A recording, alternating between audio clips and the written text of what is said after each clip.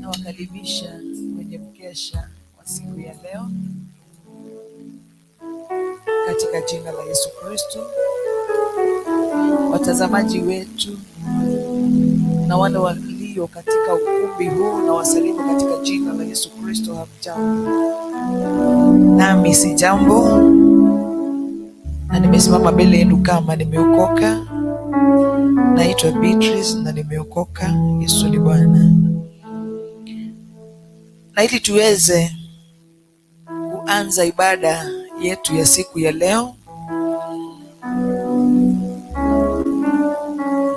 ningeomba tukuwe na usiku wa shukurani kwake Bwana.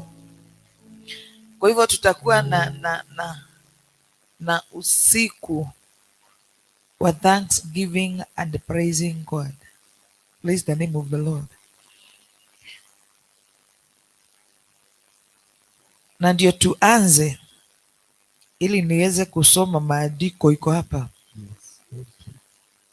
Tuombe ili tualike Mungu na Roho Mtakatifu pamoja na Yesu, because they are three in one, the divine Trinity, for them to be together with us tonight, and it shall be well. Shall we pray? Jehova Mungu, katika jina la Yesu Kristo, tunanyenyekea mbele zako usiku wa siku ya leo, tukisema ya kwamba wewe ni Mungu, wewe ni mkuu, wewe ni mwenye nguvu, wewe ni mwenye uwezo, wewe ni mwenye mamlaka. Tunasema ni asante kwa umbali huu umetuleta Bwana. Siku mzima umeshinda pamoja nasi, tumeona nguvu zako na uweza wako.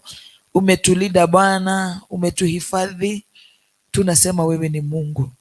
Ni asante ni kwa sababu ya kutujalia masaa haya, na ili tuweze kukutolea ibada usiku wa leo. Twasongea mbele yako na mbele ya kiti chako cha enzi Bwana, tukiomba nguvu za msalaba, nguvu za damu ya Yesu Kristo, tuweze kusamehewa na wewe, tuweze kutakazwa na wewe kwa nguvu za damu ya Yesu Kristo. Hatuwezi bila wewe. Tunaomba utakazo wako Bwana. Tunaomba ukatulehemu Bwana wa mabwana. Tunaomba usiku wa siku ya leo Bwana ukatukumbuke, ukatuguze mara tena Bwana, ukatujaze mara tena Bwana.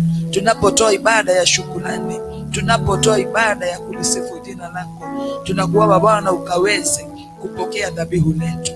Jehova mfalme mwenye nguvu na uwezo, tunahitaji nguvu zako, tunahitaji kutawaliwa na Roho wako Mtakatifu.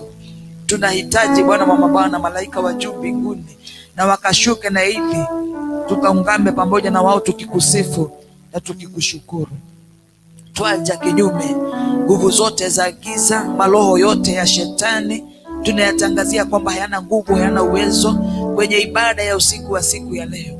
Tunakualika Mungu, na ili uweze kutuelekeza, uweze kututangulia, uweze kutuongoza kwa kila jambo na kwa kila hali.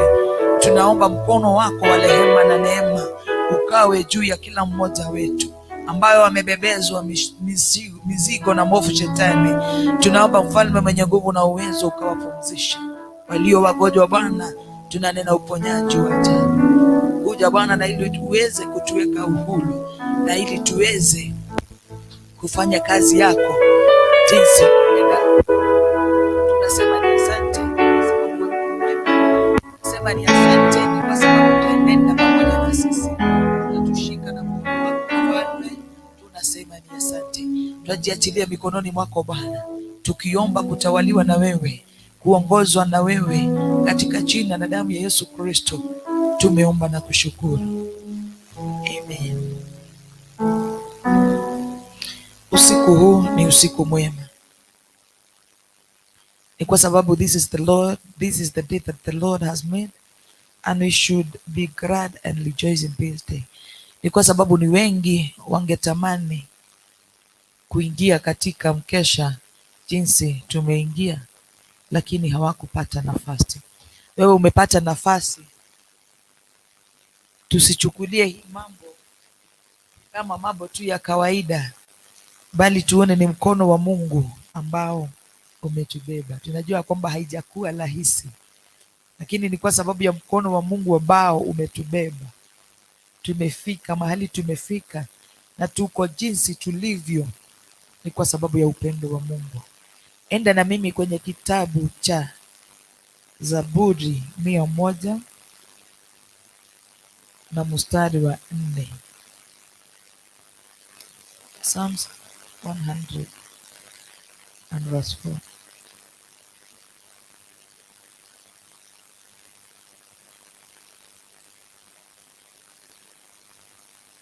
Psalms 100 and verse 4.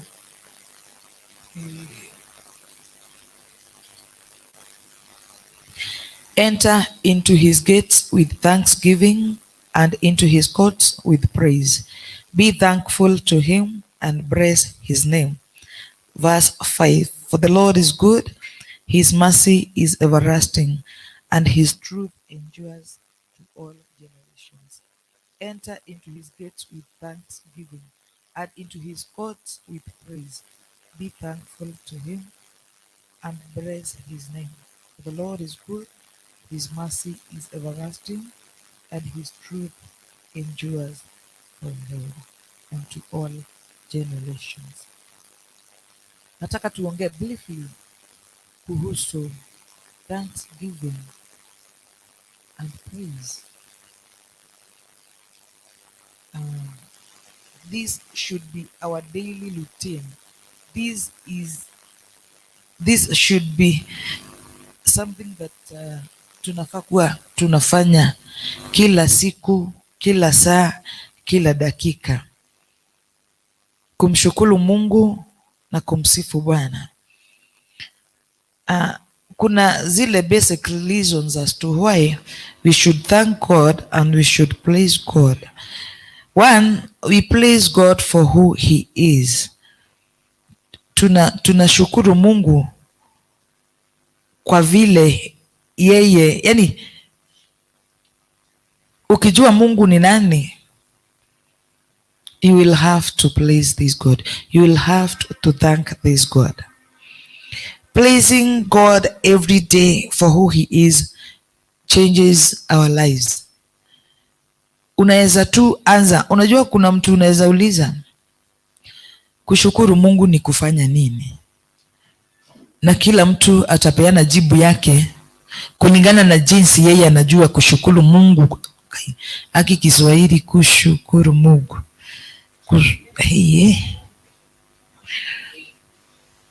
Kushukuru Mungu.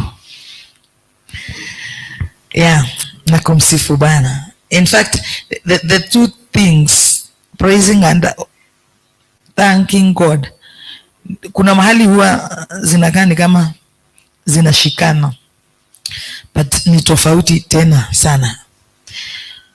Unaweza tu anza tu kidogo kidogo tu, you just thank God kwa vile unaweza tu anza like Lord, I thank you today because you are my savior. You have saved me. Sidhani kuna siku, kuna dakika, kuna lisaa uwezi pata sababu ya kumshukuru Mungu. In fact, yale mambo ambayo tunaweza simama tumshukuru Mungu ni kwa sababu ya hayo mambo ni mingi, hata kushida yale mashida wewe uko nayo unaweza peleka mbele za Mungu. Bwana atukuzwe. Na unaweza tu jifunza, uanze tu just thanking God for yale mambo tu unaona yamekuzingira. One, being alive, being healthy, it is not just, sio lazima ungekuwa healthy, sio lazima ungeamka, sio lazima ungeshida the whole day bila kupatana na mambo. Kwa hivyo hayo ni mambo tosha ya kumshukuru Mungu. Unajua tunangojeanga saa zingine Mungu atutendee mambo makubwa, miujiza mikubwa. Oleo ulikuwa naombi, ulikuwa unaomba, unangojea sasa Mungu ajibu ndio upate shukurani. Hapana. Hata kwa yale mambo tunaonanga, mostly tunaonanga ni kawaida kulala na kuamka. Lazima ukiamka ukunywe breakfast, ukule breakfast. Ukikaa masaa ya lunch kifika lazima ukule. Ukikaa saa 10 kifika lazima ukunywe chai. Sapa ikifika lazima ukule. Na kuna mtu kwa siku mzima akipata meal moja, sijui anaonanga ni kweli Mungu amembariki. Lakini kuna mambo yale tunaonanga ni kawaida. Ukitazama mtu akitembea na kwa barabara, ni wengi walianza safari ukianza. Na kuna wenye watamalizia mochari. Kuna wenye watamalizia hospitali. Lakini wewe utaenda hata hukuomba? Hapana. Si ni kawaida kwenda na kurudi. Tangu yani from the time ulikuwa mkubwa ukaanza eti leo hii Anita anaweza toka hapa aende Machakos na arudi. Ni mara ngapi umetravel? Ni mingi. Na Mungu tu amekuwa na wewe. Mungu tu amekurinda, Mungu tu amekuhifadhi. God has done good and great things for you. But instead unataka tu hiyo. Ukipata hii unataka hii. Ukipata hii unataka hii.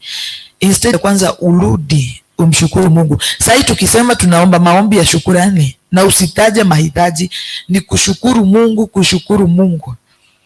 Tunaweza amkia hapa 6 na bado hatujamaliza. Tangu ulipojijua ukianza umbali Mungu alikutoa mpaka leo hii mahali amekufikisha, haki ya nani? Ni mambo mengi Mungu amekutenda. Wewe na familia yako mwazima, watoto wako wako salama. Kuna mtu saa hii ako kwa kitanda hospitali, mtoto ni mgonjwa. Na unajua saa ile uko na tatizo kwako kwa nyumba, hata amani huwezi kuwa nayo. Kwa hivyo it's an every reason to thank God. Na mwimbaji wa wimbo akaimba akasema, ninayo sababu ya kumshukuru Mungu. Ni kwa sababu yale mambo Mungu ametenda maishani mwetu yatabaki kuwa ushuhuda kwa maisha yetu. Ni kwa sababu Mungu wetu ni Mungu mkuu na Mungu wetu ni Mungu mwema. You should just start from, yani kuelezea Mungu ni asante, ni kwa sababu mimi ni mzima, umeniamsha salama. Wakati ulikuwa umelala haukujua mahali ulikuwa, ulijipata tu umeshikwa na usingizi na umelala. And that is you. Wacha tupate ukuange tu na before uanze kuelezea Mungu mashida. And that is why we are guided by the player of our, inaitangwa aje Anita? Hiyo maombi inaitangwa aje? Our Lord's Prayer. Hiyo inatupeanga mwongozo mzuri sana. The way we should start playing. So una jump tu kwa yale mambo ambayo amekutatiza. Hapana. Lakini unaanza tu, our Father in heaven. You recognize this God as your Father. Unajua ukimrecognize kama baba yako, itakuwa rahisi kumuelezea. Ukitoka mahali pale. I remember wakati Kalo alikuwa amesimama hapa, alikuwa anasema ukienda kwa baba yako atakana kwamba kuna kitu unataka, huwezi enda kama umemgombanisha ati because he is your father he must give you. No, kuna mahali unaendanga tu kama wewe na unaanza kumwelezea, dadi, wakati ulinibaia kitu fulani nilifurahia. Unamsifu, unamwelezea. Sasa hata yeye mpaka anaweza akakukatisha hayo mambo mingi, akuulize na saa hii ulikuwa unataka nini? Same case applies to our God in heaven. When you approach this daddy, unafaa kwanza ulicognize who is God, and that is why we thank God for who he is. Unamwonyesha ni kweli najua wewe ni baba yangu. Alafu tena unakuja unaanza kumsifu. Yaani onaweru ugienda kindu he mundu ukimwira urie mwega, vile ni mzuri. Alafu at the end of the day unajua lengo lako ni gani. Same case applies to our Father in heaven. Tunafaa kumwendea kwa kumsifu na kumshukuru kwa yale Mungu ametenda. Praise the name of the Lord. Secondly, we praise God and we thank God because of what he has done unto us. Kuna yale mambo Mungu alitenda, despite apart from yenye amefanya leo na amefanya jana, kuna yale mambo Mungu alikutendea hata leo hii huwezi ukayasahau.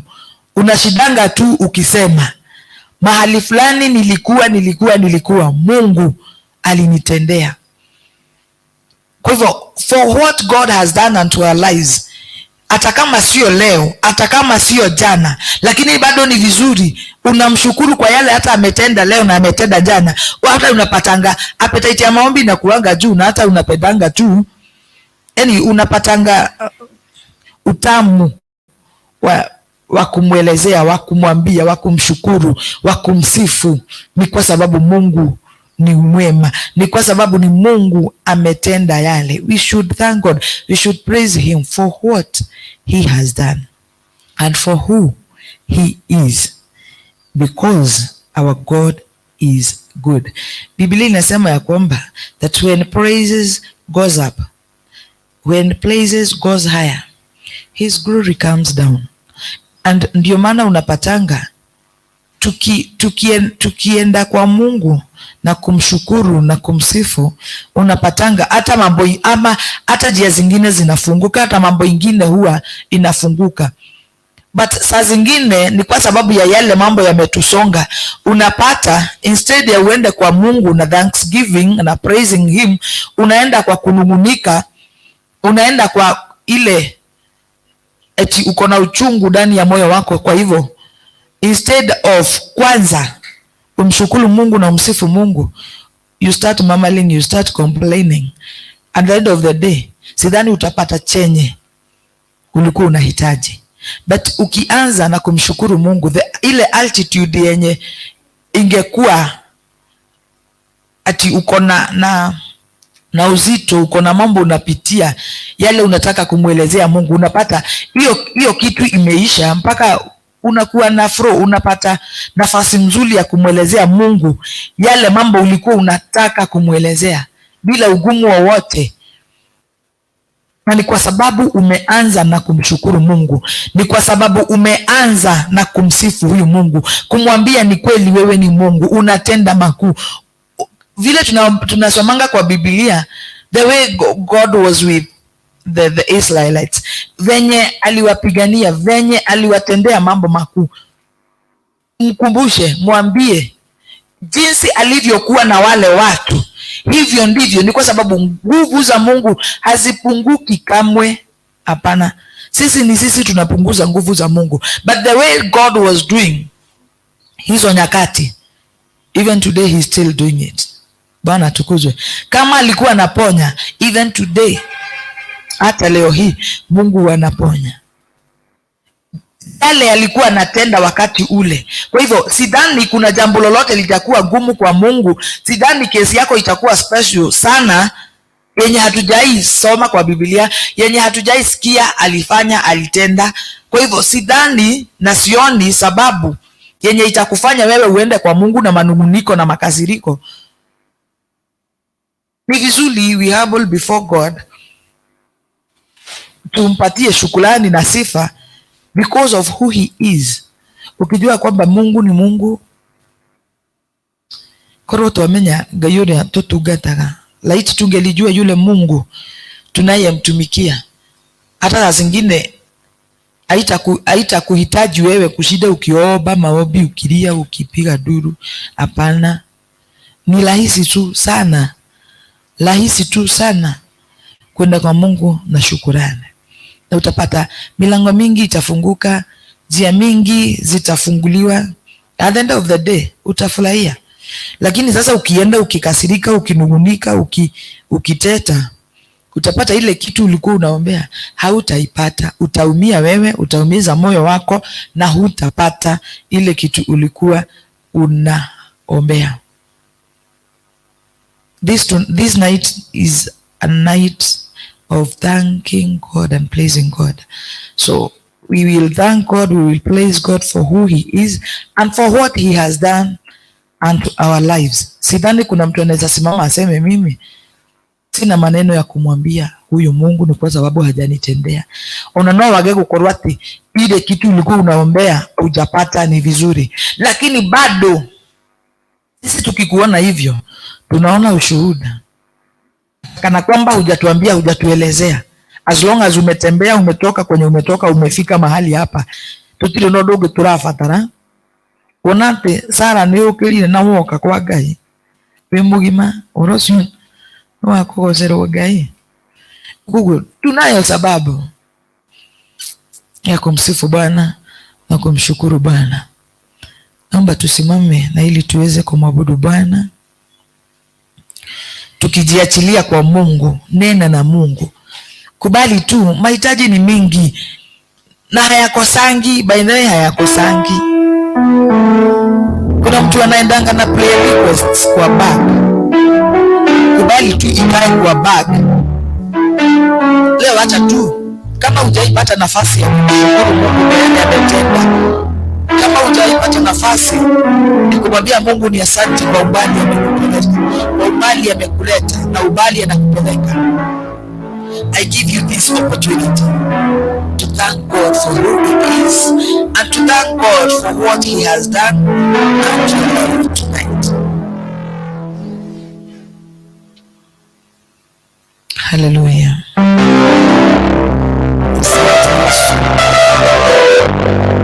Tunasema ni asante kwa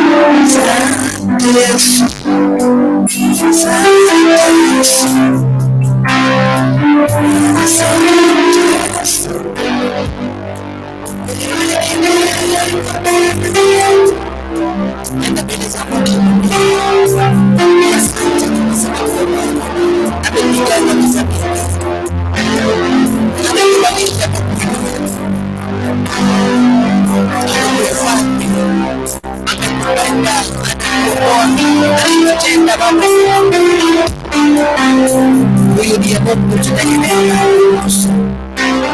Asante asante.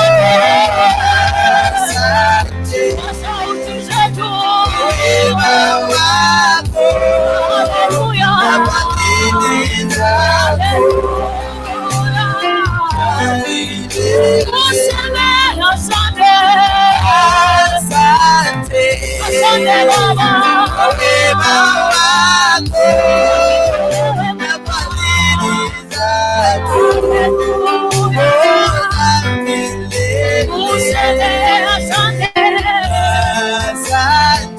Asante Baba kwa wema wako na fadhili zako za milele. Asante, umetenda mema, fadhili zako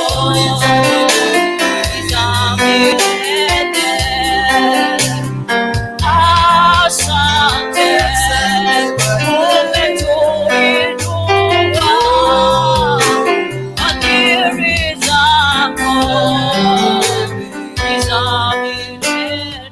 Sema asante, asante, asante kwa wema wako, fadhili zako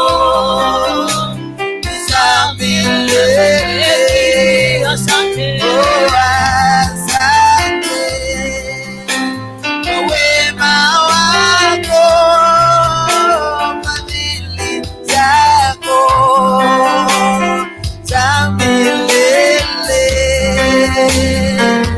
Heshima na utukufu na sifa ni zako Bwana. Heshima na utukufu na sifa ni zako Bwana. Heshima na utukufu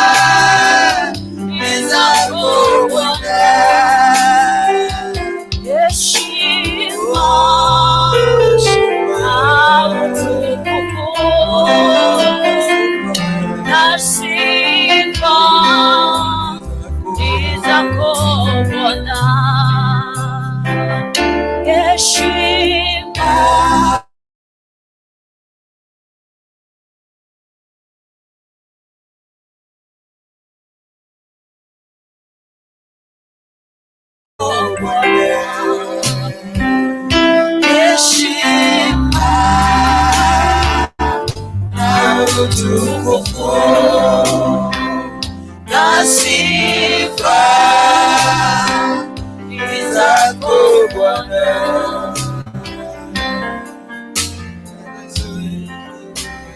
Bwana unastahili wewe,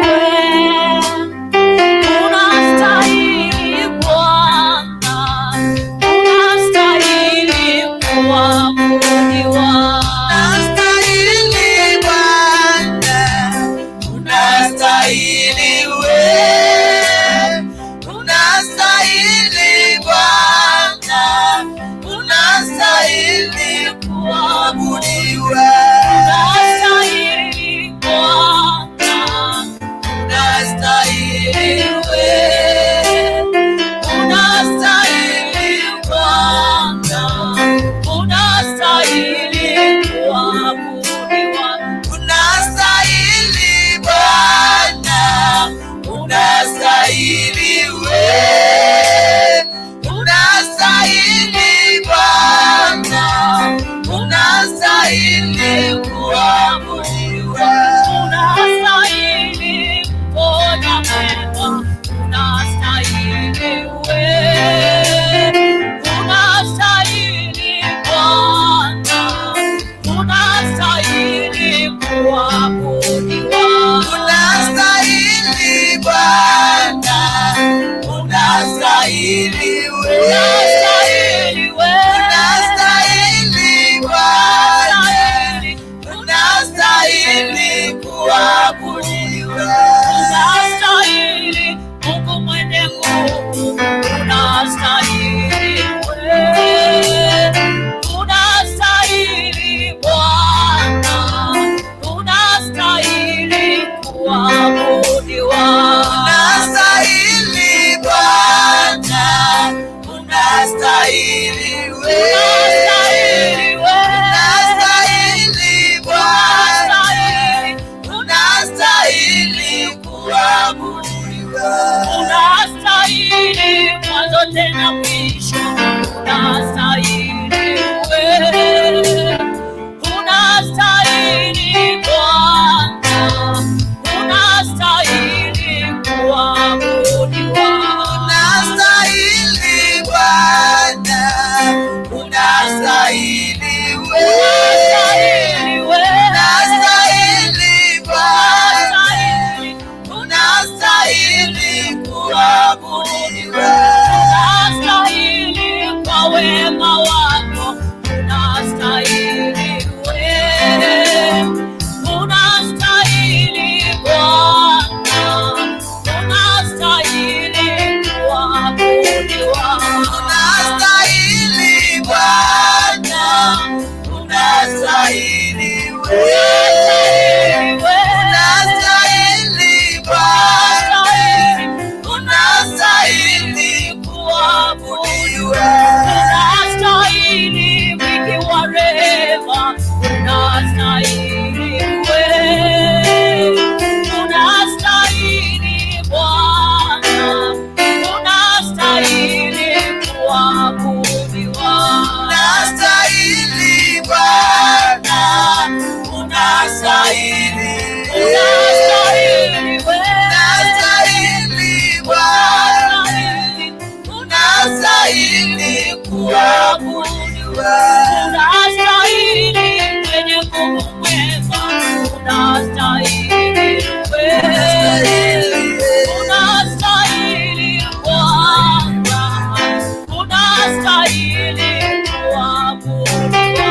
Unastahili Bwana, unastahili wewe, unastahili Bwana, unastahili kuabudiwa.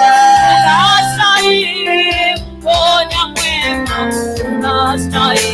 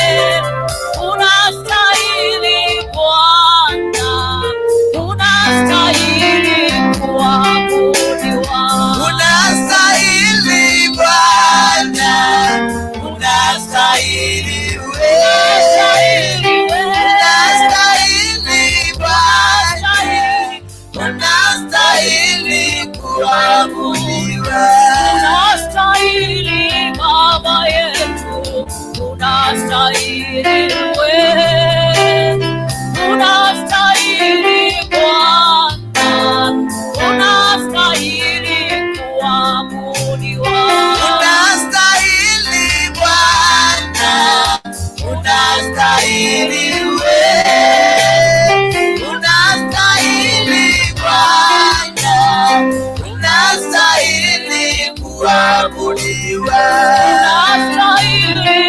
Unastahili, unastahili wewe, unastahili Bwana, unastahili kuabudiwa. Unastahili Bwana, unastahili wewe, unastahili Bwana, unastahili kuabudiwa. Unastahili Bwana mwema, unastahili wewe, unastahili Bwana, unastahili kuabudiwa. Unastahili Bwana, unastahili wewe, unastahili Bwana, unastahili kuabudiwa. Unastahili kuabudiwa Bwana, unastahili kuinuliwa Mfalme. Hili ni kwa sababu wewe ni Mungu. Siku ya leo tunakupa sifa, ni kwa sababu wewe ni Mungu. Tunasema ni asante, ni kwa sababu wewe unaweza. Tunasema ni asante, ni kwa sababu ya umbali umetupa Bwana. Tunasema ni asante, ni kwa sababu ya yale Bwana umetenda. Asante ni kwa sababu umbali unatupeleka ni wewe. Asante ni kwa sababu ya neema na rehema zako juu ya maisha yetu. Asante ni kwa sababu ya kipawa, Mfalme mwema. Asante ni kwa sababu sisi ni wazima. Asante ni kwa sababu umekuwa pamoja na sisi, umetembea pamoja na sisi Bwana, umetuhifadhi. Tunasema ni asante. Asante ni kwa sababu ya upendo wako mkuu na wa ajabu ambao umetupenda nao jioni ya siku ya leo. Hatuna mwingine wa kukulinganisha na yeye, hatuna mwingine wa kukufananisha na yeye. Ni kwa sababu yale Bwana umetenda yatabaki kwa ushuhuda ndani ya vinywa zetu, na yale mambo Bwana unayoyatenda hakuna mtu awezaye kuyatenda. Kwa hivyo tunayo sababu ya kusema ni asante. We worship you, dear Lord. We glorify your holy name, Jesus. You are the Omega. You are the Alpha and the Finisher of our faith. You are the Alpha and the Finisher of this work, O God. We worship you, we worship you, mighty Jesus. Oh, you are the mighty God of God. You are the Lion of Judah. You are the one who reigns, O God. You are the one who lays our path. Master Jesus, we worship you. Master Jesus, you are the pillar that holds our life. Thank you because of together with us, O God. Thank you because you are in our midst, O God. Asante ni kwa sababu ya uwepo wako.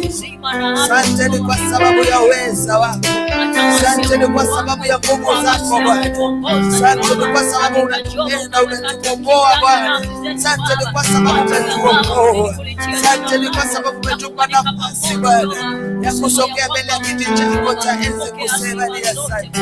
Ni mambo mengi Bwana umetutenda, na twaja mbele zako kusema ni asante. Twaja mbele zako kutoa shukrani Mfalme. Twaja mbele zako kulisifu jina lako, tukisema ya kwamba wewe unaweza.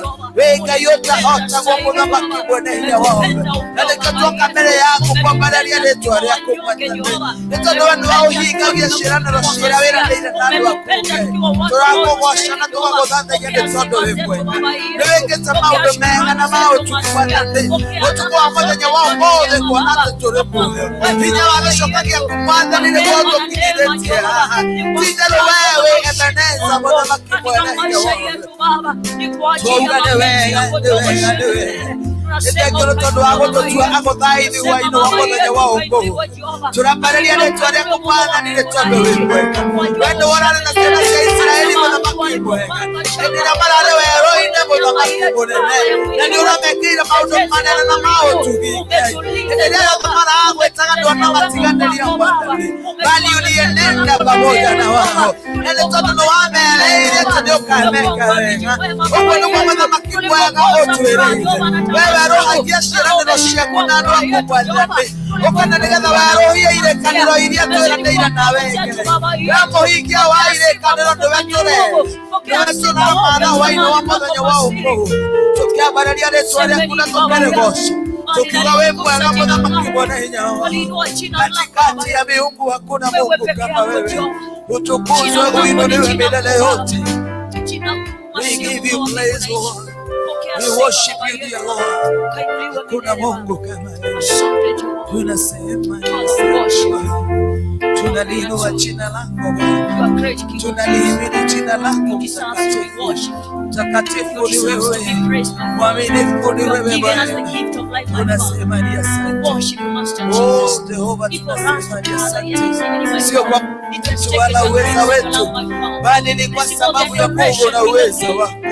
Tunajua ya kwamba hatuwezi bila wewe, lakini na Roho wako Mtakatifu akitusaidia, akitutawala na akitamalaki, yote kwako yanawezekana. Tunasema ni asante Bwana. Wega Bwana ni Choigane wega Bwana makibwe.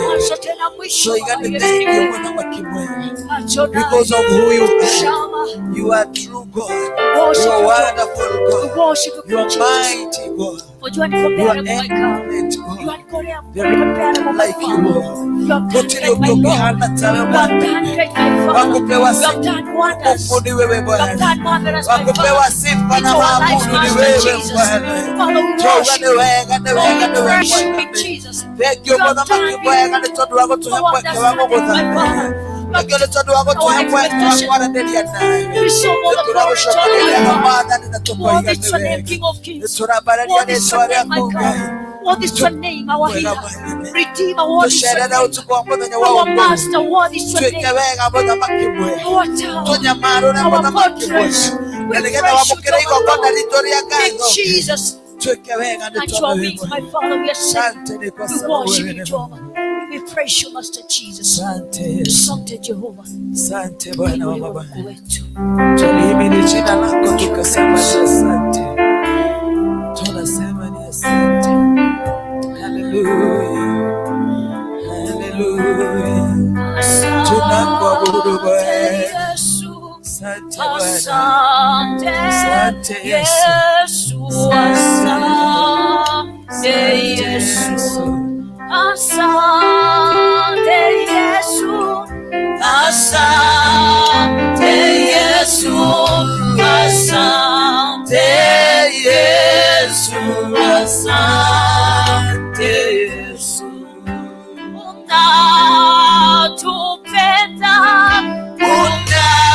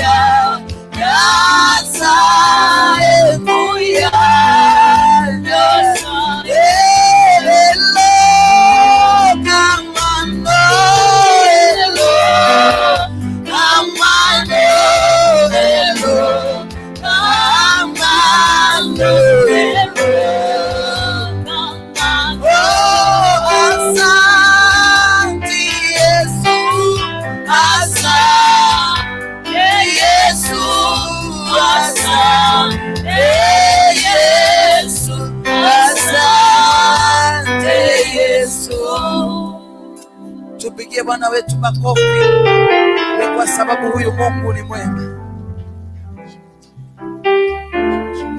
Wacha usiku wa leo usiwe tu ni usiku wa kawaida.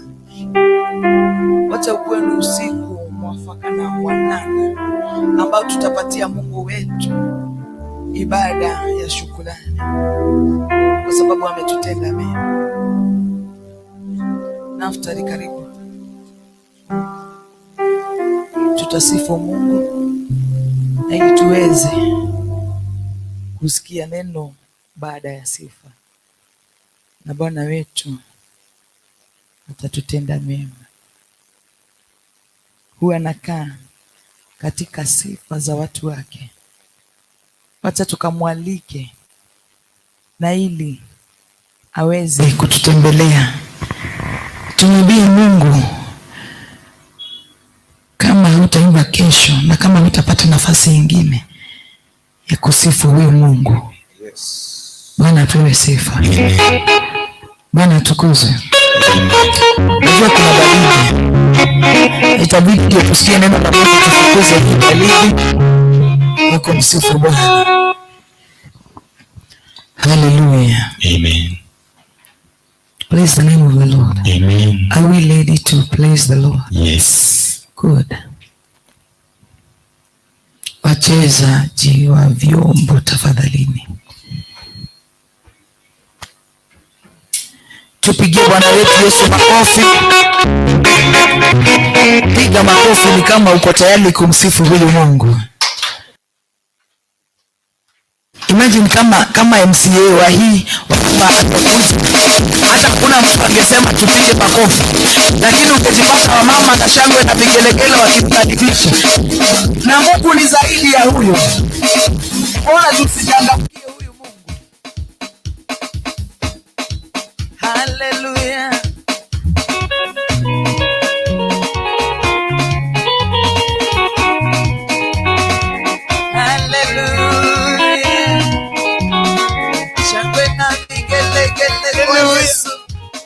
Jesus.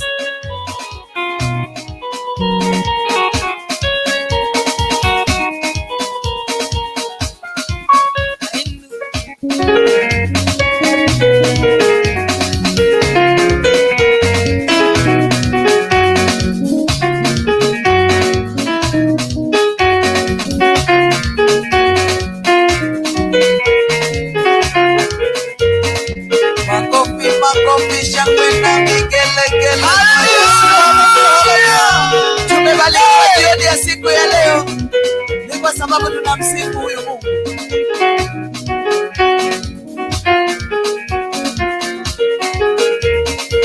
Hallelujah.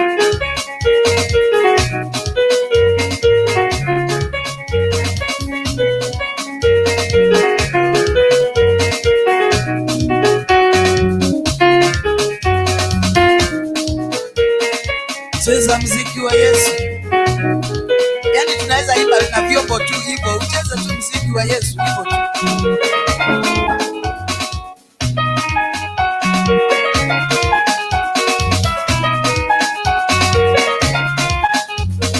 Hallelujah. Ainuliwe Mungu wetu ni kwa sababu ni mwema. Apewe sifa huyu Mungu ni kwa sababu ametenda mema. Hakuna mwingine kama huyu Mungu. Katikati ya mabwana hakuna Bwana kama huyu Yesu.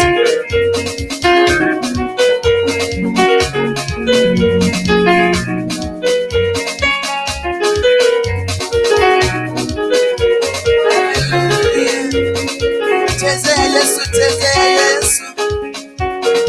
Cheza, cheza, cheza, cheza.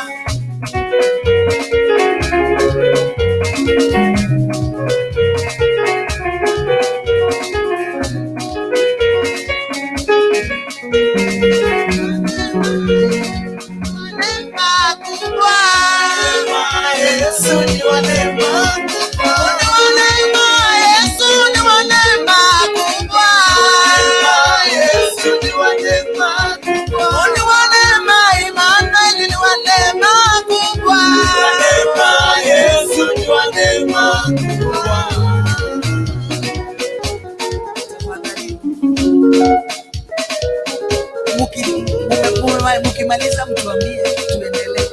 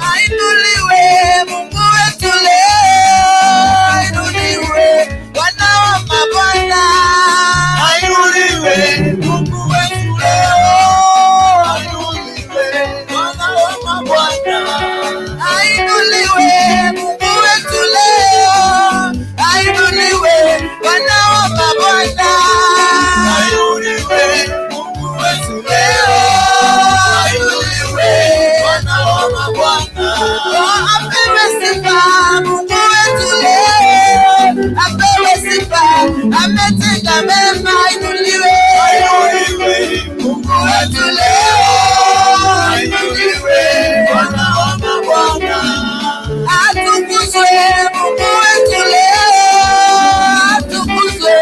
Ametenda mema, inuliwe Mungu wetu leo, inuliwe Bwana wa mabwana, inuliwe Mungu wetu leo.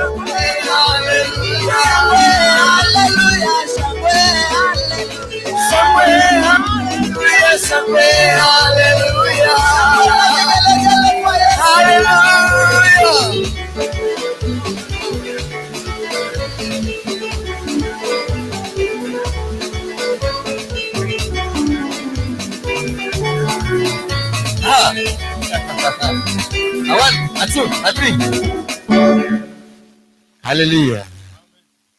Sasa kitu kidogo vizuri tu.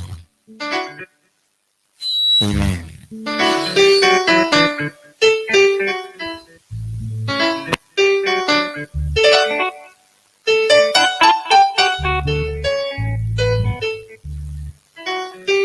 Haleluya.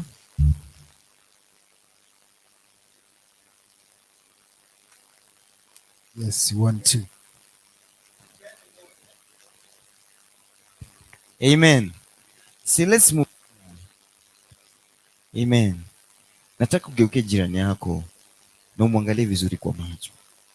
Cheka neighbor. Mwangalie tu vizuri kwa macho. Amen. Nipatie volume kidogo hapa. Technician. Nasikia waimbaji wanasema niwaangalie. Nisaidie na volume kidogo. Volume, eh? Tutabarikiwa sana. Have you checked on your neighbor? Mzee, una neighbor? Bwana siwe sana. Uko salama? Umecheck? Una neighbor? Take a neighbor. Look at them. Look at their eyes. Just look at their eyes. Take a minute. Look at their eyeballs. Vizuri tu, maintain that eye contact. Hauna jirani? Amen. I want us to praise God. Umesema in the next 10 minutes. In the next 10 minutes, ama. We are going to praise God like never before. Amen. Ambie jirani, tunakataa kusifu Bwana kwa kawaida. Unamwangalia ukimwangalia kwa macho. Can I just walk around? No, we can do it, amen. Just walk around, don't be afraid. This is our meeting. Hata hawa, ambia mwenzako usicheze keyboard na kawaida. Amen. Hata waimbaji, you guys are looking for. Amen. Tunaanza, we are just getting started. Amen. Ushamwambia hivyo? Anasemaje? Yeah? Ati? Hapo sawa? Ulize kama utaweza kusifu Mungu. Nataka usome karibu na yeye muulize. Wait kidogo, ngoja kidogo. I want to do some comparison. Pastor Beatrice amesema kitu kingine muhimu sana hapa. Kwamba ingekuwa ni governor amekuja study. Mzee, governor amekuja study. Governor. Governor kwa hapa study. Are you trying to imagine the scenario? Kisha naambia wapi nduru ya wamama? Yelelelelele. Wamama na leso, si ndio? So this is our God. Huyu ni Mungu ambaye ameumba governor. So I want you to ask your neighbor, are you ready to praise God tonight? Are you ready? I'm getting us prepared. I'm talking to these people. Are we ready to praise God? Yeah? Sinisikia nduru ya Yesu? Kene kansela. Wapi nduru ya Yesu?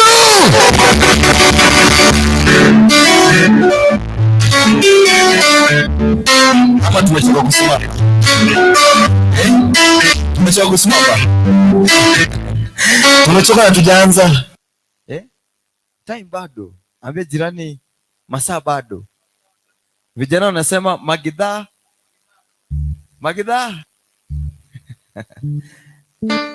I want to give you an assignment again. Bado sijaridhika. Nataka kutoke huko kuja huko. Tafadhali. Na ushike mkono mama yangu pia umlete hapa. Kujeni na yeye hivyo. Kujeni tu na yeye hivyo. We are a family and we want to praise God as a family. Just come. Hakuna space. This podium. Show them some space. We can remove these chairs for now. Amen.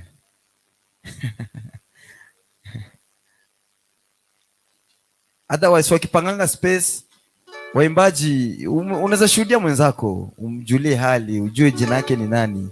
Ni muhimu sana. Na mimi natosha. Amen. Amos 3:3 nasema kwamba wawili wawezi enda pasipo kupatana. Si ndio? Si tupatane kwanza. Amen. Tupatane kwanza. Amina. Wakati instrumentalist na hawa wana set vitu zao, tupatane kwanza. Mzee, Bwana asifiwe sana. Ni neema kubwa mpatikana kesha. Ni neema kubwa.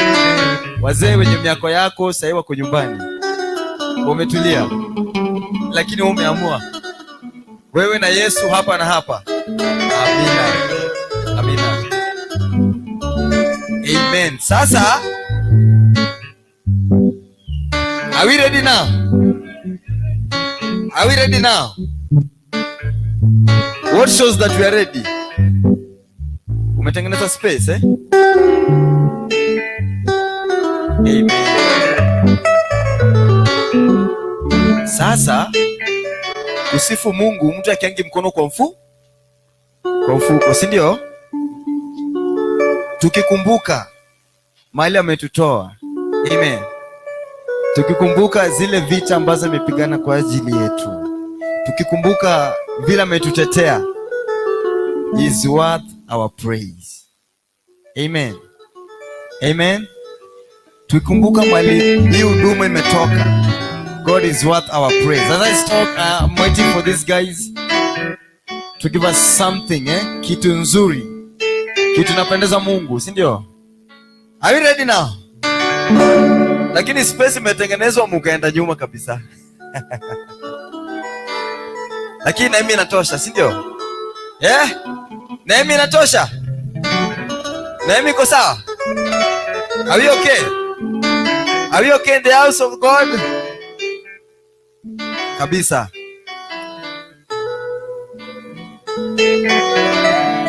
Guys, are we okay? Ngoja. Yo, morale uko nayo ni nzuri. There's this song which says, it's a very simple song. Ni Swahili, and I love singing it every time. Amen. Nataka tuanze na hiyo song. Na the reason why nilikuwa nataka tukuje hapa mbele ni tutiane moyo. Bwana asifiwe sana. Ambia jirani yako ni vizuri kutia mtu moyo. Ni vizuri kutia mtu moyo katika safari. Amen. Hata wale wanatuwatch wakiwa pale nyumbani, ni vizuri kutia mtu moyo. Amen. Kwa sababu safari ni ndefu na tuko na usiku mzima. Ama niaje Pastor Beatrice? Si ndio? We have the whole night to praise God, and just He will manifest himself in our midst, and just call on His presence. Amen. Si ndio? Are we ready? Are we ready now? Gitaman, kwa sawa? Kwa sawa, tusifu Bwana. Haya, huku. Are we ready? Haya. Tunaanza aje?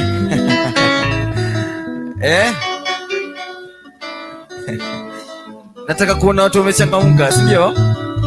Si ndio? Nataka kuona watu wamesema liwe liwalo, lazima tusifu Bwana, au sio? Watu wanasema kwamba God manzee lazima tumuinue juu, si ndio? Watu wanasema kwamba ametupatia uhai, lakini pia lazima tumpatie sifa, kwa sababu sifa ni chakula chake. Amen. Biblia inasema na kiumbe chenye uhai kimsifu Bwana. Je, uko na uhai? Do you have breath? Do you have breath tonight? Do you have breath tonight? Can we give Him exemplary praise? Amen. Dakika 15 ile moto. Ambia jirani moto. Moto. Bado sioni watu wakiongea. Sioni watu wakiongea. Waimbaji, mnakaa ni kama what's up, man? You are waiting for that. Mnangojea. Amen. Pasi. God bless you. Yahweh, Yahweh, Yahweh, Yahweh, Yahweh, Yahweh, hakuna Mungu kama Yahweh. Do you know that song? Yeah? Hakuna Mungu kama Yahweh, sio? Now give us this thing, bro. Amen. Niongeze tu kidogo tu. Sawa. Haya. Makofi mazuri kwa Yesu.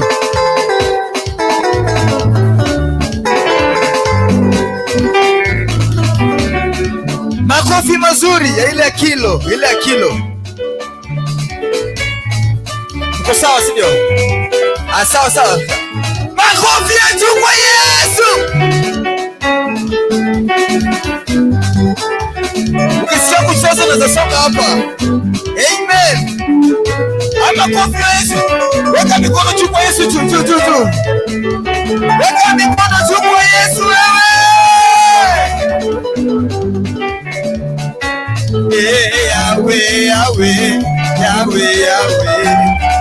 Yahweh, hakuna Mungu kama Yahweh.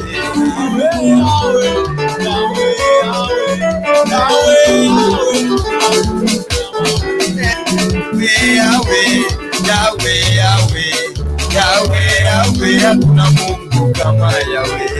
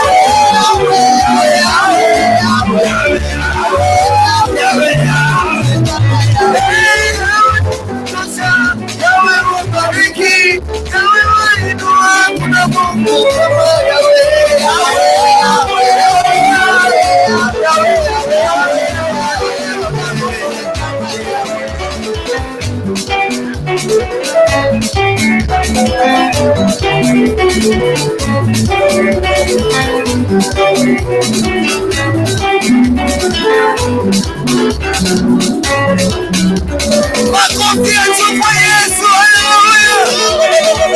Haleluya. Haleluya.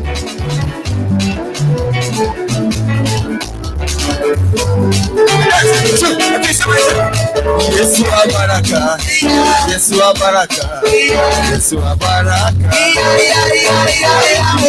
Yesu wa baraka, Yesu wa baraka, Yesu wa baraka, Yesu wa baraka, Yesu wa baraka, Yesu wa baraka, Yesu wa baraka, Yesu wa baraka. Yesu wa baraka, Yesu wa baraka, Yesu wa baraka, Yesu wa inua, Yesu wa inua, Yesu wa inua, Yesu wa inua, Yesu wa inua, Yesu wa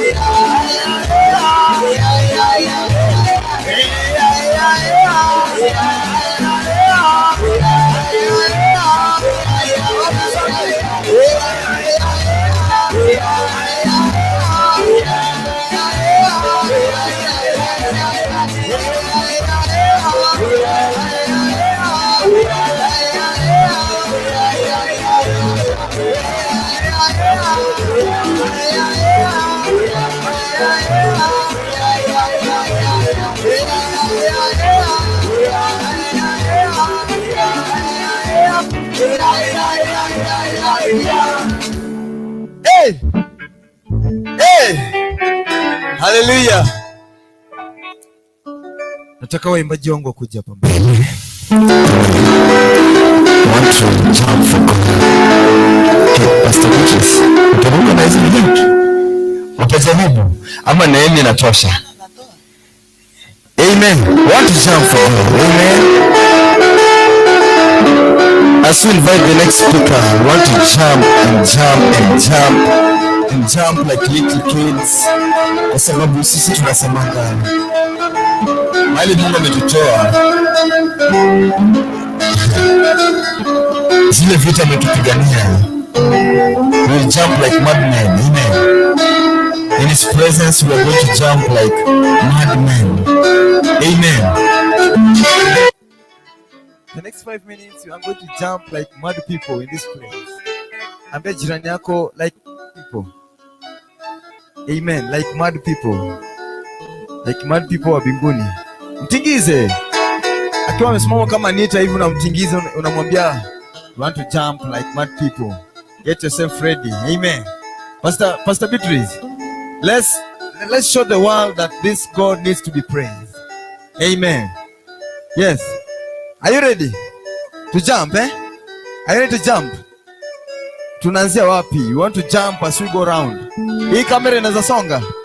Amen. We show the world how we do it. Hii kamera inaweza songa. Iko sawa? Are you ready? Are you ready to jump?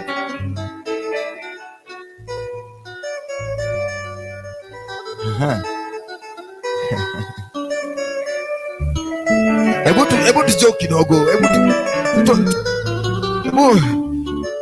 Tujoke kidogo bana. Kwa sababu unajua mtu akienda kucheza bola anaambiwanga warm up. Ambia jirani tuna warm. Wewe kama uko unaungua na shauri yako, sisi tuna warm. Are you there? Wewe kama unasikia aibu shauri yako, sisi tuna warm, si ndio? Tuna warm, tunaenda na mgana. Tuna warm kwa sababu Mungu ametutendea mema. We are warming up. Wewe weka ungwana yako hapo, sisi tuna warm. Wewe ukiogopa watu, sisi tuna warm. Wewe ukiogopa, sisi tuna warm. Wewe ukiogopa, sisi tuna warm. Sisi tuna warm. We are warming up for the kingdom of God. We are warming up. We are warming. Sawa, nasikia. Tupatie. Ile faster, si ndio? Unajua? Aha. Tuongeze tempo mpaka nikwambie kwa sawa. Ongeza kabisa. Nice one. Are you ready to jump for Jesus? Are you ready? Tunaenda wale wanaenda, si ndio? Tunafanya nini? Tuweka kampu moja hapa. Alafu hapa. Kama kiatu na kuangusha toe. Are you ready? I'll jump with you guys. Tunaweka miguu. 1, 2. 1, 2. 1, 2. 1, 2. 1, 2. 1, 2. 1, 2. Ruka.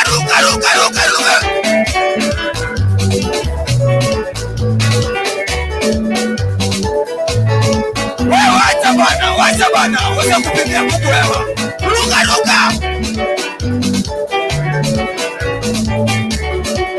Wacha wewe. Bado. Bado.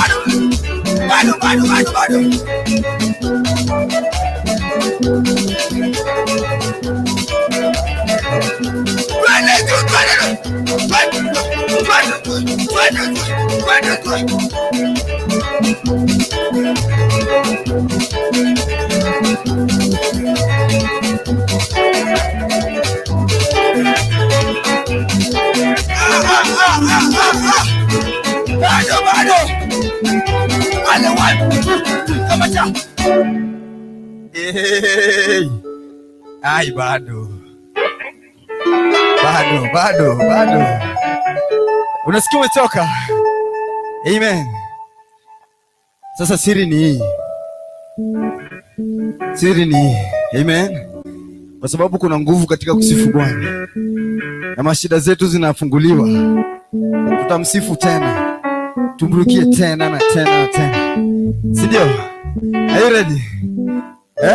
I'll be coming and taking you. Kujuruke hapa. Si ndio? Ni baraka kubwa. Amen.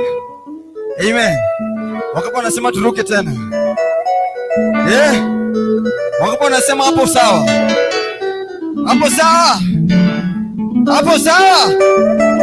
Wakamba wako wapi? Nikuseo Wakamba. Aha. Hawana. Are you ready? Are you ready to jump? A 1, a 2, a 1, a 2, a 3. Tupatie. 1, a 2, a 3. Tunaenda namna gani?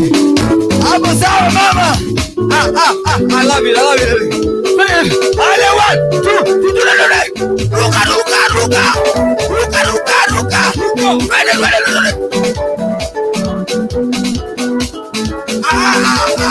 Wacha bwana.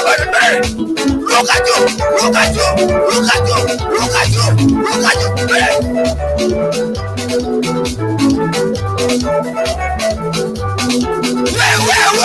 Wewe.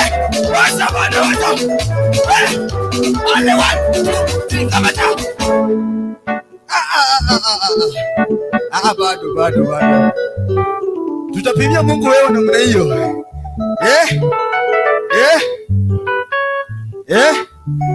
Sikia. Mfalme Daudi alisifu Bwana. Mpaka mavazi akafanya nini? Na ni mfalme. Amen. Na sasa mimi na wewe ni asla. Mimi na wewe ni yes.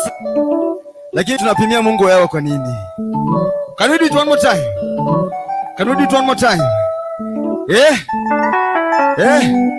Ati unasemaje? Turudie tena sio? Sawa. Lakini this time let's make it better. Si ndio? I like how my mom is doing it there. That's good. May God bless you. Come on, come on. Ale, 1, 2, 3, 1, a 2, a 3. My body is not Ale, 1, 2, 3, come on. Ruka, ruka, ruka. Ruka, ruka, ruka. Ruka, ruka.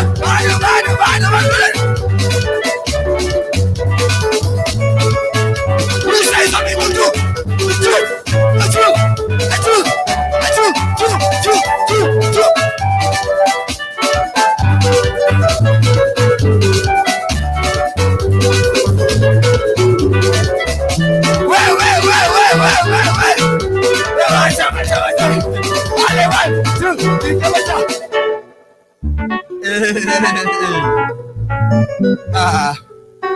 Na wao kuja.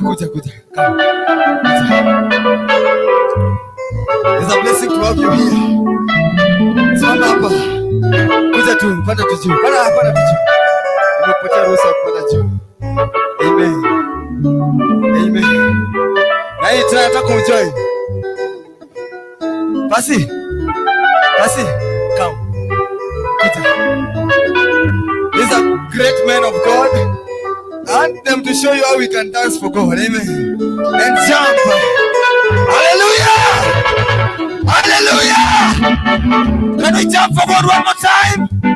Can we do it one more time? So that's clear. If our old Pastor Beatrice and Pastor here are jumping for God, what about you? Uliza jirani, what about you? What about you? These are anointing. Amen. Can we do it one more time? Are you ready for this? Only 1, 2, 3, come here.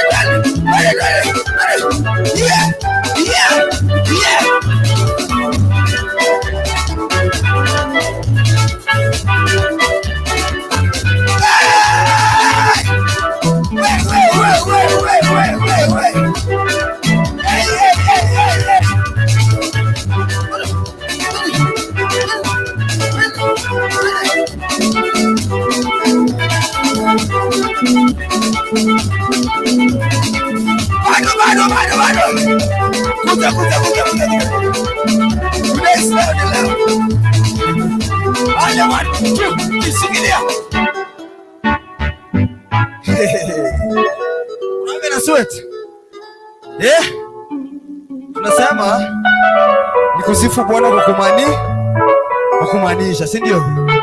Na nguvu zetu zote na akili zetu zote, sio? Now one more last time before I give it back to Pastor Beatrice. Can you give us one more time? Amen. Goza. Now, this is one more time before I hand it back to Pastor Beatrice. Now I want us to jump. Amen.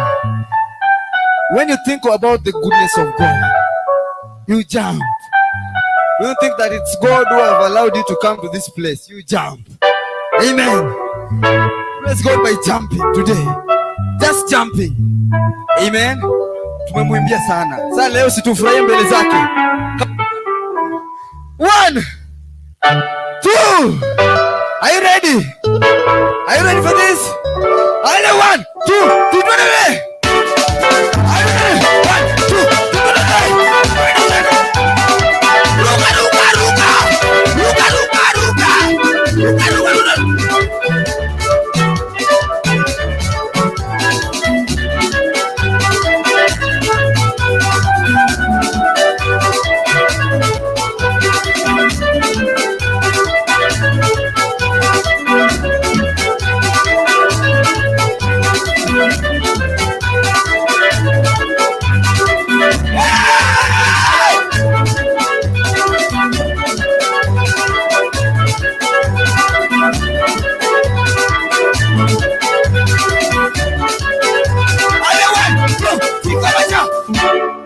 Pastor Beatrice. Karibu.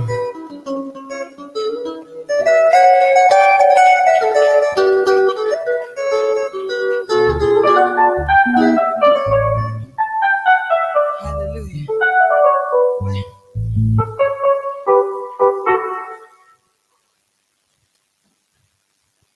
Hiyo ni mateso bila chuki. Naftali, hiyo ni fine. Si tumefurahia? Praise the Lord. Yeah. Sasa kitabu mtu afikirie kusinzia, tutasikia neno la Mungu. Yeah. Mtu tu akikunywa tu maji baridi, sidhani kuna mtu mwenye haja sweat. Mimi kwanza saa hii nasikia mpaka miguu inatetemeka. Tushikanishe mikono yetu, tumkaribishe mtumishi wa Mungu Mr. Obina, na Bwana atambariki. Tumpigie makofi tunapomkaribisha. Naomba nisaidiwe na sanitizer.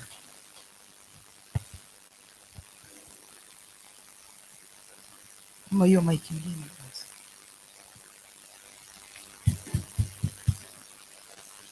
Thank you. Hallelujah. Let us pray. In the name of the Father, the Son, the Holy Spirit. Heavenly Father, we thank you this night for what you have done in our life, for the energy you have given us to dance for you.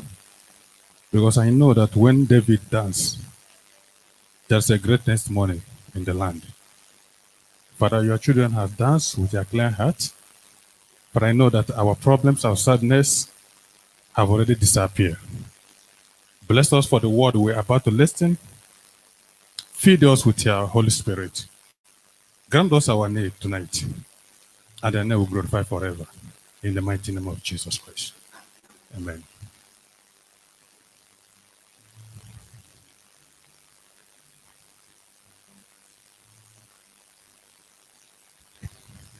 Hallelujah. I hope you with your Bible. Many people come to church without Bible. They depend on phone Bible.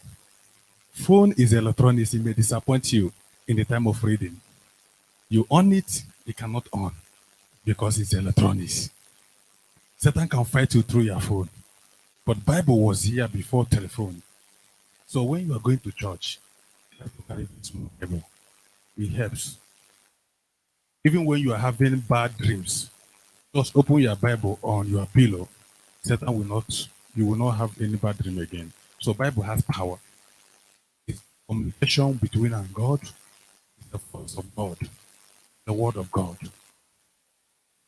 Try come church or meeting with Bible. It helps. So open the book of Isaiah, chapter 10, verses 27. I want to remind you what happened here last week, Friday.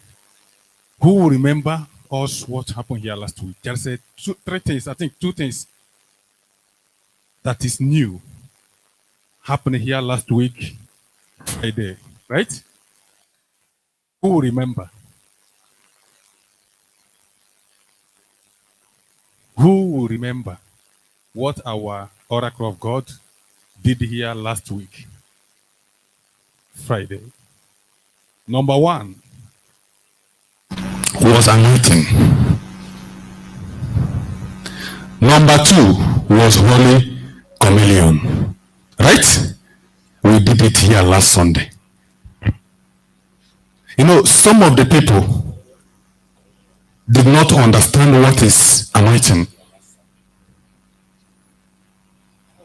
That's why I want to go back what happened here last week to make some of the people understand what our oracle of God did here last week. It was very, very something special in humanity.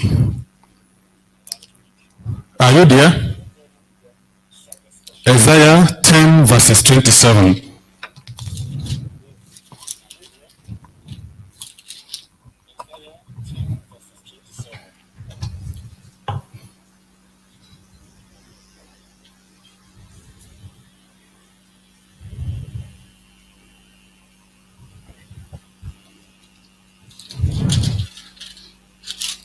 Isaiah 10,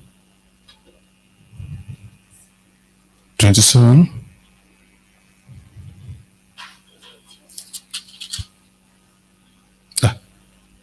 Okay.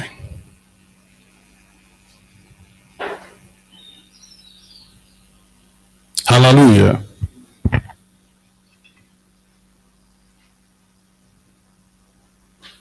Okay. This Bible,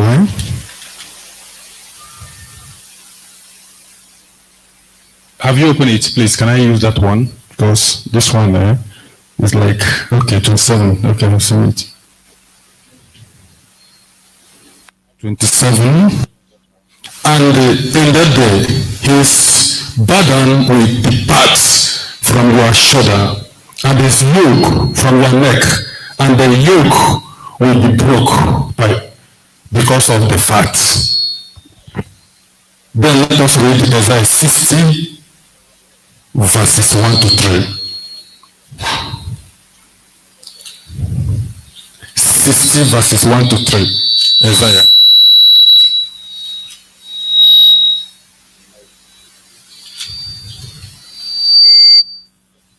Are you there? 60 verses 1 to 3. Okay. Arise, shine, for your light has come, and the glory of the Lord has risen upon you. For behold, darkness shall cover the earth, and the thick darkness the people, but the Lord will rise upon you, and his glory will be seen upon you. 3. And the nation shall come to you, to your light, and the king, the brightness of your rising. For lift up your eyes all around and see. They all gather together, they come to you. Your sons shall come from far, and your daughters shall be carried on the hips. Hallelujah. Are you with me? Hallelujah. Hallelujah. Hallelujah. You see, every human being has a great assignment. That is what this place is saying. Every human being has a great assignment. You do not come this earth to joke, but you come for purpose. Hallelujah. And when this light is on you, you have to activate this light to shine. How? By anointing. Even when David was called by God, it has the power, it has the grace, it has the anointing, but it's not working until he was anointed by the prophet, the oracle of God. That richness God has given to you, that blessing God has given to you, that king and prince God has given to you, if you are not activated, it can never manifest it. Before you be a bishop or reverend father or sister or pastor or reverend or evangelist or prophet, you will be anointed. You have already anointed by God, but there's a physical anointing. You have to encounter with you before you call a man of God. You must be anointed by the oracle, by anointing man or woman who have anointed already to activate your grace to work. Some people have received impartation. Some people have received grace last week because of the anointing. the man of God, the oracle of God has put on you. You may think that anointing you received last time just because you want to rub oil on you.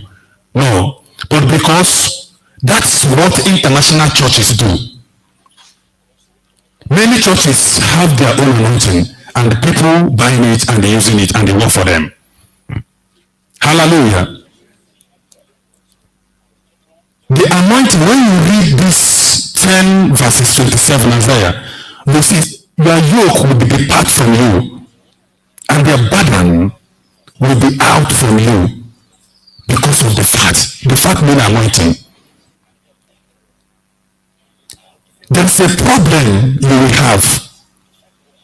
The same this Bible declare, when someone sick, let elders of the church come with anointing, pray together, anointed him or her, he will be healed and delivered. There's a power in anointing. What happened here last week was a great and wonderful thing that happened. I was expecting those things to happen in the prophetic ministry here. And automatically God spoke to him and he did it. That is a wonderful something that happened in this place last week Friday. And that anointing remaining here for the grace. Hallelujah. David was anointed by God, but he need physically anointing. Bible made me to know when David was anointed by Samuel, the Spirit of God do what? Rush on him. He becoming another man. When he moved down to his community, people begin to ask, he began to prophesy, he began to do things he did not do before because the fat. Someone received miracle last week because of the fat, because of anointing.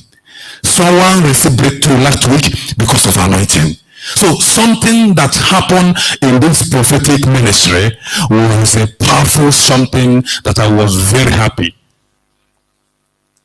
When Jesus Christ was with disciples, he gave them the bread. He gave them the drink. That is the blood. He said, do it for the remembrance of me. We should continue doing it for the rest of our life. That's why Reverend Father doing it. I was a man servant when I was a child until I grew matured. Before someone died in Catholic Church, they rush and give him what? Communion. And give him confession. He confessed and take communion and went. That person may go heaven. Am I communicating with someone? When you come to church, maybe the oracle of God says, rise up, pray. First of all, confess your sin without nobody asks you. Then you begin to ask God whatever you want. Because if you did not confess your sins, if you are in offense and asking God for blessings, asking God for prosperity, asking God for protection, your heart is not clean, God will not look after you. First of all, you make peace between you and your Father before you ask anything you want to ask. Hallelujah. In the presence of God, there's so many things there. I know the challenge we have today is God testing our faith. You see somebody today suffering, it's not because of what he did, or because of his wicked, or because of bad person. No, it's because God wants to prepare you for something special. God wants to prepare you for something fantastic, to take you in the next level, to test your faith. Special man of God, woman of God, they have a lot of temptation. What you need to do is to pray for them. God to send them, God to be with them every day. If there is temptation, there is a temptation. Whatever you see them doing, just pray for them. Don't condemn them. Because they are not the one that are doing it, but the Satan that are doing it. Hallelujah. So what we do is to pray. Let the Holy Ghost upon them. Let that light come. Let that light come. Let man and woman see them and glorify the name of God. But if you are condemning them, the power, the anointing is going down. One prophet was talking about Joshua. He said people killed him. Why? In Africa, when a man of God perform miracle, is a winch. But when white man perform miracle, is correct, because we say they resemble like God. Then we look like Satan because we are black. You see, when they draw Satan funny like a black people. Then they draw God like a white people, and that's why black people respect white people. Do you understand? But that white people is the people who bring Illuminati. They are the one bringing woman to marry woman, man to marry man. Every evil thing come from America. That's why I don't like them. I like them the way we like, but I don't like them the way I like Africa. Who unto you who like them more than yourself, your brothers and sister here? Hallelujah. You see people respecting white people, what? You can't respect your brother and sister. You see, say Nigeria is bad, Kenya is bad, this one is bad, Muslim is good. Muslim will come and finish you. Putting for internet, showing the way he finish you, the way he useless you. Yes. When your brother performed a miracle God has given to him, you say he's a witch, he's Illuminati, he's Freemason. But when white man came and performed, you say white man is correct one. His pressure kill our father. God see that the word of people is too much. He took him away so that we can feel it very well. The man died. Even yesterday I saw him in the dream where I was fighting some demon. He came help me to rescue me. We finished the demon completely. Last night. We think that he's died. He never died. He's here walking. But God gave him rest. Because so that we will see that we have lost a great something. You can see miracle happen in the ministry. You see, isn't that thing watch the man wear? He's performing this thing. Isn't that shoe? It's the grace of God. Don't give Satan honor, but give God honor. If carry anointing, touch you, say, are you sure? Where did you pick the anointing? Go to Bible and read it. God has instructed us to use anointing in our daily basis. I use it every day. I have my own. When I'm going out, I anointed myself. I go. And that's why over 14 years I never sick. I don't know whether what is protecting me, because whatever you believe will come to pass. When I try to sick, I take it in, partake it a bit, and I go my way. So when you see things happen, if maybe God has spoke to the man of God to did it, because there is people, their yoke supposed to be taken out from them, their blood is supposed to be taken out from them, but because he have used the other power, he could not walk. The Lord direct him. Why not this anointing? Touch it and let that person be free and be anointed, and he did it. So what is going on here? This is prophetic ministry. If you know meaning of prophetic ministry, that is what here is, and we are doing prophetic tests. If Joshua has money water, when you touch it, a barren woman will conceive. When you touch it, your sickness disappear. It's not magic, but it's belief. When you see a man of God, you see a foreigner, faraway language appear, the light starts shining. It's in the Bible. It says your sons will come from the far. Your daughters will carry from the hips.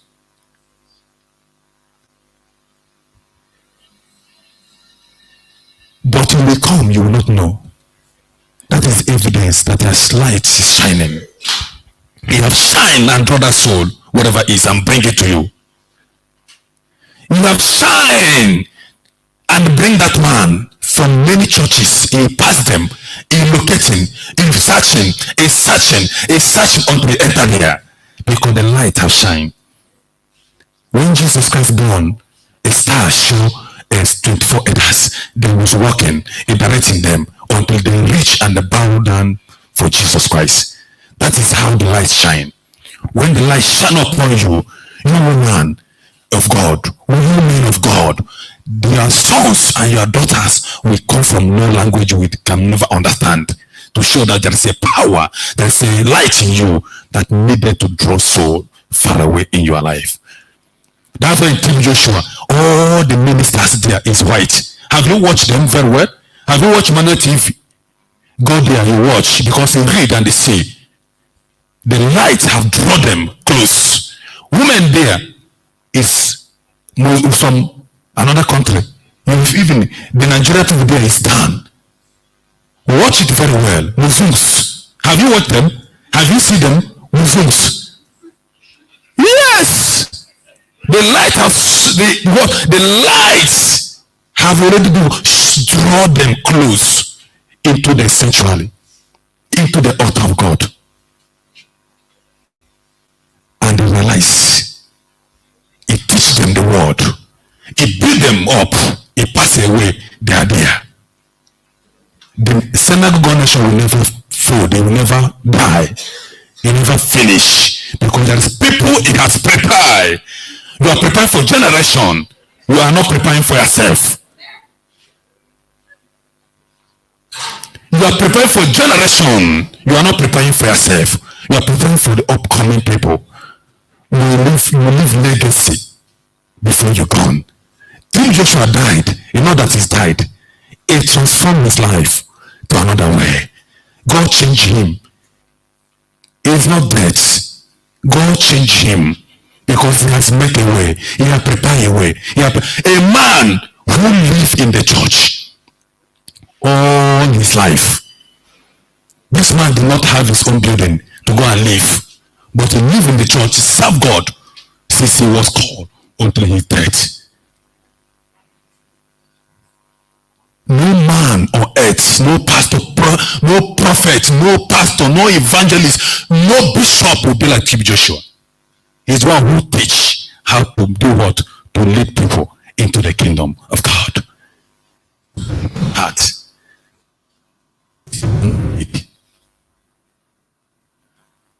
Things that happen in the prophetic house shows, and we tested it, and we see that it's a wonderful place.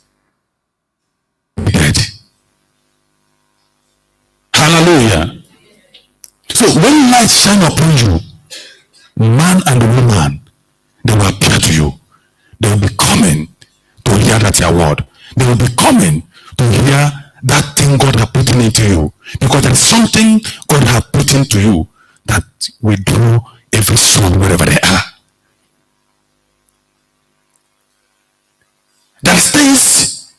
There's a problem that will come to you. You needed prophetic materials. And when the oracle of God touch you or using that materials in you is directed by God. I repeat it again. Just go straight in the book of Isaiah chapter 10 verses 27. Where God has instructed that your burden, your problems will be taken away by anointing. So what happened here by oracle of God last week, I was very excited because many people have delivered.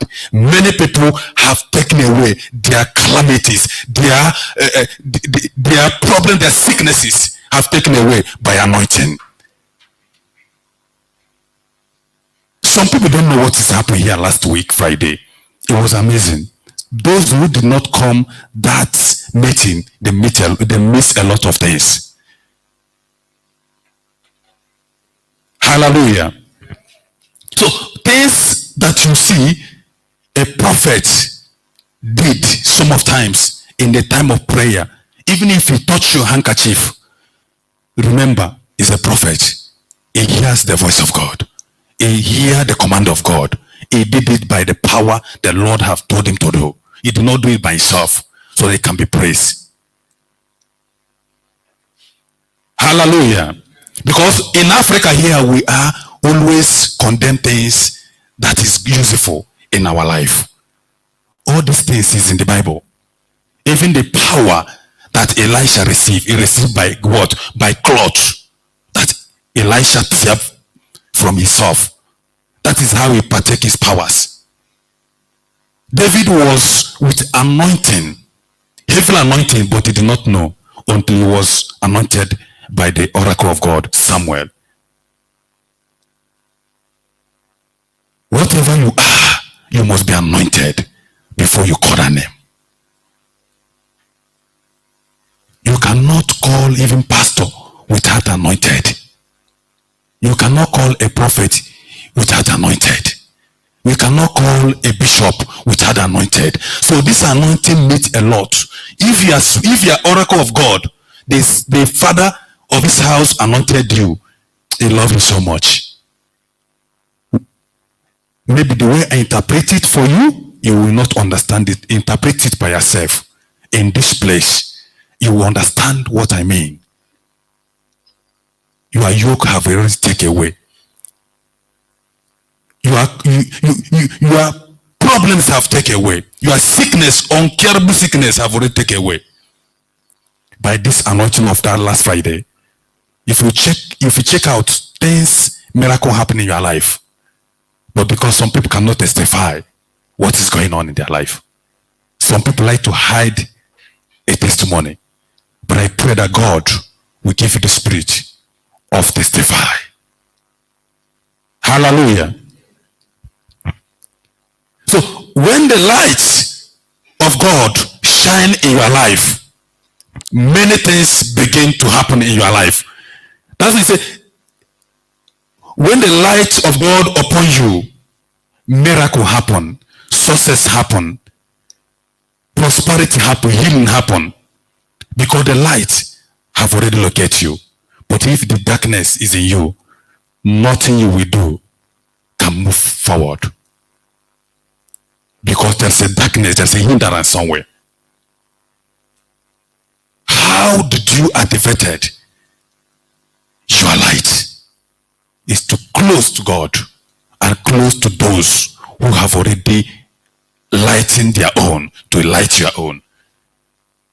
Because if you buy SIM card, you must activate it to work. So there's someone who activate your grace, your anointing, your blessings to come up in your life. Without that, it will still remain where you are. Hallelujah. So when you come to church, know you are coming to many things. Some people, when they are hearing Gesha or hearing on Sunday, they feel, how can I go? Or is there I go for the chair, I go make the church grow, I go make this. No, you are not worshiping pastor. You are not worshiping reverend. You are worshiping God. Only what you come to hear is that message God has given to him to message you, to give to you, to feed you. That is the only thing you come to church to do. Then angels of the church will be there waiting for you to do what? To bless you and heal you. Whatever you see someone walk, cripple walk in this place, is not him doing it, but it's God doing it, because he is oracle of God. So God will upon him and use him as instrument to walk. All the glory do what belongs to God. That's why when you read in the book of Matthew chapter 10 verses 27, chapter 10 verses 1, he said what? He said, Jesus called 12 disciples, do what? Give them power and authority over unclean spirit. These 12 disciples is a human being, the way we are. They are here before. They are human being. So whatever they did here, the healing they did, the teaching they teach, we have the power to do the same. When Peter and Paul was walking in the altar, they saw a man was crippled. They told him, God we did not have liver we did not have, but we have in the name of the Father, the Son, and the Holy. Rise and walk. He will rise and walk. Is it magic? No. Isn't magic? It's power of God. Jesus said, if you believe what I do, you do more than me. So we can do more than Jesus. Whatever you see is not new. It has started in the time of Jesus, 2000 something years ago. So continue remembering that place. That is not new. It's supposed to happen here. What's supposed to be doing? Pray more. Asking God to do what? To give more power to your oracle of God, so you can be able to see your problem. Because we are in the world of problem. If this one finish, another one will come. That is how it goes. You can never finish problem until you enter grave.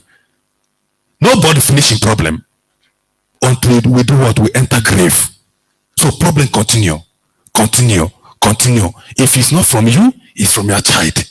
If not from your child, from your mother. If not from your mother, from your uncle. They will be calling you problem. So what we do is to pray for God to add more anointing, more grace into the life of the man of God who feeding you spiritually, not physical, spiritually. Spiritual feeding is very hard because there's a lot of temptation. There's a lot of problems. It's like when somebody stand in one front. Do you know if you not take time, they will shoot you? That is how your oracle of God, the father of the house, look like. He will stand in the front wall and keep you in the back, fighting.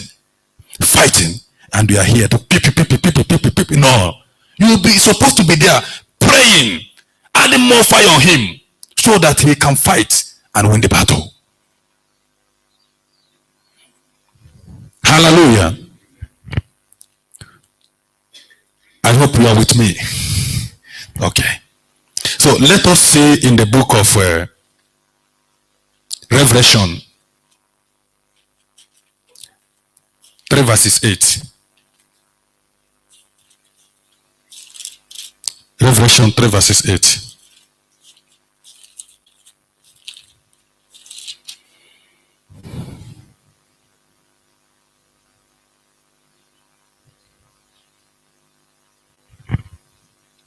Are you there?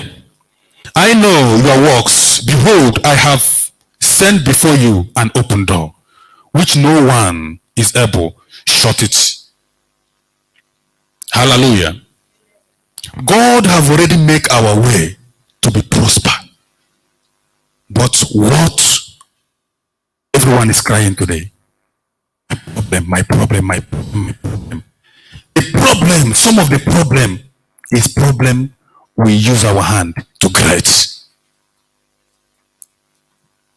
That's why the same Bible says, who keep his mouth, keep his life. Who keep his life, keep his mouth. You keep your mouth, you keep your life. Because there's a word you will raise into the kingdom of God to scatter people. You do what? It backfire you. That problem is very hard to come out with it. Hallelujah. That such problem is very hard to do what? To come out from it. In 10 Commandments, when I was in Catholic Church, we normally read 10 Commandments. I don't know those who have already stepped their feet there. There's 10 Commandments, we normally read it. He say, never do what? Gossip another person. It's a sin in that 10 Commandments. Do you understand now? Never gossip to bring somebody down. Never gossip to bring somebody because it's close to you. Never gossip to bring somebody, to finish somebody from his work. Because there is something you speak, someone image will die completely. It will bring a calamity to you. It will bring problem to you. Let us watch our mouth, watch our behavior, and you see how things will begin to move.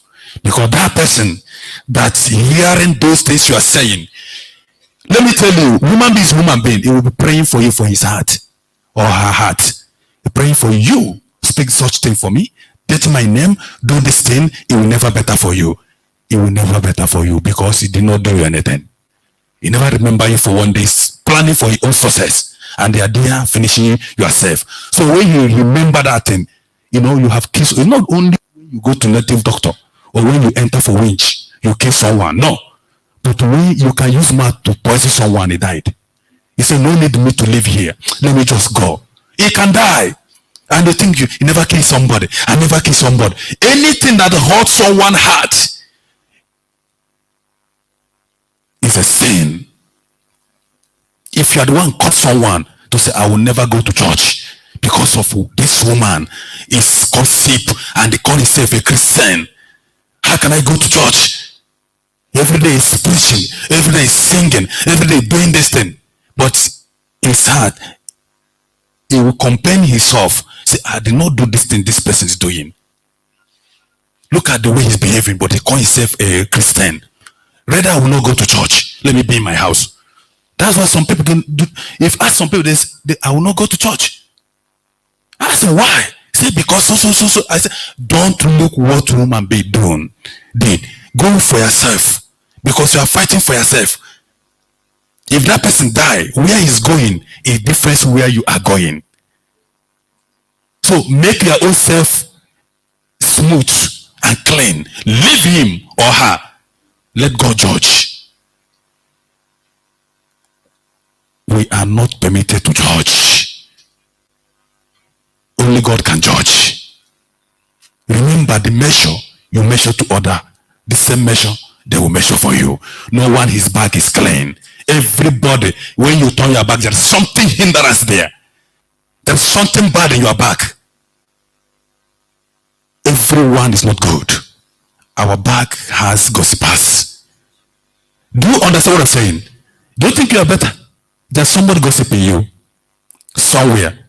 And when you are gossiping, you think there's somebody gossiping you. In the commandment of God. Somebody in 10 commandments of God. Be alert today. So if you are doing those things, remember it's there. It's among of the sin. God have rights, give mercies. It's among of them. So when you are doing it, remember. Don't think that you are doing it for leisure. You are doing it to wicked that person. You are doing it to hurt that person. You are doing it to make that person to cry. Because there's people, when you are crying, they are happy. Only Satan can be happy when someone is crying. Anybody who happy when somebody is crying is a witch. Because children of God can never allow someone to be crying, only to make you to be happy, so you can be able to praise God. Hallelujah. You have to push people who have dedicated themselves to Christ. Move in the next level. A woman of God, a woman who just sacrificed herself, so I want to follow God. You are there, finishing him, making her to say, I don't want to follow God again. Hi, this people is finishing me, because of you are giving weakness. When you want to step in pulpit, you say, chai, they will laughing at me. Hi, this person, this one, this. No, pray for them, even if they're wrong. Pray for them. There are things they did without their own knowledge, but by the Satan who try to shame them. What you do? You say, Satan, you will never shame this man of God, this woman of God. I will pray for him. I will pray for her to achieve his destiny. If you finish him, go home. Who will bring this lost souls outside there into the kingdom of God? God will ask you. God will ask you about it. Where is my source that I have sent that reverend, I have sent that bishop, I have sent that deaconess to go and bring? You use your wickedness and push them inside the house. Where is that source? He will ask you. Hallelujah. It's like somebody who went and carried children. He stay in the house. He puts the children, go for prostitution, go to steal. You are among of them all. Because you are the one send them. God will ask you if they are 50. So their own is 1. Then God calculates the 50 sin upon your head. So your own is heavy more than their own. Because you are the one who sent them to do. So you who drawing people to sin outside there, to sin inside the church, bringing them lies, bringing them gossips, bringing them things that is not pleasing the Lord. God will ask you and ask yourself. Hallelujah. Don't follow things that is not supposed, things that will hindrance your light. Because there's a light God has put into your life. He needed to shine upon you. But when you live in a dirty life, that light will see, you will sit on top of that light and they die with that light. Maybe God created you to be a great man or a great woman. But because of the way God have looked at you, that if I bless you, you will use it to finish people of your community. God will allow you to sit on top of that, light. You will never shine. But when God look at you, you have already humble. You have already maintained the way it's supposed to be. Now He will bless you so it can be blessing to other people. Hallelujah. You have to understand the taste of spirit. You know when you hear the light upon you will shine and the man and the woman. No. There is something you have to do so that that light will shine. There is something you have to do. Very great assignment you have to do so that the light will shine upon you. So that that man and woman will see it perfectly and glorify the name of God. It is somebody be a doctor. A professional doctor is what God have destined him or her to do. There is people who read that and they could not make it. Then go back to be a lawyer where God has sent them to be. Hallelujah. If they force themselves, they will be killing people by oppression because they did not destined to be a doctor, but they're forcing themselves to be a doctor. There are some lawyers who can never win a case. Only to eat money. You give them their case, they make it to be jail. Because they did not destined to be a lawyer. They are forcing themselves. So what we do is to humble yourself. God can speak to your father. God can speak someone to minister to you. This is what you are destined. God have a way to minister to everyone. He has a way. He may speak to you in the dream. He may speak to you in your father. He may speak to you in your anywhere. And he puts in that direction. Then your road will be success. Let us know that who we are worshiping is a spirit. It's not a human being like us. He do things like a spirit. He act like a spirit. I always tell you people this. No one can see God on this earth until you die before you see God. So mean that God is a spirit. And I see the Lord will die. You can see God. You can see the work of God. You can hear voice. You can hear everything about God.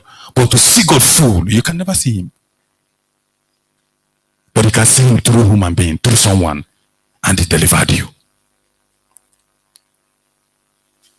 So what happened here last week was a great and fantastic things that I was very happy, and I was praying God to give us that particular time again here. Give us that opportunity. Even I was first person who received that oil. I was first person because people don't know what is going on. I rush. I bow down. Oracle of God anointed me. I go like this before people begin to come. Because I know what is there. I know what he's trying to do. He tried to make our light to shine. He tried to activate our light. He tried to increase our effort for whatever we are doing. But people don't know. Some people take it granted. But God will open your eyes to understand what is going on in the mighty name of Jesus Christ. You will never be doubt. Even God hates people that doubt. It's in the Bible. He said, I hate doubting people. Believe. Like me, that day, I believe. And I put my faith that this anointing will be anointing me and it will take me to another level. And I'm waiting and it's going to happen because I believe.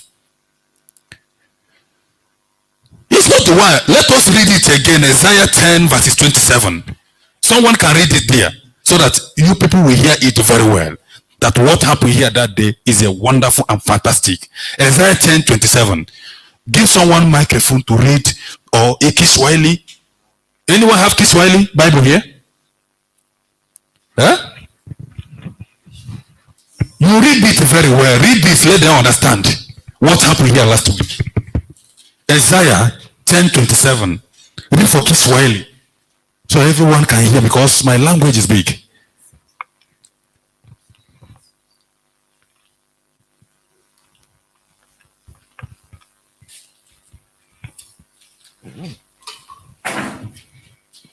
So that when this ministry have their special, the oracle of God have fasting and prayer anointing, you buy it and send home.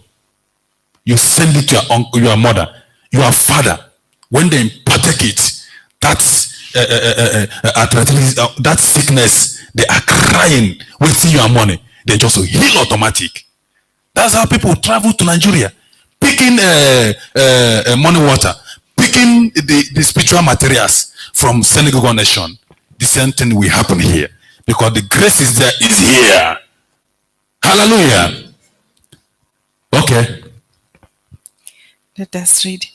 Tena itakuwa katika siku hiyo, mzigo wake utaondoka mbegani mwake na nila yake shingoni mwake, nayo nila itaharibiwa kwa sababu ya kutiwa mafuta. Hallelujah. Now everyone understand it very well because maybe I have read it in a way you are not understand.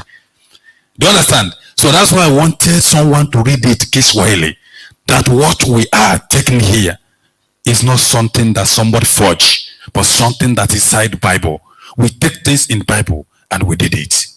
There's something called Shiloh in Winner Chapel once in a year. Every their branches going to Nigeria. I don't know whether you have heard about it. Shiloh is in the Bible. Am I communicating with someone? So things we do, we take it in the Bible. We are not doing it because we want to do or because we want to act. We are not acting drama here. We are not acting movies here. We are walking to the statue of God. Hallelujah. So, as Bible have already spoke all those things, the same thing is said in the last day, I will pour anointing men and women to prophesy, to do wonders and signs. The time have reached because many things happen now. If you don't know, I have seen the signs. The time have reached because prophecy is there this time around. Healing is there this time around. That's what the Bible said. It did not tell you that you give them the faith. It's I will give them. Who says so? God. Mean that it will be there.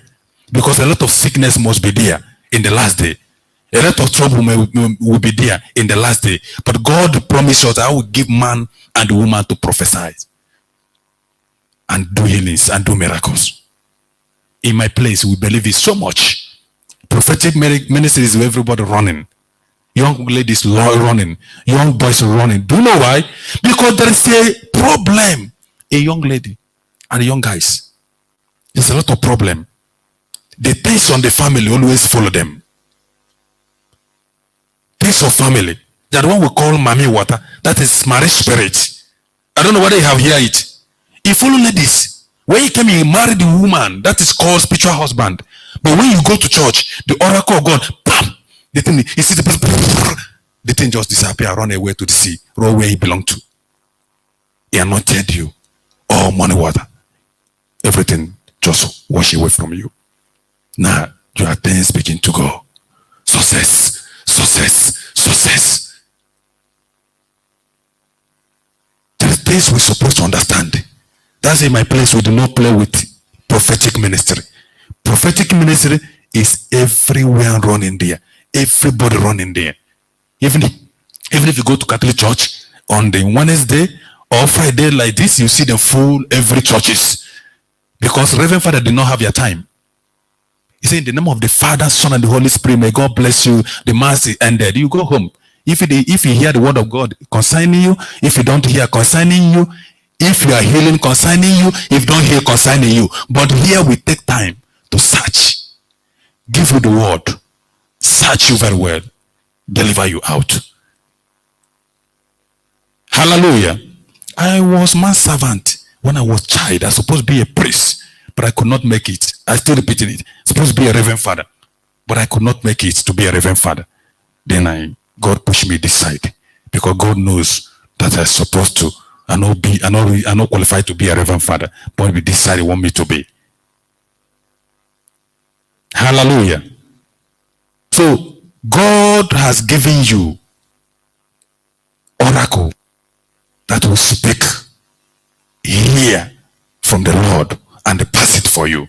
That is, I have sent a prophet who will make a way for you. In the last, they will ask you that nonsense you are doing. You are claiming that you are wise inside the church of God. Let me tell you, when the disciples asked Jesus, how can we make an heaven? He bring a child, a kid. He said, you have to look like this. This child. Do you know why? Do you know what Jesus mean? You have to remove your brain when you are inside the church. You have to be like a stupid person in the presence of God, so you can be able to make heaven. Church is not a place to show wiseness. Church is not a place to show you too know. I too know. I know everything. Church is a place you humble and be like a child, and you will reach the kingdom of God. That's why Jesus Christ bring that child. He said, if you want to make heaven, you'll be like this child. They say, how manage? They realize it later that you have to remove that brain you have, that mentality of stubbornness, and be humble and follow the teaching of God, and you make heaven. Hallelujah. So some of time we say because we are poor, we will go heaven. Is a lie. Let me tell you something. If you go to Winch's house, people that food there is only poor people.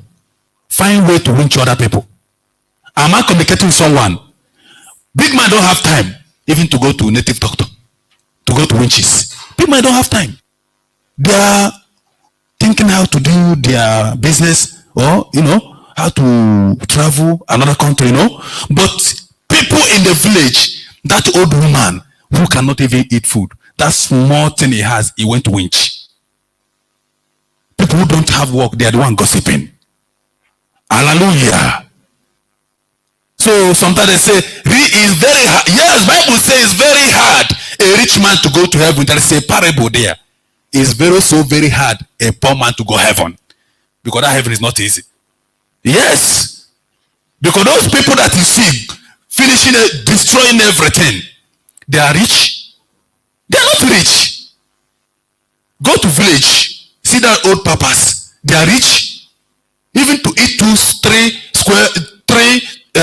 times in a day is very hard. But they are the winches. Try to tight young boys, young girls. Yes. Those you see fighting in the church also, they are not rich. They are very poor. They are looking how to raise themselves up, but then bring themselves into that place to fight. What are you fighting for? What are you doing? Hallelujah. So it's easy a rich man to go heaven. It's also easy a poor man to go heaven. So all of them is equal. Am I communicating with somebody? If God bless you today, are you not going to heaven? If you give yourself to Christ, follow the statute of God, follow the teaching of God, follow the word of God, God bless you abundantly. Are you not going to heaven? You are going to heaven. You see the way we started now, suffering. Tomorrow you may see our oracle of God driving a private jet. You say, hey, where this one came from? Bible made me to know gold and silver belong to God. We shall lend gold as a dust. We are the seed of Abraham. Abraham was rich. Extra rich. We're not permitted to be poor. Now you see the way we're suffering. One place, one place to other, one place to other, one place to other. Maybe in some years coming, you see a great testimony in the ministry. And you are beginning to ask yourself how it happened. Mark it here, video this place, put it somewhere, save it very well. So that day you go back and remember it. And God bless you in the mighty name of Jesus Christ. Let's all pray a bit. In the name of the Father, Son, and the Holy Spirit. Father, Lord, we thank you for this wonderful word they are giving to us.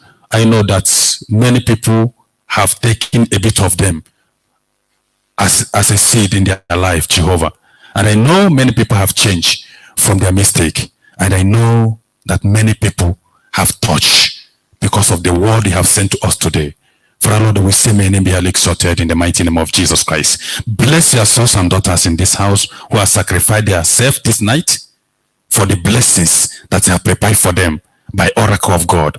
Add in more power, more grace tonight to deliver your people, Jehovah God. You have sent for him to do the work he sent for him, Jehovah. Give him more grace, give him more ability, because this work is not the work of flesh and blood, but the work of the Spirit. Father, Lord, give him more grace. Protect him, guide him. Lead him the rock that higher than him. Father, Lord, bless these children that is depend on you, Jehovah God. Also bless me. Give me more grace, Jehovah God, so I can be able to preach and touch the souls that have lost, and then they will glorify forever. In the mighty name of Jesus Christ. Amen.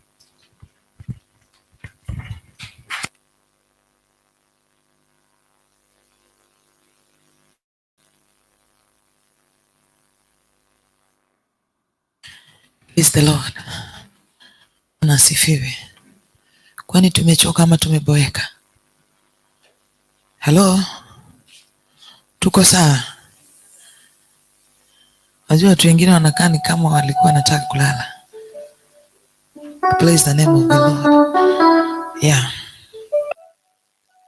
Mr. Obina, I have one question for you. Can I ask you? There is these village elders in Nigeria.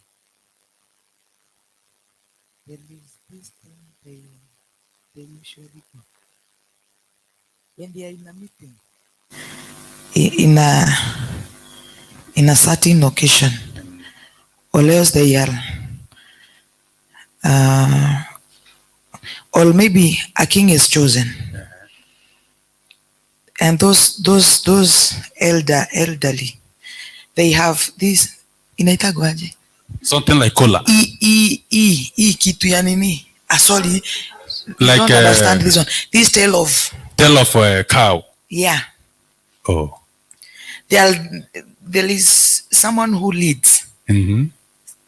And I don't know what they usually say, but I usually hear kwenu sijui ni nini. Hiyo ndio by the way, what they usually let everybody say. Shout. Ebu say it. Yes, say the way. Question. Exactly.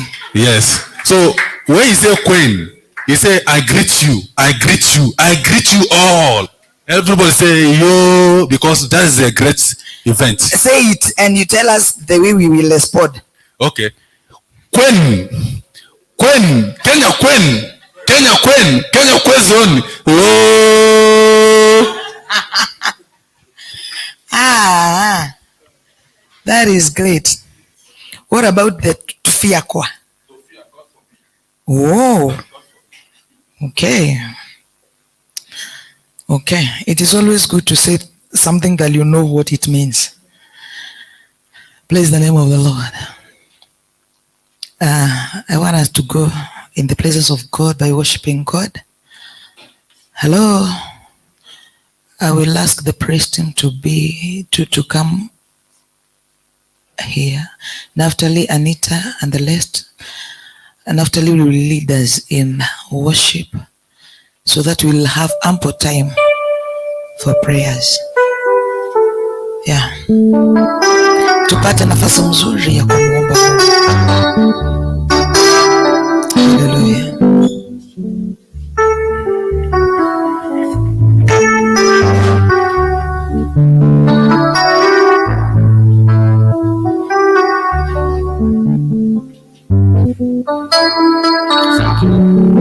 Amen.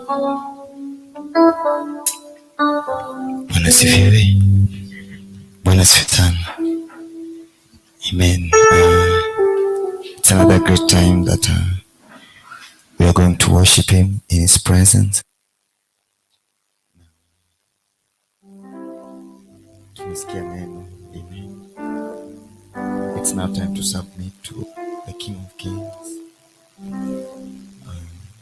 tonight, because naamini sio bure umekuja, kwa sababu kuna watu walikuwa wanatamani sana kuingia kwa mkesha huu lakini au kupata nafasi. Amen. But because you are here tonight, you can stand in the gap for your family. You can stand in the gap for those you love. Yes. Wale ambao wako mbali, because you are awake.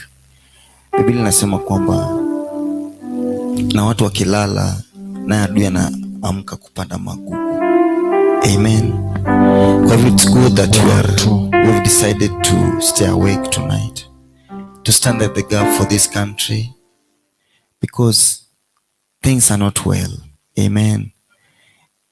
The country is looking upon the church, and you are the church. Amen. The church is not this building.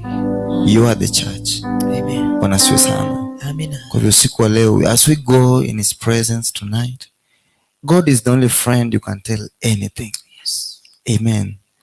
Maybe unaweza niambia nikose kuweka hiyo siri. Bwana asifiwe sana. Amen. But if you tell God, your secret is very safe. Yes. And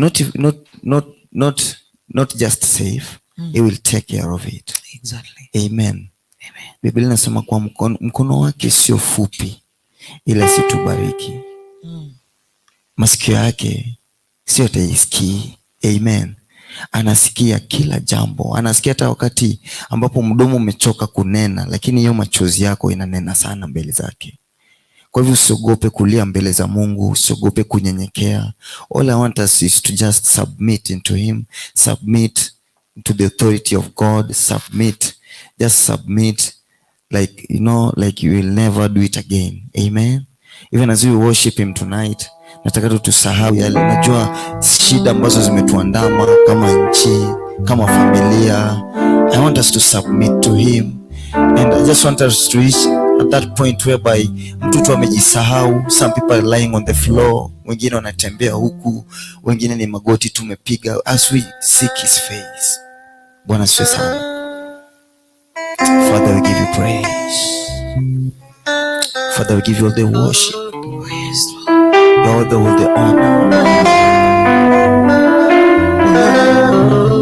Gethsemane, Yesu aliomba, Baba, mapenzi yako yatimizwe. Mungu kwa ajili yako mpa nguvu akashinda. Gethsemane, Yesu aliomba, Baba, mapenzi yako yatimizwe. Mungu kwa ajili yako mpa nguvu akashinda. Gethsemane, Yesu aliomba, Baba, mapenzi yako yatimizwe. Mungu kwa ajili yako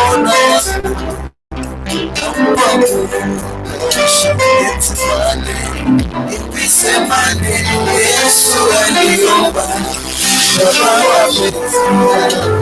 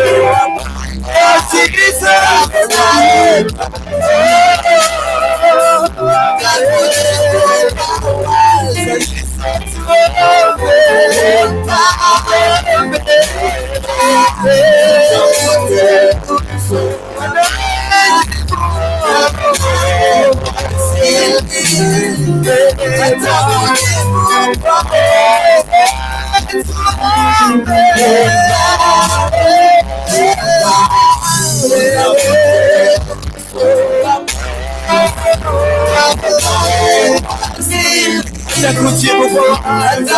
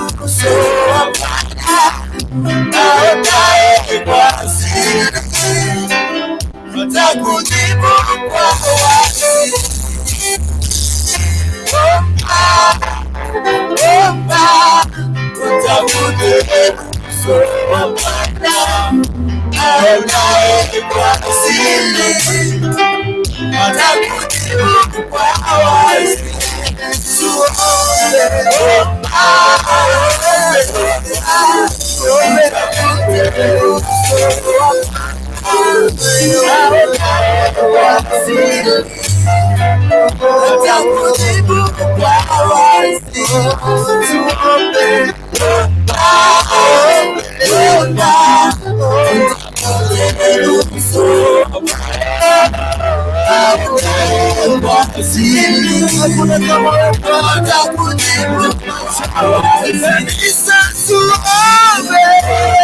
Tuombe,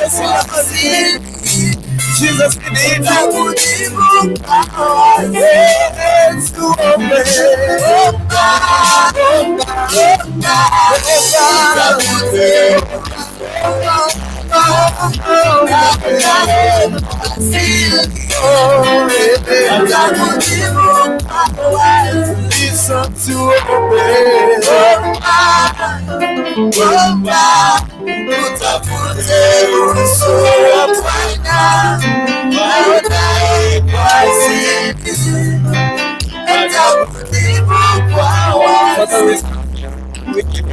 Thank you, Jesus.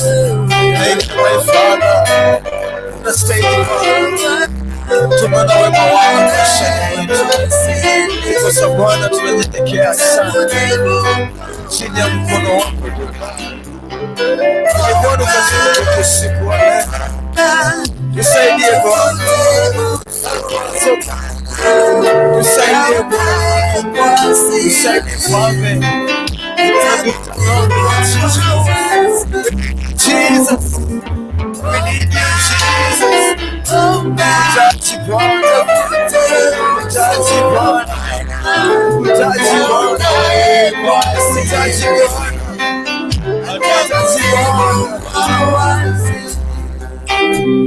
Usije ukaitia majaribu, ndugu, usimame kamilifu mbele ya Bwana. Usije ukaingia majaribuni, ndugu, usimame kamilifu mbele za Bwana. Usije ukaingia majaribuni, ndugu,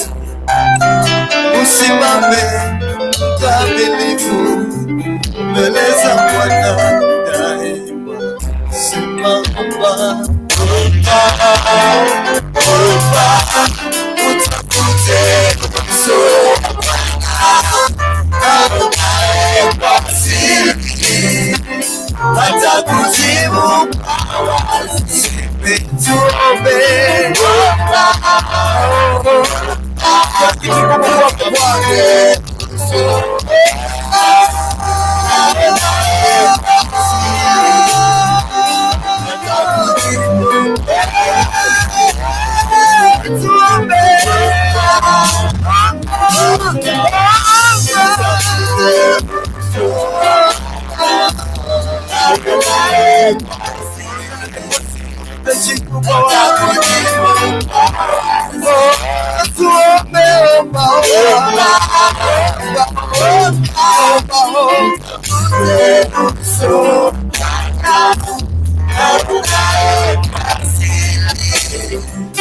atakujibu kwa wazi.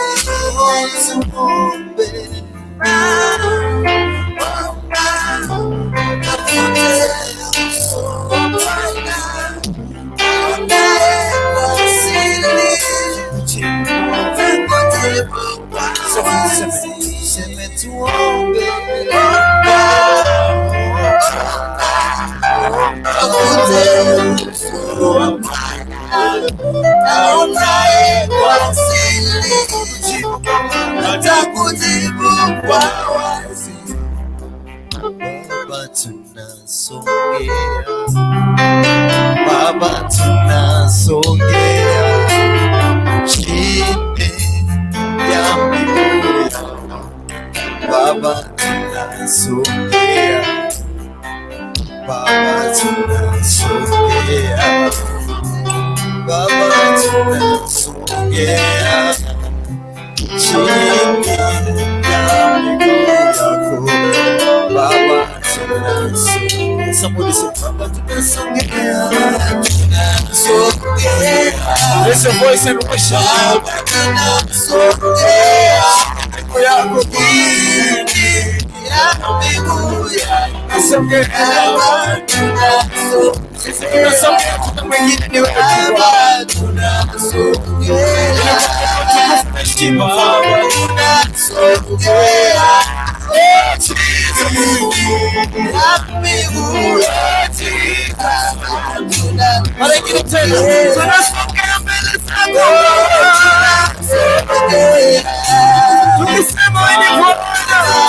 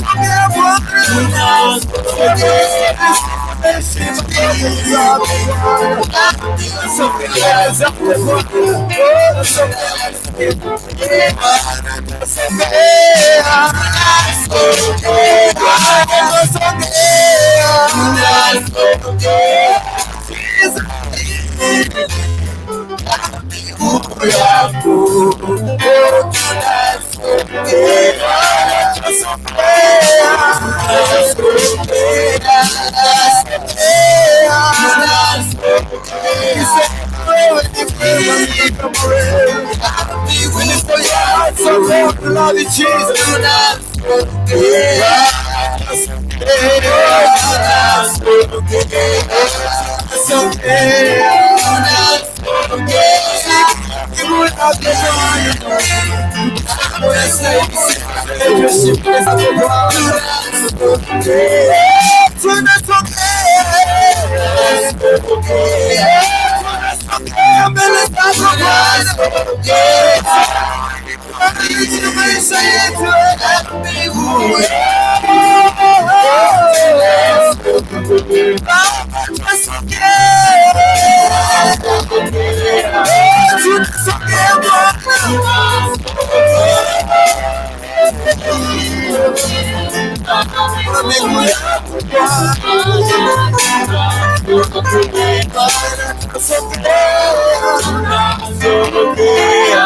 Sogea Bwana, kuna kama wewe.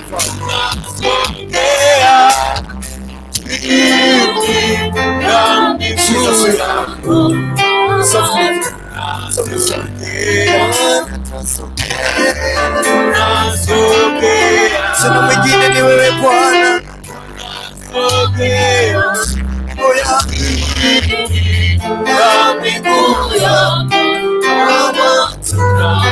Sina mwingine wa kuendea, ni wewe tunakuja Bwana, tunasogea. Unastahili sifa na heshima zote.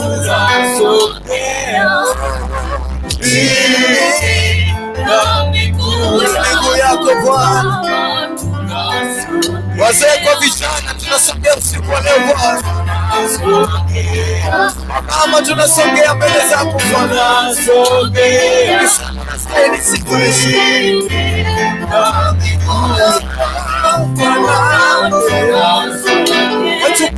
Tumishi tunasogea mbele zako Bwana.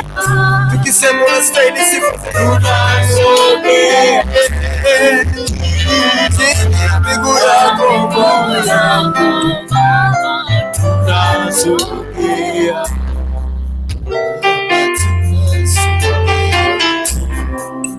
Baba tunasogea chini ya miguu yako Baba, tunasogea. Baba tunasogea. Baba tunasogea chini ya miguu yako Baba, tunasogea. Baba tunasogea. Baba tunasogea chini ya miguu yako Baba, tunasogea. Tunasogea. Tunasogea Bwana. Tunasogea chini ya miguu yako.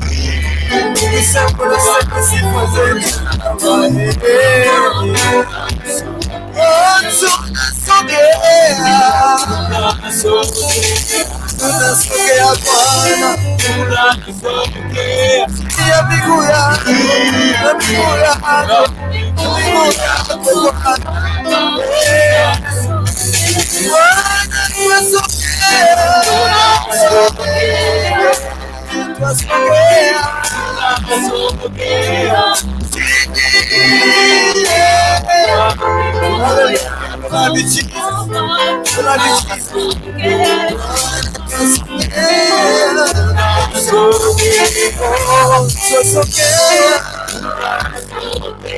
Just lift your hands.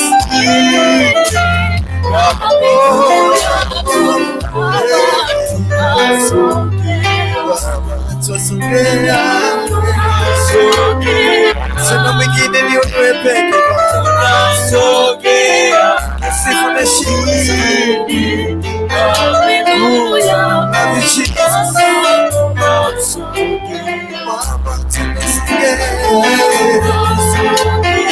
Baba tunasogea.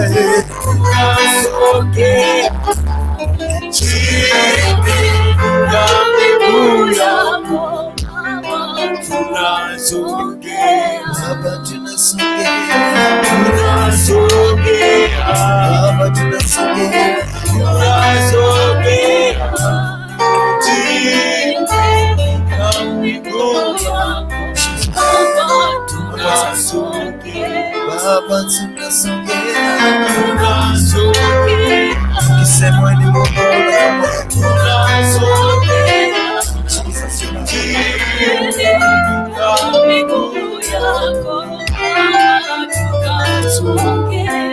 Father, if it were not for you, ingekuwa ni wewe Bwana, ingekuwa ni wewe Mfalme, jina lako litukuzwe.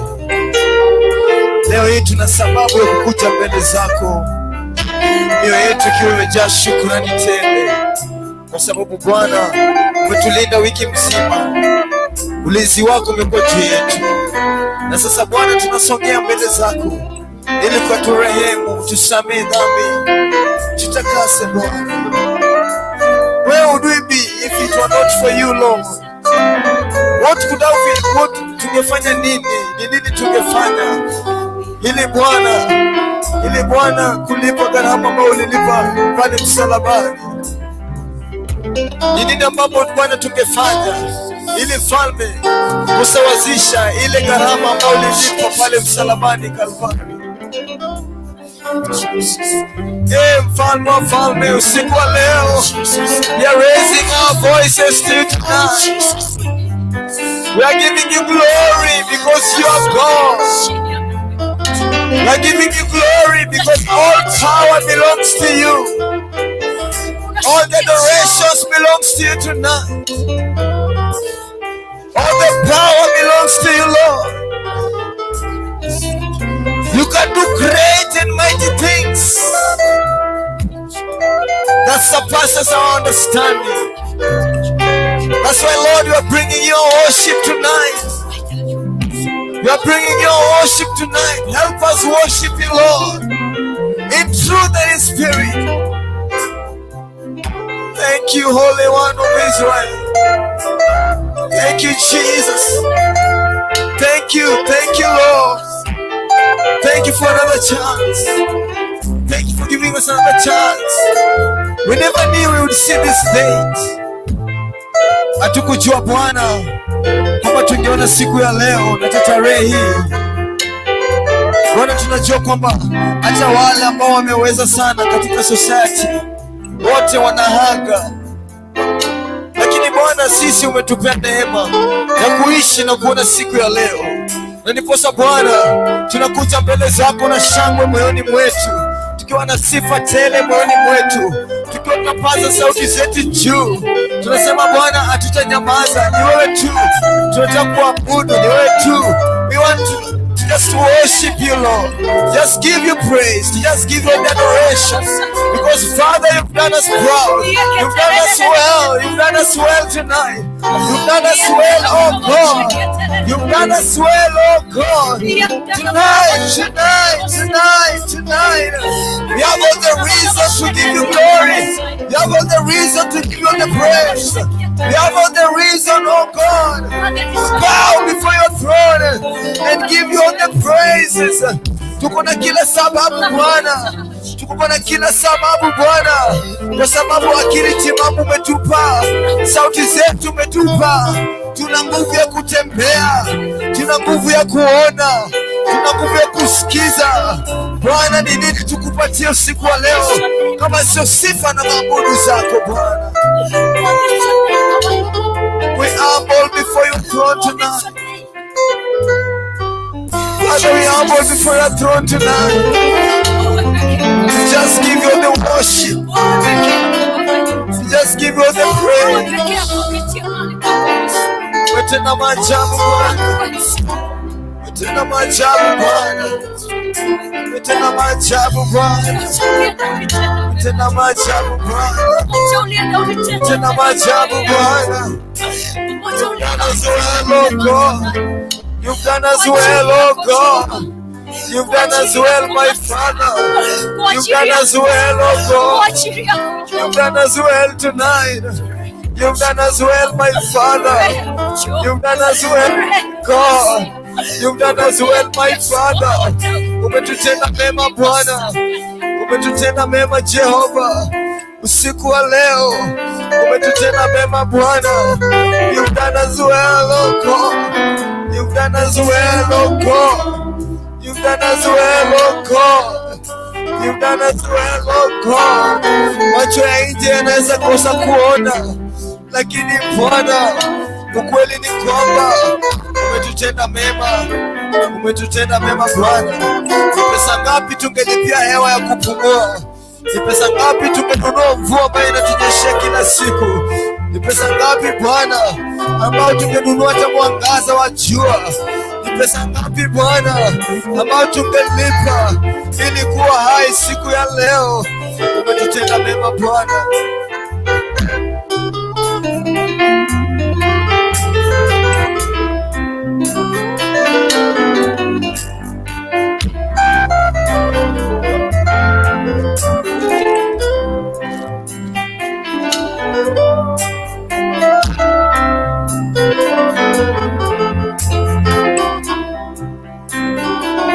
Oh God, we love you.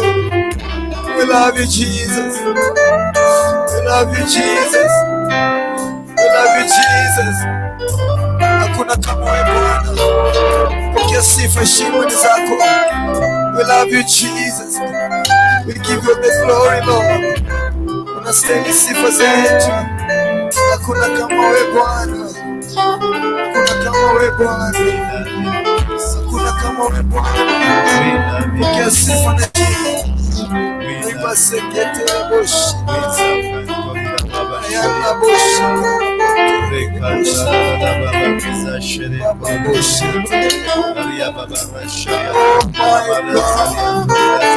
Oh my God. I love you, Jesus. I love you, Jesus. Have your way. Oh God, have your way tonight. Have your way, Jesus. Have your way. Have your way.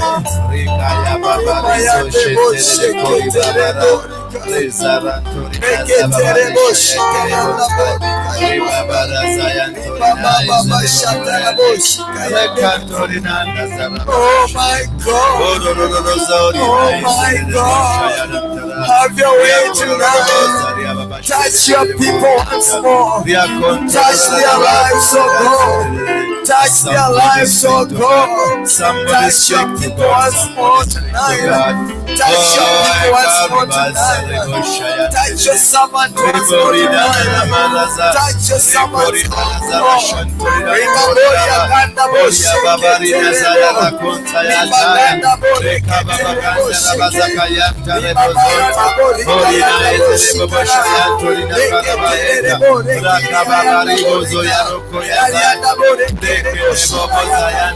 Ninakuja kinyume na wachawi, nakuja kinyume na waganga, ninakuja kinyume na Illuminati, nakuja kinyume na Queen of Heaven. I destroy every network of the Queen of Heaven. Every sherabarina, rekarabazeria korobosaya, rekaramazete rebolino-kaya, remayazebikoya korinaya, rabaezeria tanyata, Italinairu kayazaya, Inailinae bozairo kayakoya, rekaya zarabashaya ntoyo, Boribobozori ababa. Otorina zaya rina zasheka, Otoria babariga esere, O Jehovah rimozaya, Rekaya rina zashete, Rebebe zaya rikora zaya rinae. You are our desire tonight. You are our desire tonight. You are our desire tonight. Adonai, we exalt you. You are the King of Kings. You are the King of Glory. Ori babariza ya rinasa, riba sheria babarina eketeria. I come against the spirit of Jezebel. Ori babarina, I pull down the spirit of Jezebel. I destroy every principality. I destroy every stronghold. Rebai rekayanta zarashaya. Majini rekayantorina. Majini. Bayatekada ribosa. Nateketeza ngome zao. Rekurubuzaya rinae zereboshia. Urubuzaya rinae. Rinae rebuzaya rishia torina. Oh Jesus. Jesus. Oh Jesus. Baba, jina lako lihimidiwe. Asante Bwana. Maana wewe ni Mungu. Oh. Rekayarinaza Shayarimosa Rabari Ola Sarina Karabazara Shekerebo Oriabari Nazare Shayantarabari Reka Kantara Babazoria Babashaya Kuri Moroza Otaire Morentara Zeri Shayakuri Mamazori Bozia Kantorina Mamarisha Yokontana Bozara Babarishen Tere Bozoyantara Erekerebo Nazayara. Ukiwa katika hali hiyo, ikumbuke kanisa ya Mungu, ikumbuke kanisa. Hebu tuingie tu kwenye kuomba kwa ajili ya kanisa, tukamate hali yote ya anga ya wachawi, waganga wote, washirikina, washerati na zote za kiuganga zilizoletwa makanisani, uchawi na sarakazi ambazo zimeambatanishwa na mambo yote ambayo yameambatanishwa na kanisa. Ndio kanisa likuwe huru. Anga ya ibilisi, kamata anga ya ibilisi, kamata anga ya Queen of Heaven.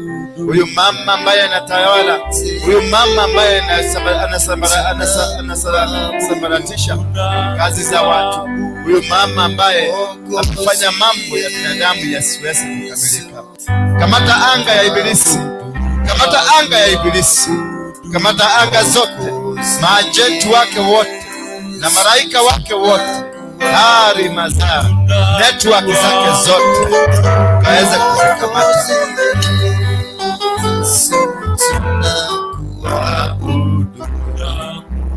Oh, tunakuabudu, oh, tunakuabudu, oh, tunakuabudu, oh, tunakuabudu,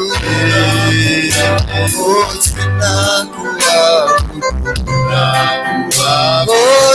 tunakuabudu,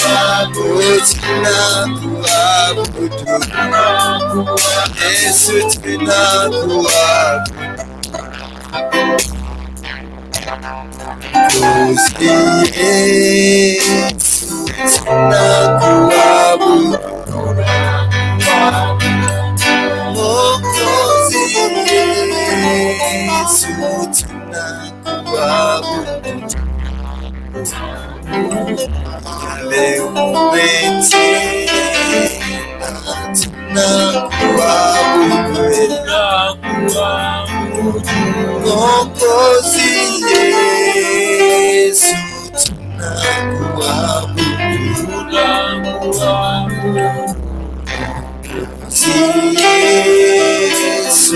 tunakuabudu. Mwokozi Yesu tunakuabudu. Umetulinda tunakuabudu. Umetuweka tunakuabudu. Tunakuabudu.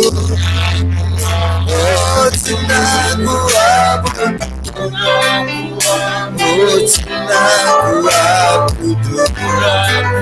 Yesu tunakuabudu.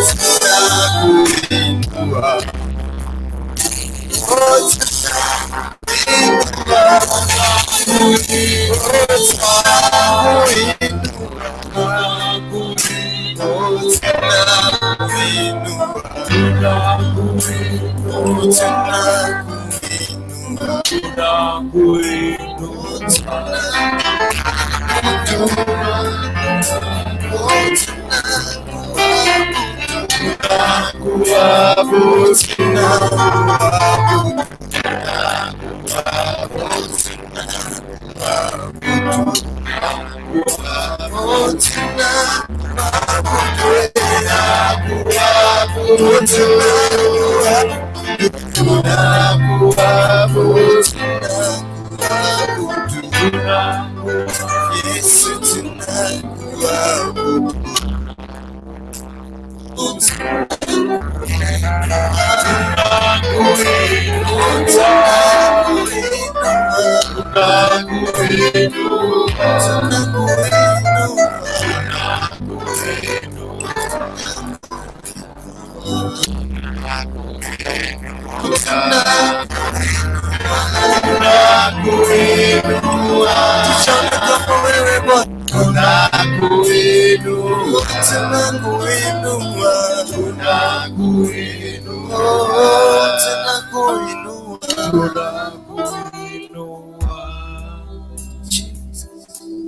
A time like this,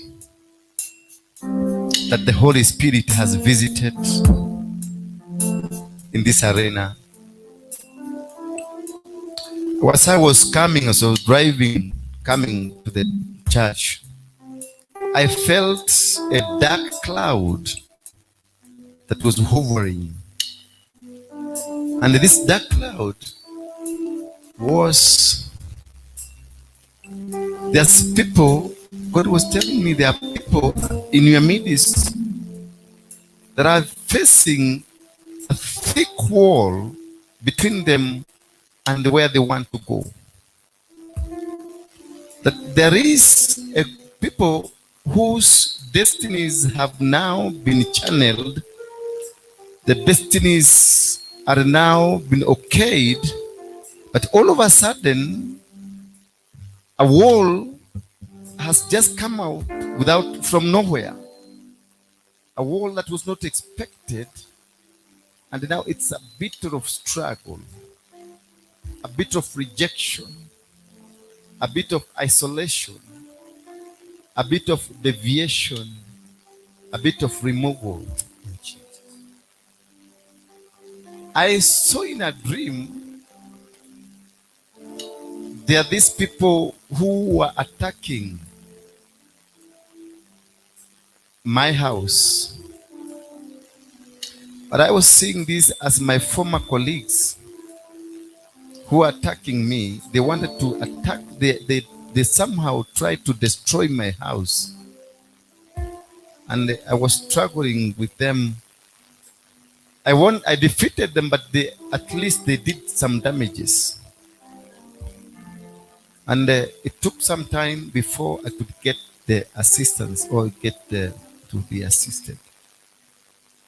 But nobody came to assist me, but I felt the power of God came and defeated them. That's God, what is this? He told me there is a spirit of destruction amongst the members of the church. There are people that they don't want to imagine what God has done in your life. The people who are there, they want just to come and stop what God is doing in your life.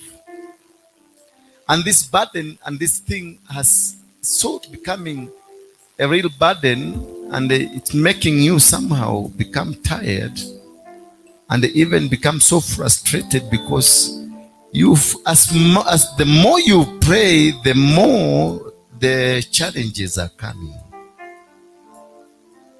The more you push it, the more they are coming, and they are vicious and they're very strong. And it's a force that if you look at its face is very strong unto you, but inside it's not even a force to reckon. Hallelujah. But when I found Obinas preaching here, I saw 3 giants that were standing. One was standing here, another one was standing here, and another one was seated at the window. They were looking like they wanted to attack. I sat there and I was a little bit scared of them because they were big.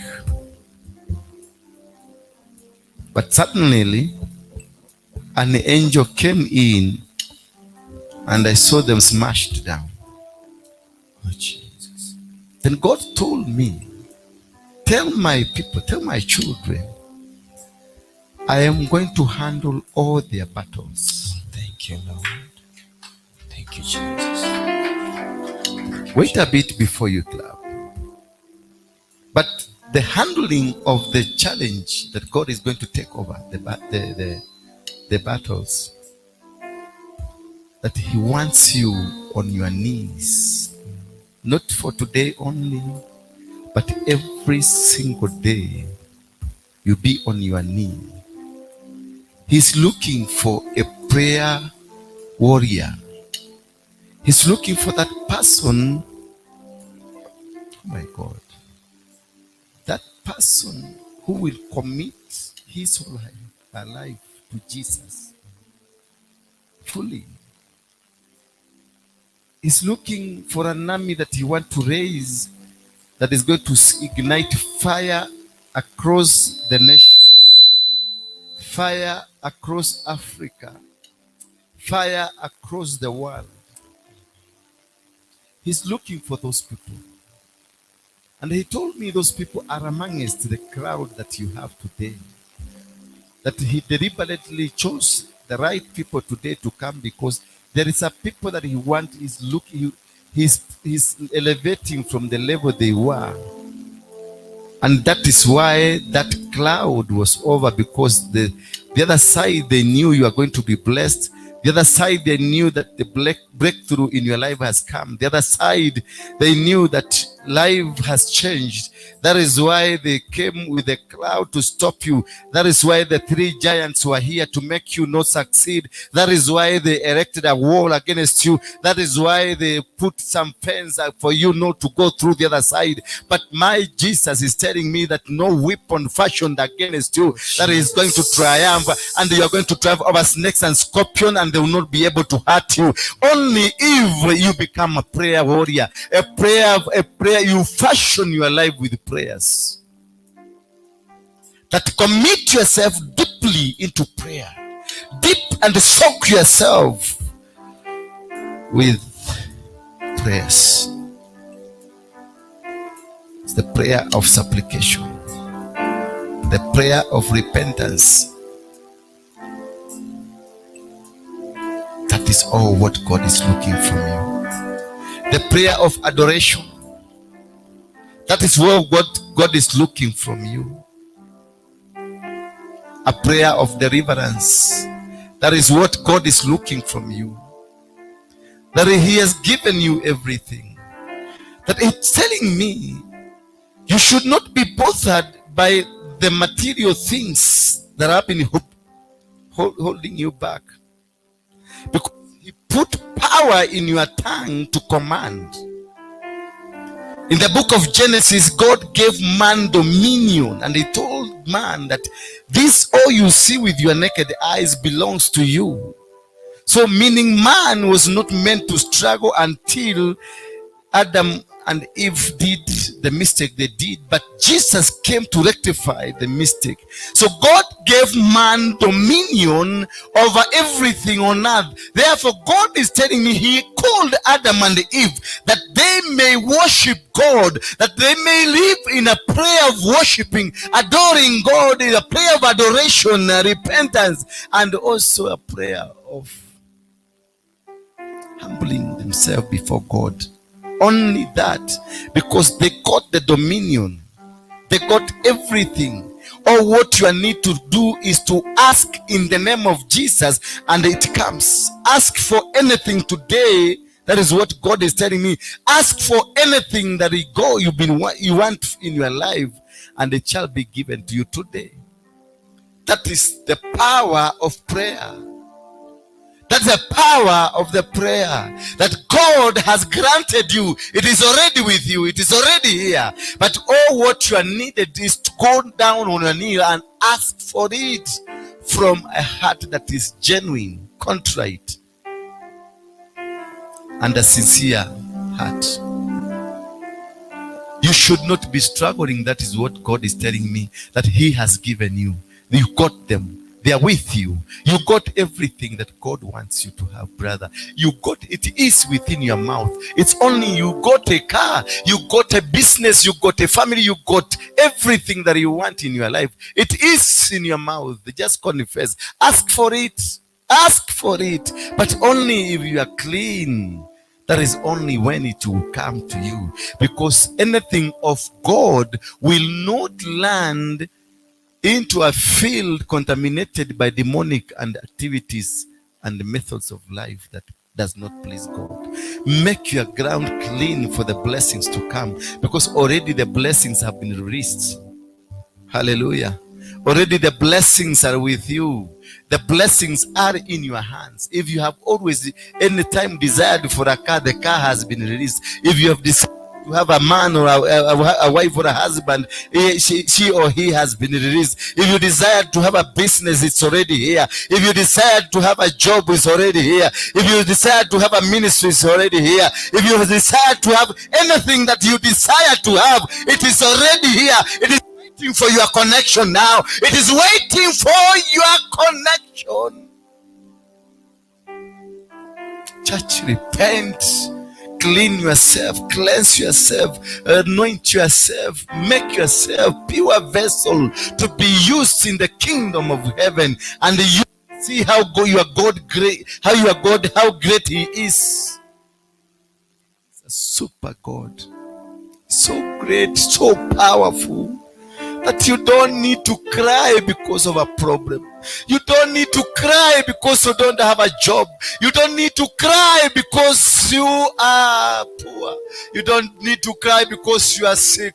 You don't need to cry because you have been attacked by the demons.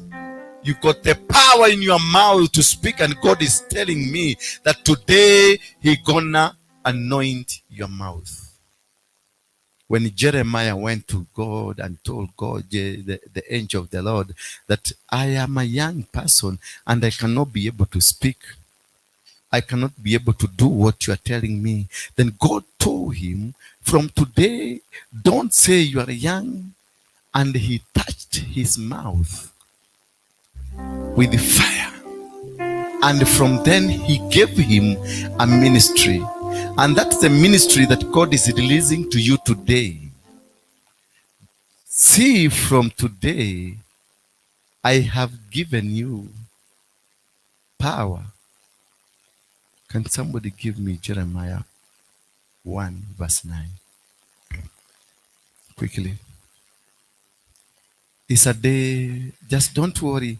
I don't know. Since the time we said the Holy Spirit has taken over, things will not be going the way we have been planning. Beatrice, you have to accept the Holy Spirit to take control. Yes, Jeremiah 1 verse 9. Oh my God.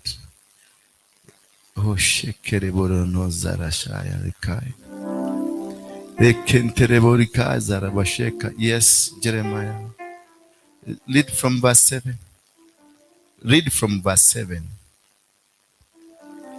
The Bible says,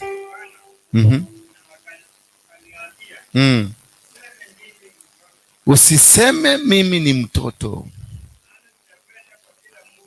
maana utakwenda kwa kila mtu ambaye nitakamtuma kwake, na wewe utasema. Simamia hapo, simamia hapo. Na wewe utakwenda kwa kila mtu na utasema. It is not an argument. It is not a discussion. It is instruction. And that is what you are being instructed today. That is what God instructing. Now give us the instructions of God. Tuendelee. Obina, give us the instructions. Verse 9.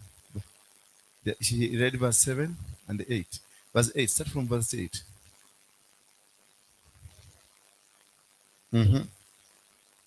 I am with you. I will deliver you.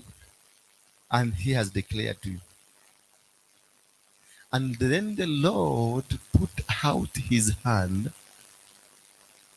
and touched my mouth. And the Lord said to me, I have put my word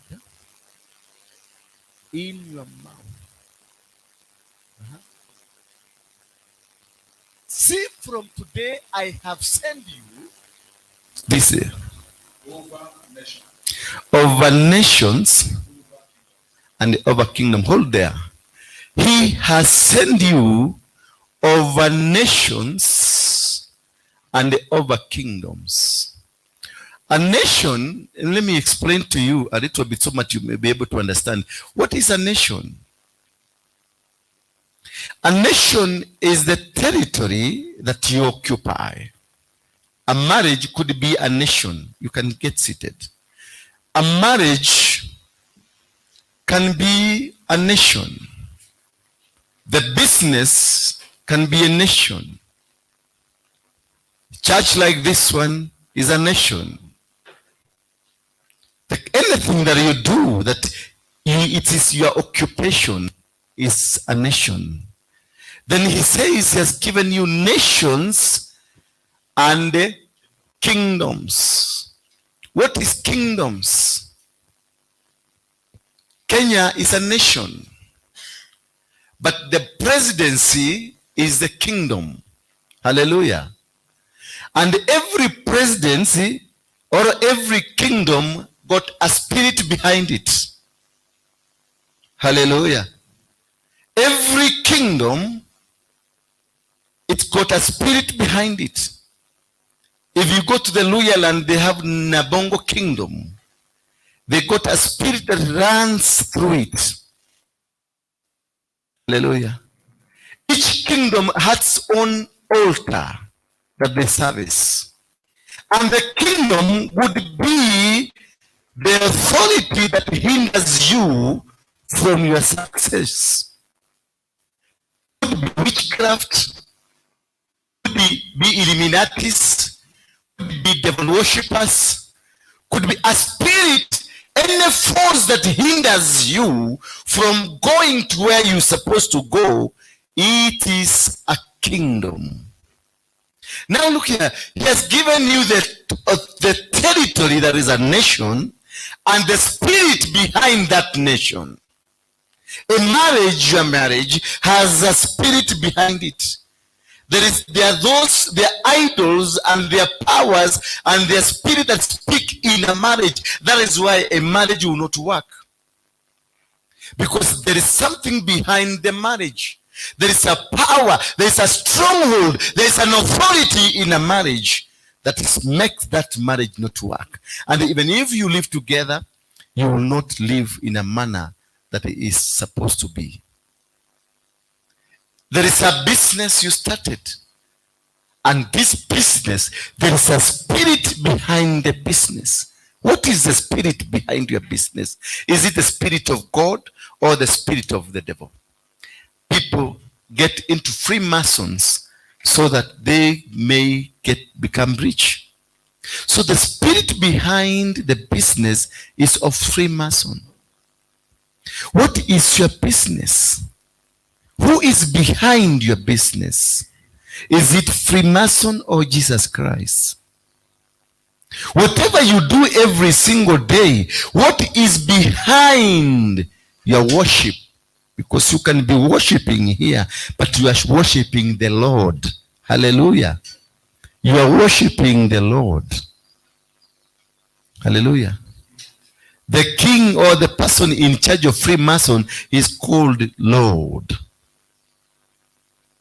So without identifying which kind of a Lord you are worshiping, you will not be able to be distinguished from the kind of spirits that will be around you. Because if you say, thank you, Lord, which Lord? Hallelujah. You say, thank you, Lord, for helping me. Thank you, Lord, for assisting me. Which Lord are you talking about? You say, thank you, God, for having me coming to this place. Which God are you speaking about? There are several gods. Bali are gods. Cows are gods in India. Snakes are a god in Omieri, in Kisumu is a god. When you talk of God, you invoke a spirit. But now you have to identify the spirit. You have to identify, say, it is God of heaven. The God who is above every other God. The God that was not created. The God that is above everything, whose name is above every other name. That is the God you are worshiping. Then you come to the word Lord. Lord Jesus Christ.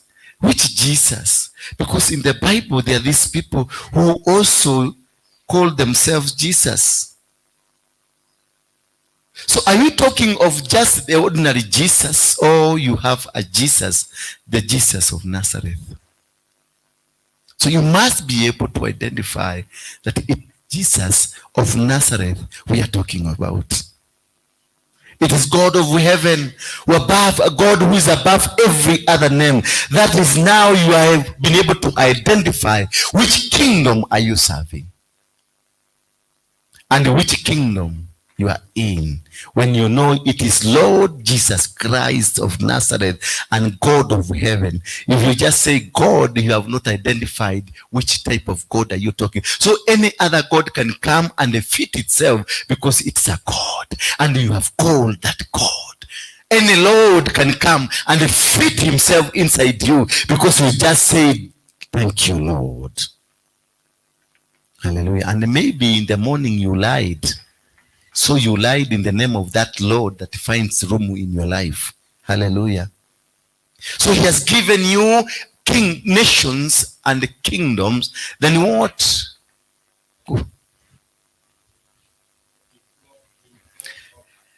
He has given you nations and kingdom to pluck up and to break down. Then to destroy and to overthrow. First of all, to pluck. Is that so? You start by plucking. By plucking is to kungoa. You pluck that which is not right in your life. It is a bit painful because when you pluck something from the ground, you use some force, meaning there is some elements that will be disturbed. Then you do what? Hello? After plucking, you pluck up and to break down.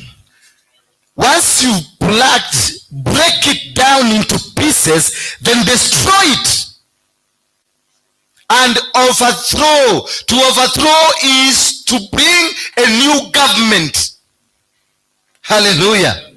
Once you plucked, you have broken it, then you destroy. After destruction, you do something called overthrowing. Overthrowing is rewriting that they had written. Rewriting what they had said is going to happen. Rewriting what they were saying and planned the result is going to happen to you. They had said, this is the kingdom that is ruling here. You overthrow that kingdom and bring a new kingdom. Then what you do after throwing? Then you build a new kingdom, you build an altar and raise it. Hallelujah. Amen. That is all. Once you've done that, you have won the battle. Once that is what God wants you to do. Tonight is a night of rewriting your history. This is a night of overthrowing the kingdom, overthrowing the nations. This is a night if you've been tormented, you've been subjected, Mr. Carrier, into poverty. This is the night of overthrowing poverty in your life.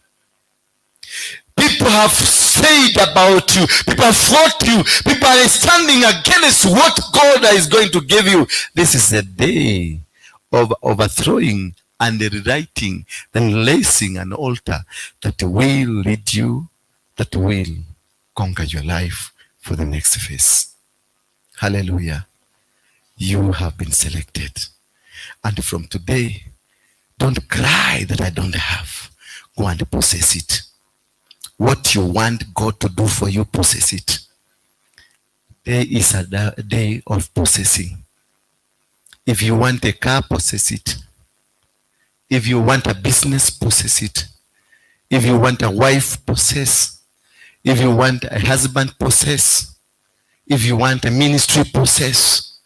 Because you got, Beatrice, you got the power that God has put into your mouth. That power is not for eating getheri. That power is not for nyama choma. It's for releasing the authority of God.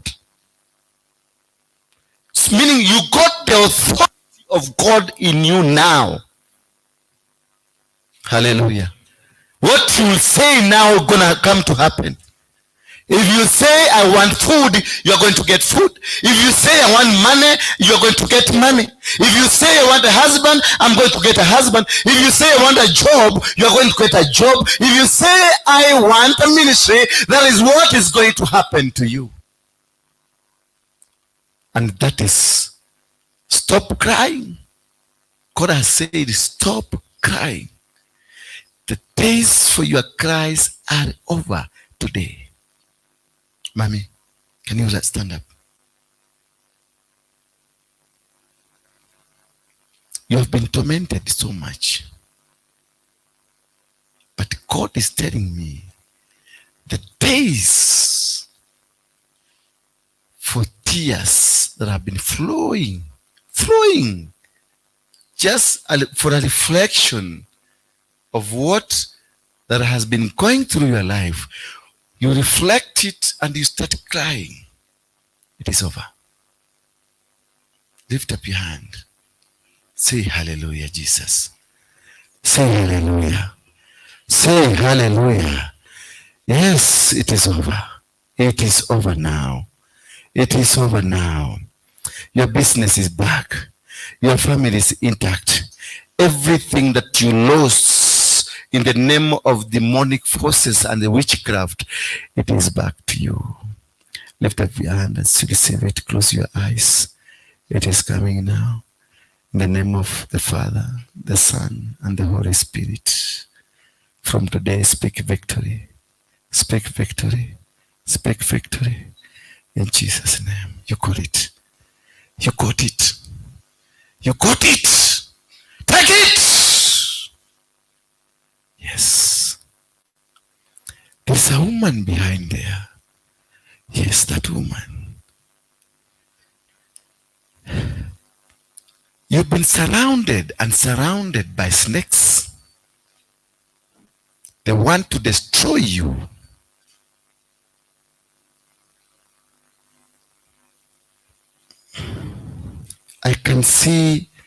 I see your heart, your soul, deep right under the sea, very deep under the sea. They took it because they want to destroy you.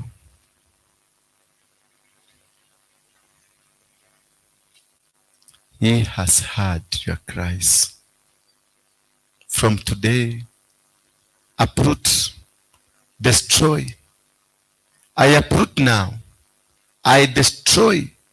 I dismantle every power of darkness, the spirit of witchcraft, the spirit of magini. You from Indian Ocean,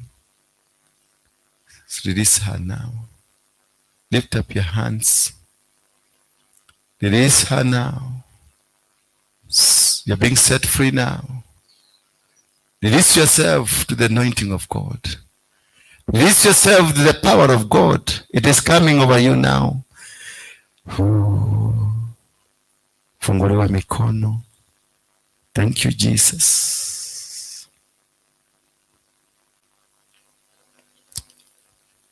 Yes. Yes. It is gone. You're free, mommy. You're free. Don't again repeat the mistake you did. Don't repeat that mistake.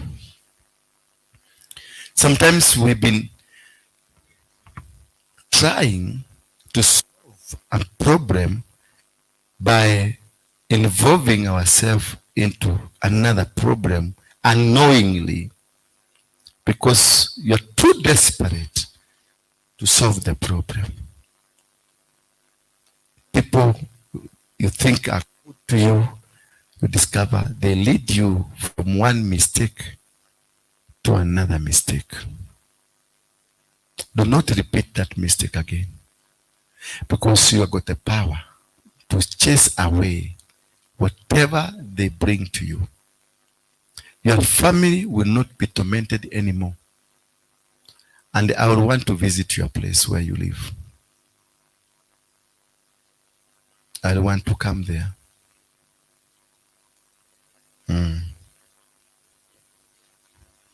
I would want to come there. Thank you. Stop crying. Stand up. Stop crying. Lift up your hands. Stop crying. It is over. It is over. Say it is over. In Jesus' name. Say, Jesus, get into me. Remove everything that is of demonic nature. Cleanse me with your blood. Funga macho yako. You are being cleansed now. Something is happening in your body. They are removing that dirty blood that is in your body. The witchcraft they gave you to eat is being removed. Get out. Out. Out. Out. Come out. Come out. Come out. Remove it. Yes. In Jesus' name. You're free now. Rise up, stand up.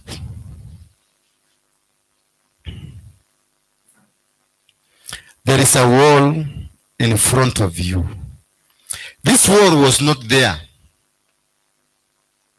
But when you triggered your destiny, when you triggered what it's in you, that is when the wall came. This wall is an imaginary wall. It is not there. But the devil is making you see a wall by scarecrows. There is no wall. There is no wall. Do what God called you for. Stand with the work of God. Walk the way God instructs you to do. You got the power to silence.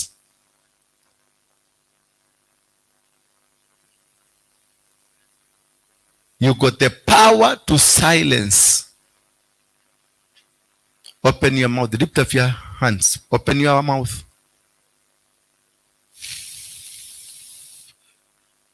It is coming now. Yes. You got it now. You got the authority. Say it. Say no. Say yes. Say no to that wrong thing. Say yes to that right thing. Stand for your God. Make your God known. Your God is not a small God. It's not a God that is which should be put in a basket and then you go claiming that I have a God. Your God is a God, God in heaven, the mighty God, the everlasting King, Jehovah Nissi. That is your God. Don't be scared by the scarecrows. It is what you have started, the journey you have started being stopped. And if you become you become a coward, they will be able to stop you, and they stop you, you will be finished. You've always tried, this is your third time. You are starting a journey and then something comes and stops you. Holy Spirit, the Father, the Son, they are three. God gives warnings 3 times. When God is about to bless you, He does it 3 times. The third time of anything is the end or the beginning. It is you to choose. You make a mistake here, that you'll be done. Don't allow them. Don't allow them. Be on your knees. You got the power. Rise up. Come closer. Just stand there. You have been tormented.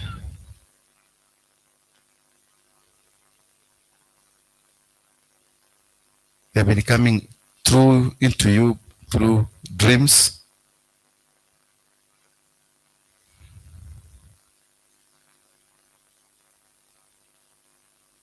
No mikono yako juu. There is a power of God coming to you right now. Separating you from the power of wickedness separating you from the Illuminatis. Yes, there it is. There it is. The name of the Father, the Son, and the Holy Spirit. Yes. Oh, yes. The count.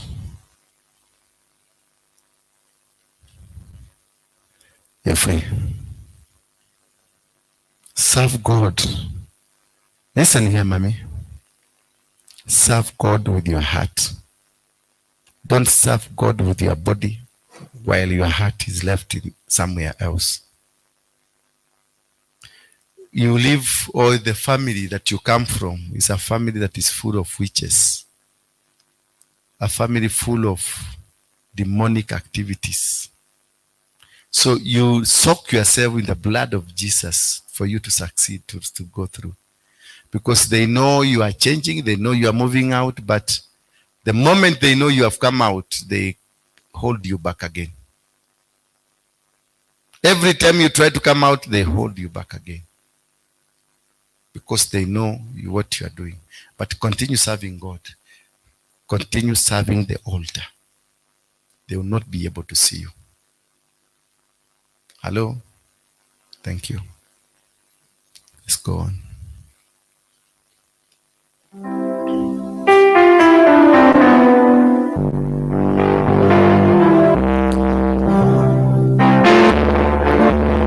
It's a night of prayers. Pray and repent. Pray and ask God. Let's do adoration. Adore yourself. Humble yourself.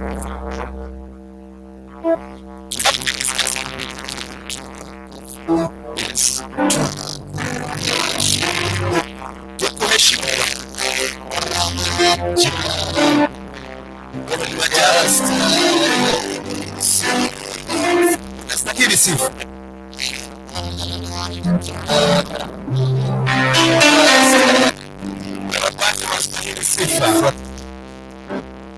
Ana wewe ni wacha. Hallelujah. Tunakuheshimu.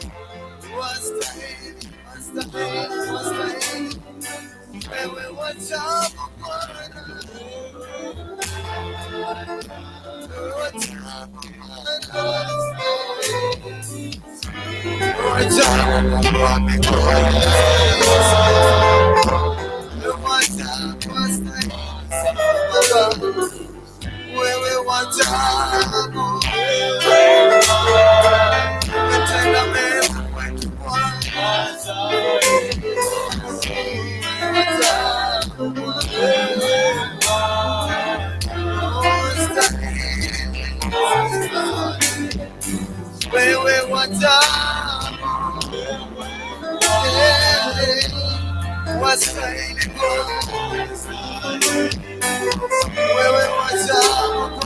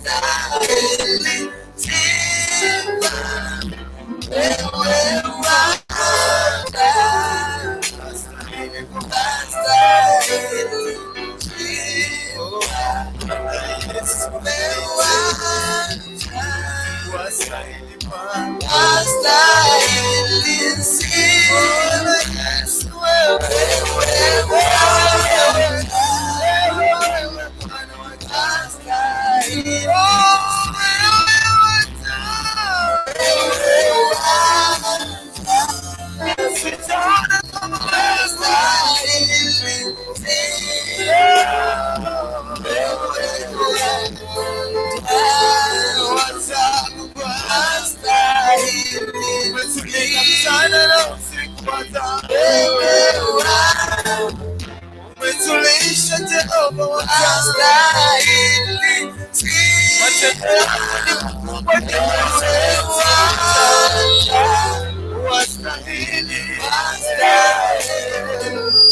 wewe watamu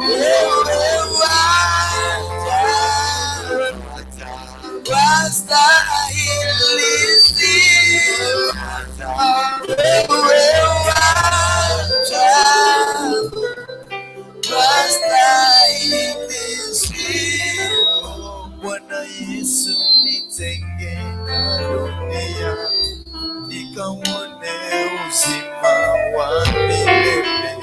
Baba nitenge na dunia nikauone uzima wako. Bwana Yesu nitenge na dunia nikauone uzima wa milele. Yesu nitenge na dunia nikauone uzima wa milele. Bwana Yesu nitenge na dunia nikauone uzima wa milele. Bwana Yesu nitenge na dunia nikauone uzima. Bwana Yesu nitenge na dunia nikauone uzima wa milele. Bwana Yesu nitenge na dunia nikauone uzima wa milele. Bwana Yesu nitenge na dunia nikauone uzima wa milele.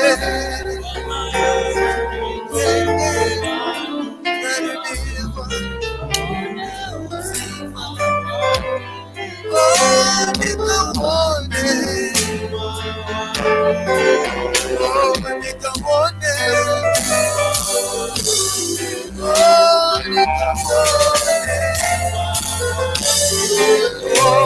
nikuone bila wewe sitaweza peke yangu nikuone sasa sisi tunataka kuona wazee tukaone vijana tukaone mama tukaone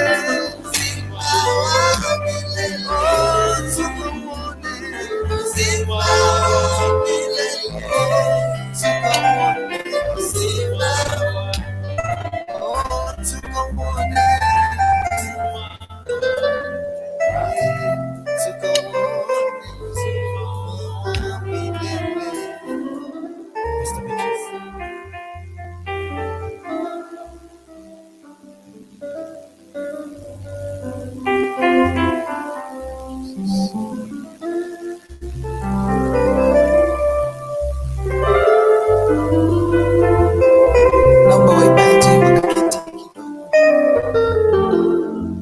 tupate fursa.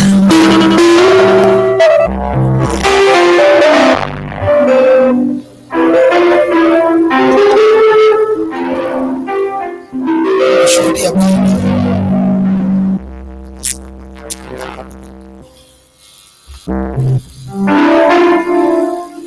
Na Mungu akubali kututenga na mambo ya ulimwengu ili tukaupate uzima wa milele. Bwana atukuzwe.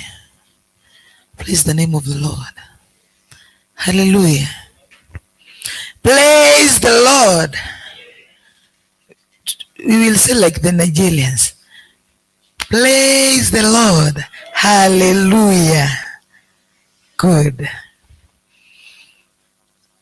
I want to give someone this opportunity to say hi and to tell us what God has done and His all her life. Biblia inasema kwamba aliye na mwana ako na ushuhuda. Bwana atukuzwe. Na maybe ushuhuda wako utatia mtu moyo. By the way, tuna kipindi inalan on Tuesday saa 8 ambayo inasema there is hope. Bwana tukuzwe. Wangapi waliwatch last Tuesday? Hii Tuesday by the way wiki inaisha. Wangapi waliona? Thank you. Lakini tulipea jina ya Kikuyu kwamba kule na mwihoko. Kule na mwihoko means there is hope. Tunaongea leo mtu anatoa ushuhuda wake, unatia mtu moyo. Bwana tukuzwe. Maybe you went through all what you went through ni kwa sababu ya mtu ako mahali fulani.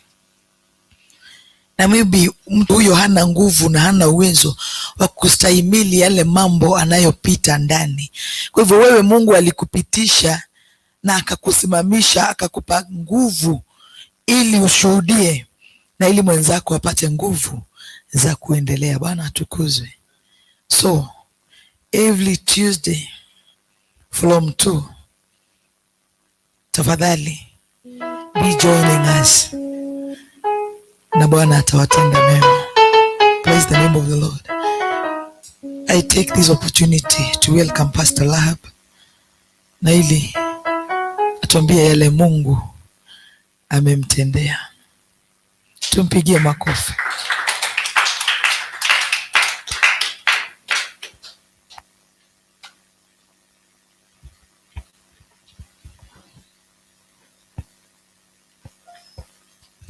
Gogo shagai goro ekanete meshiria makwa mematheru tudue wiki wagereire Jehova Ngai otire tawe Kushagai Gora kanete Meshiria makwa Memaderu Tudoe wiki Wagereire Jehovah Gai Otireta Eni wanowe wiki Wagereire Wanowe wiki Koina melera Wanowe wiki Monana waita Dakwa baraja Nada kuosha.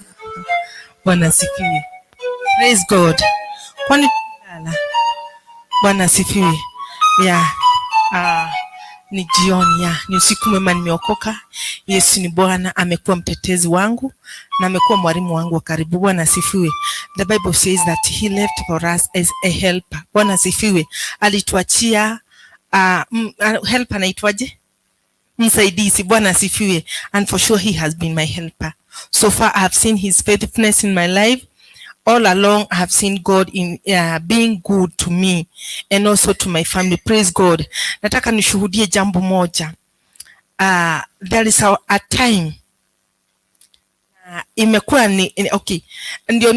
kusudi niseme hii jambo ni wakati moja 205 nilipitia changamoto na nikaoleka tarehe 30th April na 1st of August my husband got an accident. Bwana sifiwe.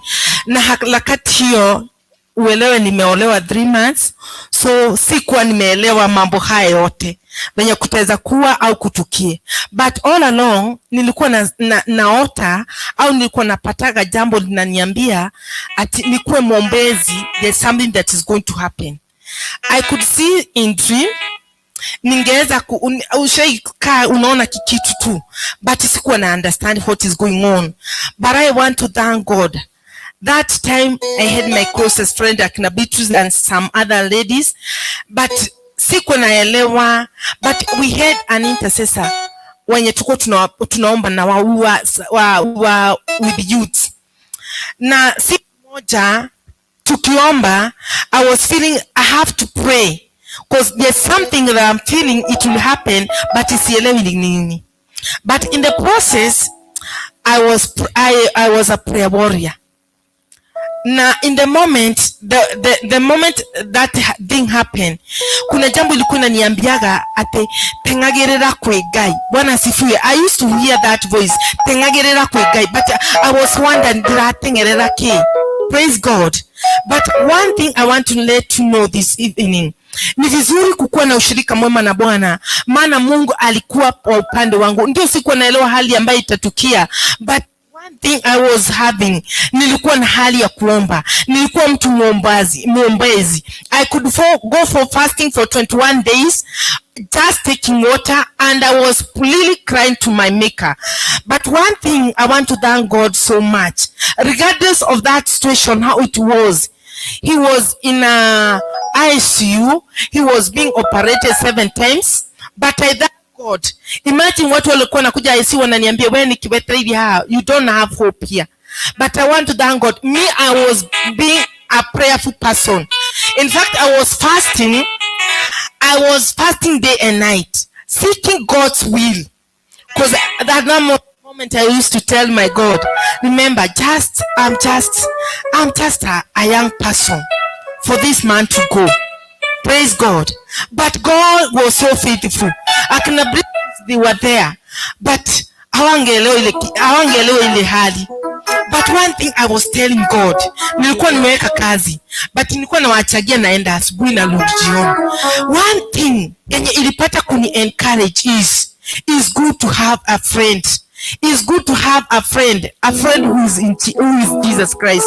Because at that moment, hiyo hali yote ya kuwa ICU, kutoka, kurudi, kufanya operation, alikuwa anaingia at 6 in the morning, angetoka 6 in the evening. Praise God. Na direct to ICU. But one thing, nilikuwa na imani ya kwamba by that time nilikuwa najuana na Mungu wangu, nilikuwa najua hali ya kujiombea, nilikuwa najua ushirika wangu na Mungu. Even if people they could come and cry all over, imagine was tell them mimi mnafanya mimi mnalia, nilikuwa na another heart ya kwamba I had faith that my husband is not going to die. Praise God. I had faith that even if things they are becoming more worse, I have somewhere to land. Praise God. And I thank God because so much. But that time I was pregnant for my firstborn. And the process, things were tough.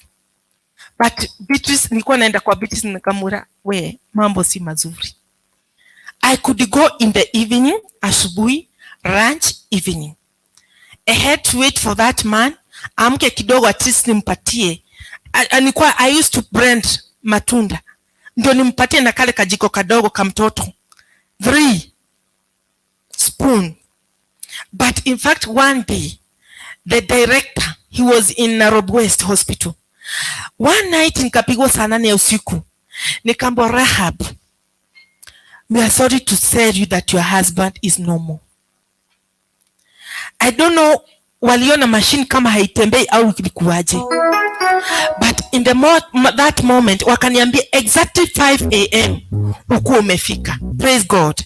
But I want to thank God, the moment they called me, nilienda tu kwa miguu nikalilia Mungu. Hata sikuambia kina Beats at that moment, but I cried to God. In fact sikulala tena.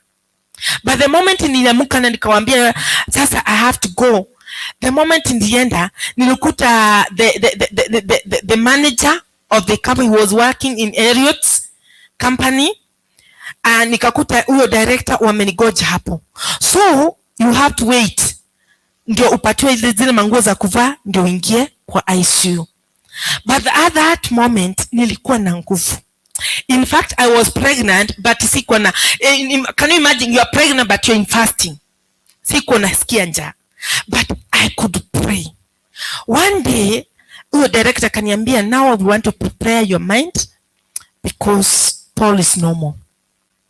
I told them my husband is not dead. I believe he's not dead. Akaniambia, now we are the doctors. You are the wife. How do you know? Nikamwambia, because I know God that I'm serving. My husband is not dead. We had an agreement with my maker. But nikatayarishwa na nikaingia. Imagine venye niliingia na ni kweli nikaona mashini zimesimama na hakuna kitu kinafanyika. But that moment, imagine niko naambia Mungu, Mungu kumbuka ahadi yangu na wewe. Mungu kumbuka.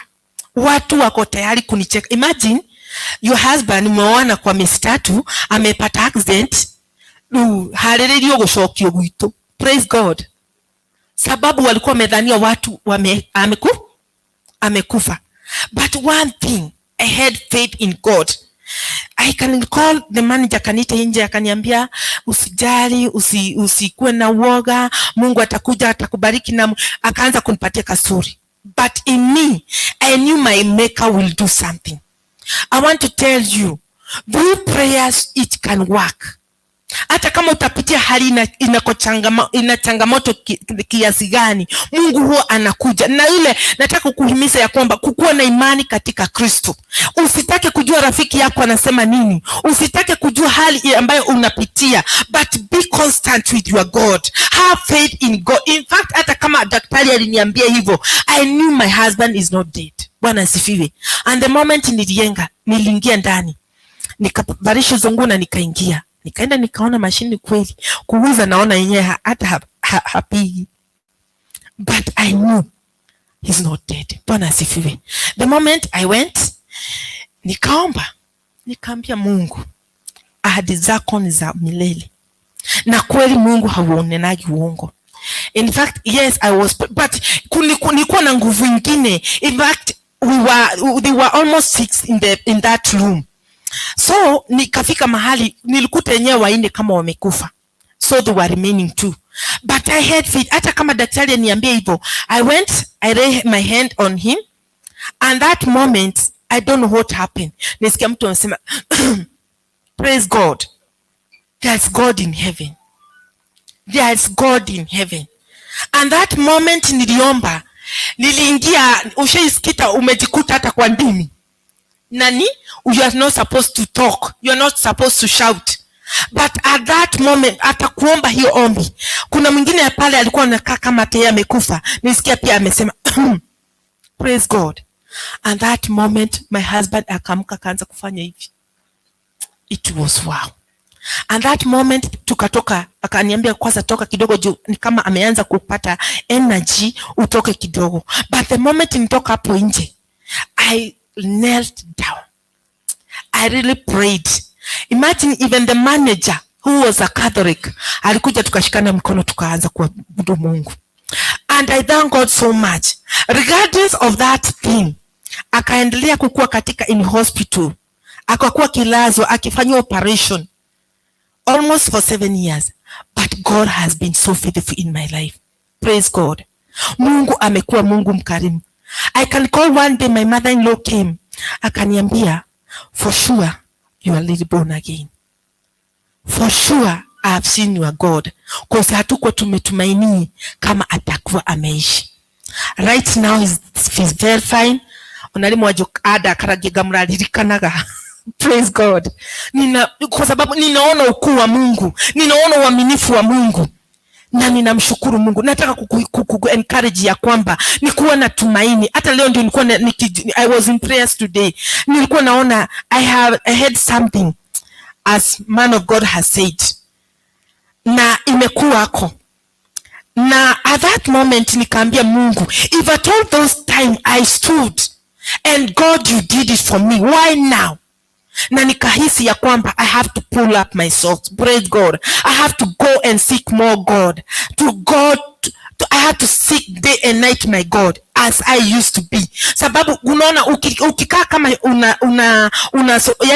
unakuwa unadidimia, shetani huwa anachukua mamlaka. Bwana asifiwe. Nataka kukujulisha kwamba jioni ya leo ni vizuri tutafute Mungu. Ni vizuri tuaminie Mungu. Nataka kama ulikuwa na nguvu hapo kitambo na ukaenda kama ukalegea, siku ya leo ni wajibu wangu na wako tusimame imara na ili Mungu wetu atasidi kuonekana. Praise God. I want to thank God because God is so faithful. God is so mighty and is going to do great things. Praise God. After that, my daughter went to Form 1. And in that session, she came, first of all, anapitagia kwa Beatrice, lazima apike huko report. And then she came to me. Akaniambia, ma'am, mimi niliota mtu ameniwekelea mkono, ati na nikasikia kama ni mafuta inanimwagikia. But nikaona at that moment kuona hivyo, niliona nimekimbishwa nikapotelea msituni. Na hiyo msituni nilikuwa natafuta kwa kujificha, but hawakuniona. At that moment, she's in boarding school. Where we were used to be in Beatrice, I was preaching at that moment. Ilikuwa my vision. But I was feeling to preach how to believe in God na kukatana na nguvu zote za giza. Na that session, it was my month. Nilikuwa najaribu kutoka kwa hiyo maandiko na shindwa. Na I was asking why? Ni wapi tumeegemea? Ni wapi tumetoka kwa njia za Mungu? But I thank God because hiyo wakati nikaambia Beatrice, I am feeling there's something that's happening to my daughter. We have to pray about it. Praise God. And I told her, and that moment, akaniambia we have to go in prayers. Na tuliomba. Imagine after 1 week or 2 weeks, my daughter came. Akaniambia, mama, unajua ya kwamba mimi niliota, na akaniambia the host, but akaanza kuanguka. Praise God. Venye alianza kuanguka nikashindwa, guy mwadhani, I was preaching something, it will come to my life. But I want to tell you, brethren, if at all you know you are God, even if the devil has to rise, he's there to bow down to your maker. Bwana asifiwe. Maana tuliinuka na tukasimama kwenye pengo, and right now my daughter is free. And it's been free indeed. Praise God. Tulishikana mikono, tukangangana na tukaomba, tukaenda kwa fasting. And I thank God because the moment tuko tunamrudisha shule, nataka kumleta kwa nyumba ya Mungu kwa mtumishi wa Mungu. And the servant of God aliona hiyo roho. Bwana asifiwe. We want to tell you one thing. Ni vizuri kusimama na kujielewa na Mungu wako, maana atakupigania. Bwana asifiwe. Imagine my daughter alikuwa ananiambia she's a praise and worship. na shuleni wa praise and worship. She could tell me as they are still they are lifting their hands, alikuwa anasikia kitu kinamfuruta nyuma, ana lose sense, anakuwa na hajisikii, anaanguka. She could tell me that alikuwa anaambia na Lord kama nyoka. Imagine, and you are being called a servant, and your daughter somewhere she's rolling, praise God, and somewhere your daughter is rolling like a snake. But I went. So the moment alikuwa nafaa kuje, nikaenda shule, tukaitwa tu wachukue. The discipline master akaniambia, Rahab, hata ni vizuri mume wa kujia, tukua tunakuja kukuita. In fact, I really felt it bad. Nilikuwa nauliza Mungu, why this? But I knew the secret. Nilijuana sitaenda, but I knelt to my God. Nilienda na kulilia Mungu, nilienda na kuomba. And I'm telling you, the last time venye ile vacation walikuwa corona wakaambiwa rudi, we really prayed. Na nikamfunza hali ya kufunga. And I thank God, I have a testimony. She went while she was free, and up to now, my daughter hiyo roho ijaimrudia. Bwana asifiwe. Kwa hivyo nataka kukuhimiza ya kwamba ni vizuri kujua Mungu wako, ni vizuri kujuana na ushirika wako na Mungu, maana Mungu wetu anatutetea. Bwana asifiwe. Anatutetea hata vita ambazo hatuelewi. Hata kama kuna nguvu za giza zitainuka, ukikuwa kwa Mungu na kuwa mwaminifu, Mungu wako tu atatutetea. Amen. Na Bwana awabariki. Amen. God bless you. Bless you too. Tupigie Rahab makofi. Guy, mnakunywa chai, poleni. Guy, Bwana asifiwe. Tuko sawa? Hiyo sauti yangu imepotea tu hivi. Vizuri. Tukielezea, if we keep on testing our God, tunatia watu wengine nguvu. Maybe kuna mtu sahi bwanake amelazwa hospitali, hata kama sio through accident, maybe ni janga lingine lolote lile, na anashindwa afanye nini, ategemee nani. Lakini ujue ya kwamba heli wamtegemeao Bwana, ni kwa sababu Mungu huwa anasuluhisha mashida yao yote. Praise the name of the Lord. Bwana atukuzwe. Ushuhuda ni mzuri.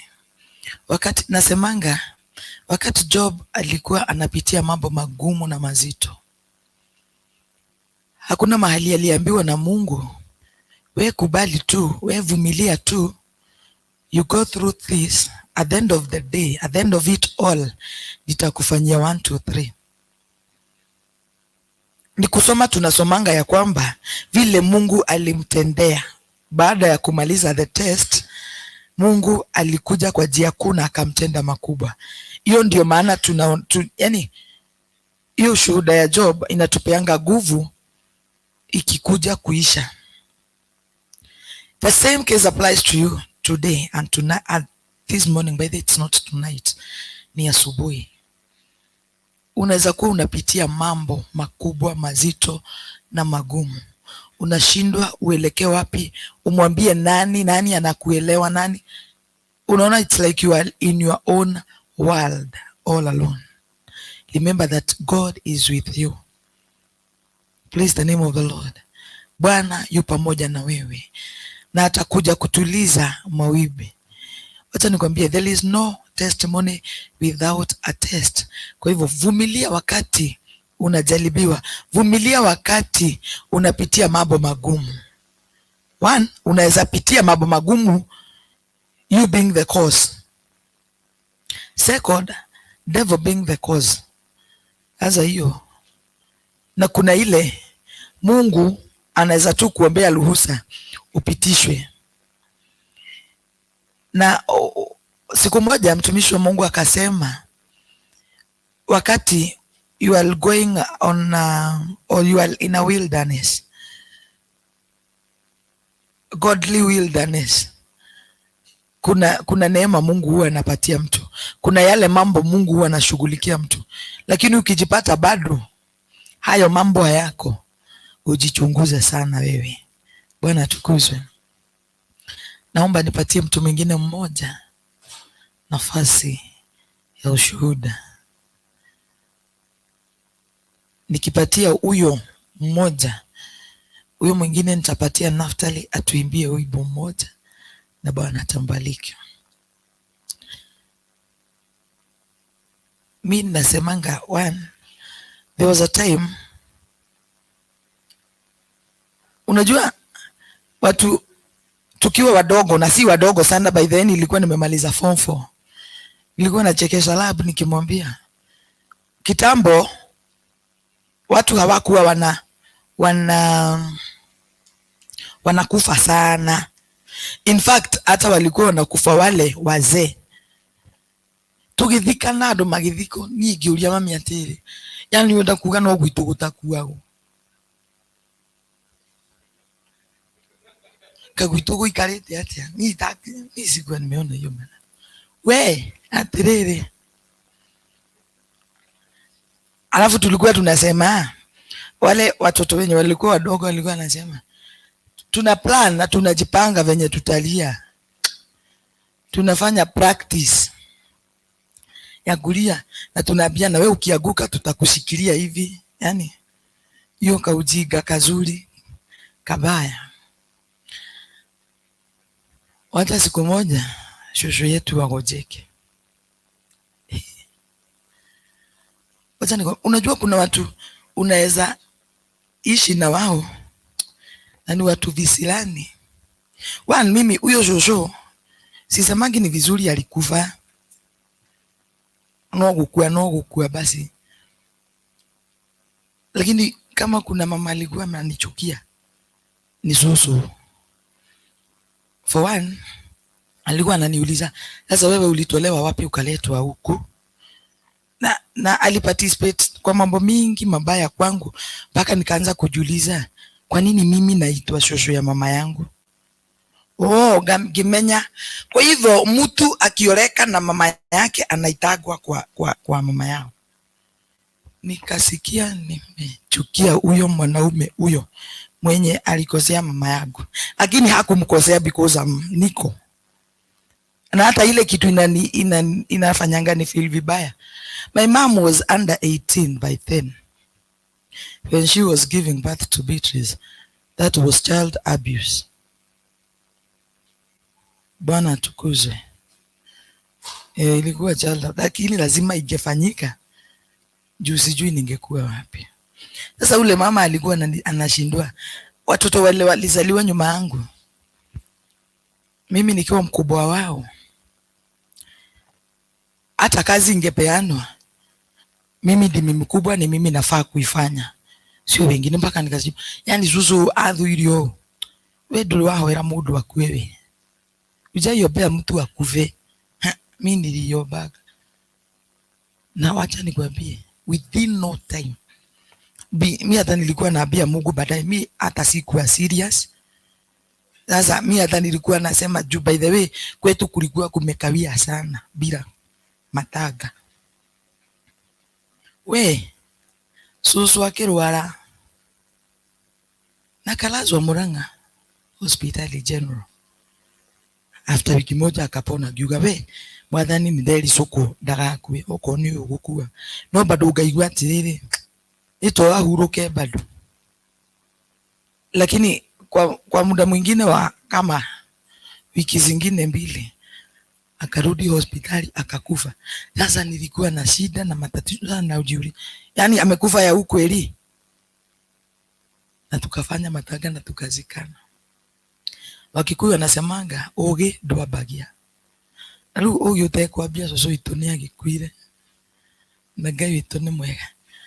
Nikiongea haya naomba Katelina akalibie hapa, Kadhi Daniel. Majua akona jambo ambalo atatuambia na tutafurahia asubuhi ya siku ya leo.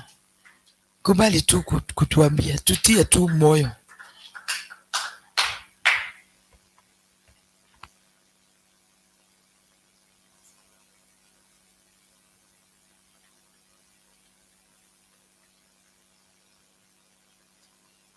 Karibu sana. Amen. Bwana Yesu asifiwe. Bwana Yesu asifiwe tena. Leo labda niwasalimie. Praise God. Leo labda niwasalimie. Mko aje? Umeshida aje? Tami niko salama, nimeshida vizuri. Zaidi yote nimeokoka. Yesu ni Bwana.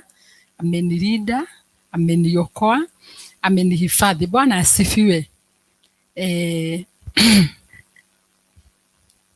Nashukuru Bwana kwa kuweko wakati huu ujao. Bwana asifiwe. Najua kwamba si kawaida kuamka na kufika usiku. Praise God. Mambo ni mingi. Bwana asifiwe. Kuna wale walilala leo na wakalala salama. Kuna wengine waligojeka. Kuna wengine waliamka wakiwa wazima, walilala kwa nyumba zao jana, saa hii wako kwa hospitali. Bwana asifiwe. Kwa hivyo niko na jambo la kumshukuru Mungu. Praise God. Kwa hivyo Bwana awabariki, awatendee mema. Leo Catherine hana sina mambo. Sitaki kuforce. Praise God.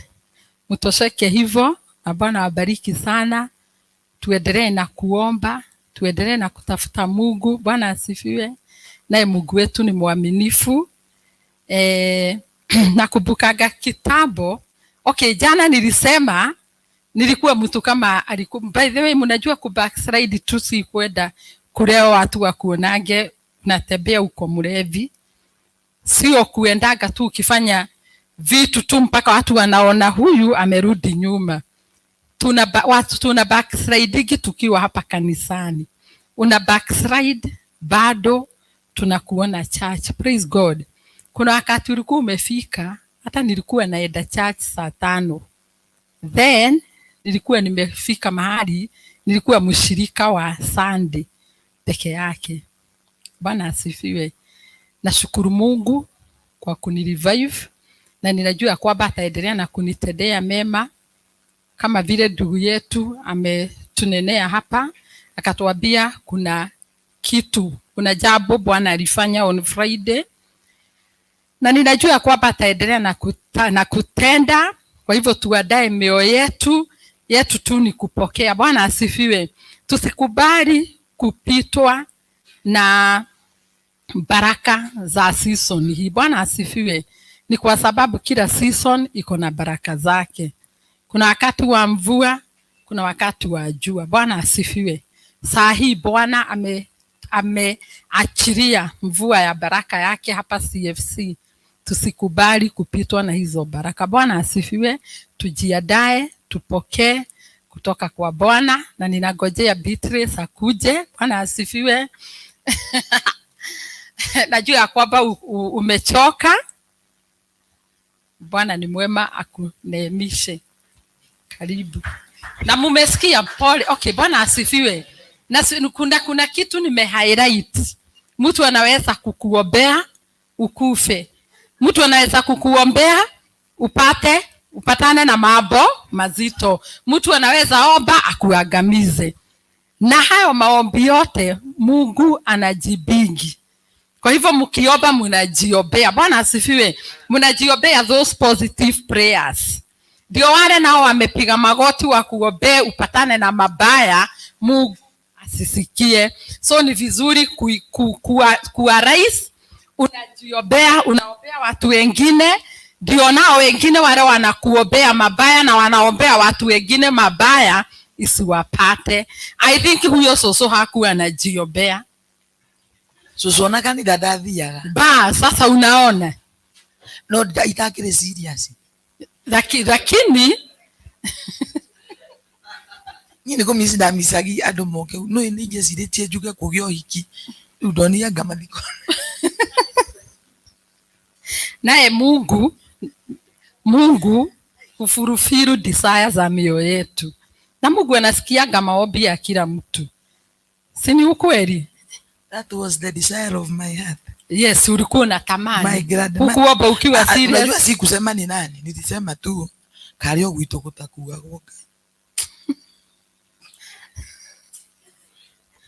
Uko kama mimi. Kesi yako ni similar na yangu.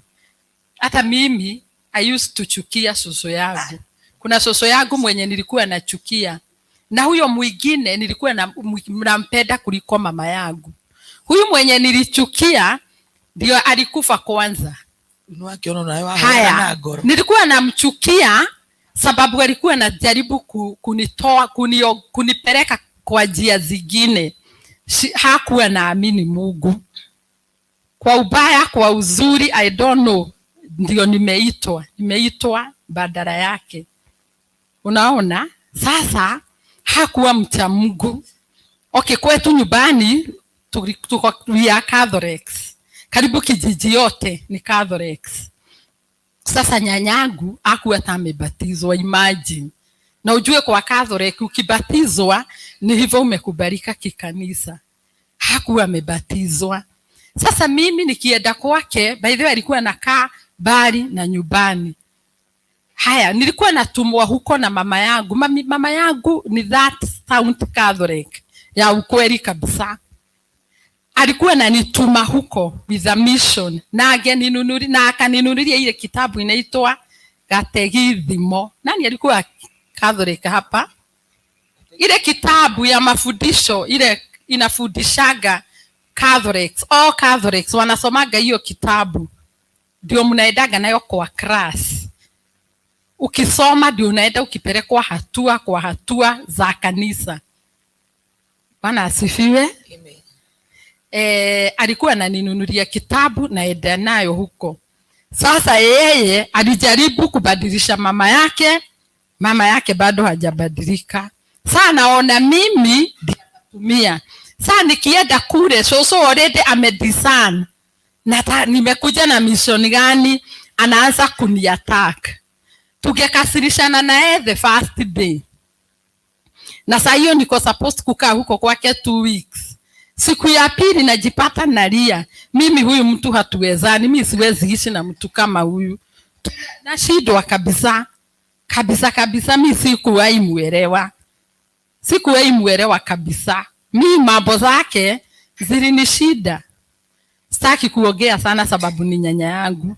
Nyanya yangu alirudi akakufa akiwa mzima kabisa, na hakuwa anagojeka na hakuwa ikugojeka. Alipatana na accident siku moja asubuhi akakufa, na hiyo ikaisha na tukamzika. Sijui ni explain nini, but haikuni affect vile. Hata waleo haijawahi nisubua.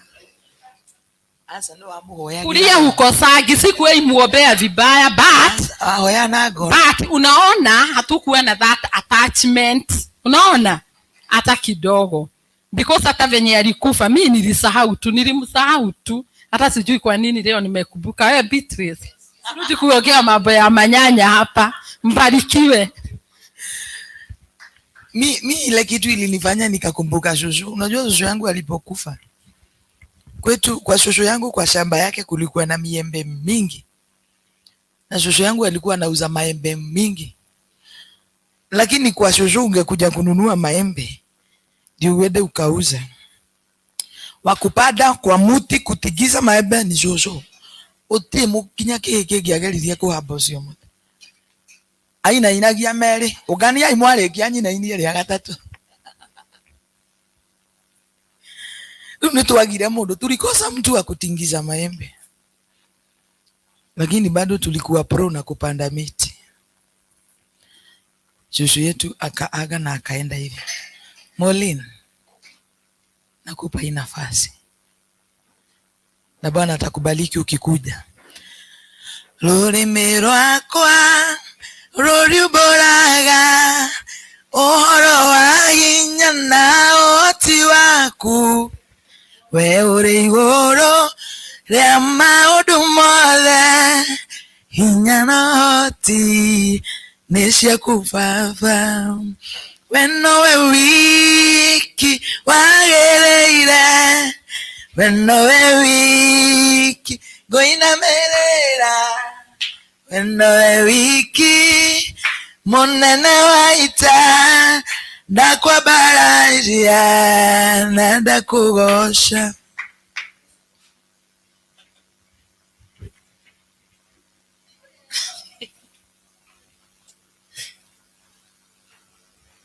Bwana Yesu asifiwe. Nawasalimia katika jina la Yesu wa Mjamboni. Kwa jina naitwa Morini Kendi. Nafikiri kuna wale hawanijui. Nimeokoka, Yesu ni Bwana. Ile wakati mwingine nilikuja huku ya kwanza, sikusema nimeokoka, si ndio? Nilinyamaza, lakini nikaweka kwa giza, hamkujua nimeokoka ama sijaokoka, si ndio? Sikutaka mjue kama nimeokoka ama sijaokoka. Roho yangu nilijua tu nimeokoka, lakini kivyangu. Lakini saa hizi nimekubali kusema nimeokoka mbele yenu, sababu nimekubali.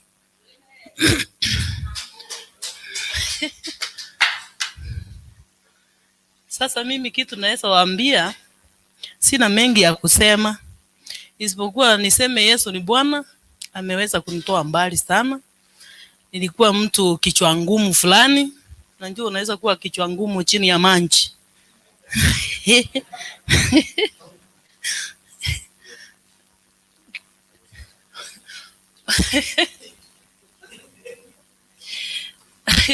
Lakini tena nikaona si poa sana, wacha nikuwe tu mtu ya Mungu. Although si ati nilikuwa nafanya mbaya, lakini nilikuwa na kakichwa tu fulani. Sasa naweza waambia mtu anjiangalie sana. In case kama umekasirika, anjaribu kusema na mtu wako karibu, hata heri ya kuseme kuliko unyamaze kivyako. Sababu siku moja nilikuwa nimekasirika sana, sitawaambia ni nini, hiyo story ni mrefu sana, taikata. Nikatoka nyumbani, nikaenda mahali kwa kichaka siku kama 5 hivi, naenda na mguu. Lakini kitu nilijua, kumbe wakati mvua inanyesha hii inakuwa na mbegu. Hii mvua ya tumawe. Kumbe hata ikuangi ati nilikuwa nafikiria ikikugonga unaweza umia. Lakini siku moja nikiwa kwa hiyo kichaka nimekasirika, yani nangoja mnyama yeyote tupigane na mnyama. Sitaki kunjiua, lakini natamani mnyama atokee mahali tupigane na yeye. Lakini sikumpata yule mnyama, lakini nilimtafuta. Nilikuwa naenda hapo nalala kwa mahali kwa kamawe hivi. Manke ni mzuri sana, sababu ilinikalisha hiyo wiki yote manke kadhaa. Zinakuja zinani surround. Nikiamuka na usingizi, nikilala kidogo, nikiamuka nakuta manke ziko zimen surround. Siku moja nilipata njaa. Nikasema nasikianga manke kama ukiomba kitu inakubea. Sasa nilikuwa naona inaenda pale kwa takataka, inaokota chakula inakula. Mimi nikasema nitaomba hii manke, hata ile nigonge nayo nisikie uchungu na mimi nikule.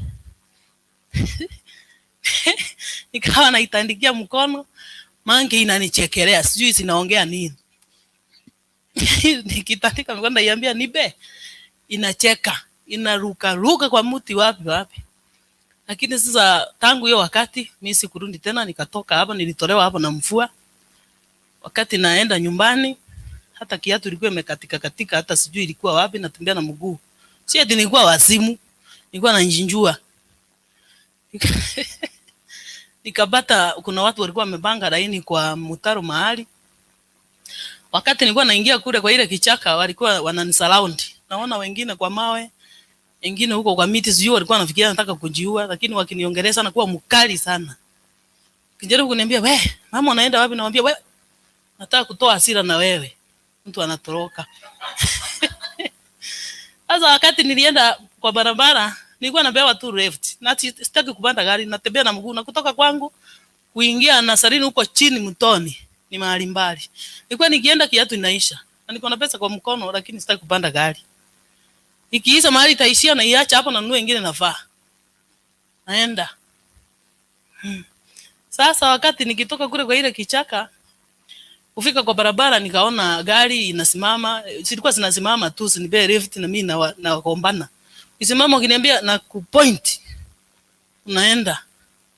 Sasa hiyo siku nikaona mvua imeanza kunyesha, nikasema hii mvua ya tumawe hii itaniua. Tambo nifike huko nyumbani. Takuwa imenigonga imenimaliza. Lakini sikusikia uchungu ya hiyo tumawe. Ndio nikanjua kumbe inakuwa ni mvua, mimi ndio naona ni mawe, lakini ni mvua. Nilitembea nayo, nikatembea, lakini kufika mahali hapa karibu kwa kamlima fulani hapo, wale wanajua bande hiyo, nikakubali kupanda gari ya shule. Niliona hii sasa vile kamvuka kamekuwa kakali, sitaweza kuvuka mto mwingine iko hapo. Kapanda hiyo gari, kaenda nyumbani. Kufika yule mwenye alikuwa amenikasilisha, siwaambie ni nani. Tawaambia siku nyingine. Nikaenda. Nikaenda. Akanikalisa chini. Ni mzee yangu alikuwa ameuza ng'ombe yangu. Nikakasirika, nilikuwa napenda hiyo ng'ombe sana. Nilikuwa nimeipenda, unasikia kuna kitu unaweza penda, si? Nilikuwa naita kandogo. Nikifika tu kwa ile mboma tu ikinisikia inawika. So nilikuwa napenda kandogo sababu kakitaka manchi, kanaongea kuna vile tulikuwa tunaongea nako. Alifika wakati akasema hii ng'ombe inakuumiza. Sasa alikuwa anailia tu, naambia sababu wewe si wewe unatunianga nyasi, ni mimi isikuchokeze. Achana na. Sasa siku moja alikaa tu akasema hapana, hii sasa itabidi nitauza. Sasa mimi nimemwambia nataka kuuza, nikaweka kwa Erex. Kuna ile bei nilikuwa nataka kuuza. Mtu anatoka Kiambu anakunjia ile ng'ombe na 150. Na yeye ameipokonya, anaona kama namdanganya nitauza, ameenda ameuza 15,000 kwa mtu ya kuchinja. Ilifanya karibu nikufe. Nilikuwa na hasira ya miezi 3. Hasira ile ambayo sikutaka nimtusi, sikutaka tupigane, lakini nikae kwa kichaka. Juu ya kadogo. Kandogo nilikuwa nampenda. Lakini wakati aliona nimepotea hivi, nilikuwa nakuta amefanya kila kitu hivyo na ananitafuta lakini anione. Akaniambia nakwambia hivi, kabla sijakufa na kununulia kandogo na vitu zote zile za kufuga. Nikamwambia mimi sitaki kuambiwa, nataka kuona. Akaniambia twende. Tukaenda kwa banki. Akateremuza 200,000. Akanipea. Akaniambia sasa kitu nitakwambia, hiyo ng'ombe inakuumiza, usinunue ng'ombe. Nikamwambia sasa mimi, si umenipea ng'ombe, achana mimi. Mimi ndio najua venye nitafanya. Mimi nikaenda, alikuwa na yeye kuna space yake huko. Nikaongeza nyumba 6. Nikamwambia 3 na mimi nikabaki na 3 kwa ile nyumba. Sasa hata kwa saizi ako kwa simu, lakini alikula. Kama hata alienda bando aliniachia. Sibando nakamua ile ng'ombe, nakamua ile nyumba kama maziwa yenye nilikuwa nakamua. So nilimsamee na nikamaliza ile hasira. Kwa hivyo ni vizuri mtu awe anaongea na mwingine, sababu kama ningeongea na jirani singeenda huko kwote kujiumiza. Unaona? Sasa yangu imeisha. Mubariki wenu.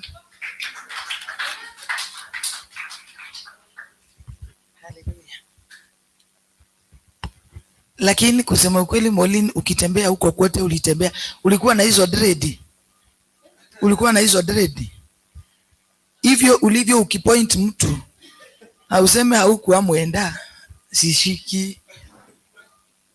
Ukikaa hivyo ukipoint mtu, hahitaji kuelezewa. Ni vizuri as we go on, tukumbuke ya kwamba ni kutubu. Nyidahera makwa na mati ya rede makwenda mashusho maito makwe. Luma unidaririkana. Tuliabua hata ukikumbuka. Kwanza hako nimekumbuka. Mwathani kidekere zuzu itugukwe. Na kihuru kioro. Bwana asifiwe. Praise the name of the Lord. Na atakana kwamba ni nini? Kuna kitu moja I usually say. Don't be silenced. Usikubali kunyamazishwa. Unajua kila mtu kuna yale mambo anapita ndani. Bwana atukuzwe. Sasa tukisimama hapa sisi wote, kila mtu ako na ushuhuda wake. Kuna yale mambo kila mtu ameyapitia, si ndio? Na leo hii nitawakumbusha mara tena, kama vile Batimayo hakunyamazishwa, atakana kwamba wanafunzi wa Yesu walimwambia anasubua mkutano anyamaze. Instead aliongeza sauti na akamwita Yesu. Hivyo ndivyo hata wewe, si adui atakunyamazisha, si yale mambo unayopita ndani atakunyamazisha. Kubali tu kuongeza sauti yako na umuite Yesu na atakunasua. Bwana tukuzwe. Praise the name of the Lord. Nikawa nikisema usikubali kunyamazishwa na yule mtu hajui habari yako. Unajua unaweza pata mtu mahali akiatifani na ile uchungu iko yale mambo, kama sasa mwenye angekutana na Molini kwa barabara angeelewa ni kadogo ameuzwa, angeelewa. Na Mungu ni mwema, hukukata mtu. Unajua Omelu ni wale wanasemanga nitakukata na saa hiyo panga iko kwa mwili. Afadhali hivyo tu ulienda ukiedanga juu sijui kungekuwa aje. Usikubali kunyamazishwa. Kuna mtu leo hii anatafuta kazi, ameng'ang'ana akitafuta kazi. Usikubali kunyamazishwa na yule mtu ambaye yeye ameajiliwa na serikali, yeye anapokea mshahara kubwa, alafu anakwambia I know what you, I understand what you feel. Nothing of the sort. Hakuna kitu kama hiyo. Ni kama ulale njaa alafu nikwambia akiuye menana njaa, ujakula, ujakunywa. Oh, I understand how you feel. Hauwezi. Usikubali kunyamazishwa. Yule mtu, that person who does not know your story, usikubali kunyamazishwa. Usikubali kunyamazishwa na yule mtu ako na bwana kwa nyumba na wewe unapitia mambo magumu na mazito, ukiuliza bona bwanangu aliaga. Usikubali kunyamazishwa, because you are the only one who knows the pain of being a widow or a widower.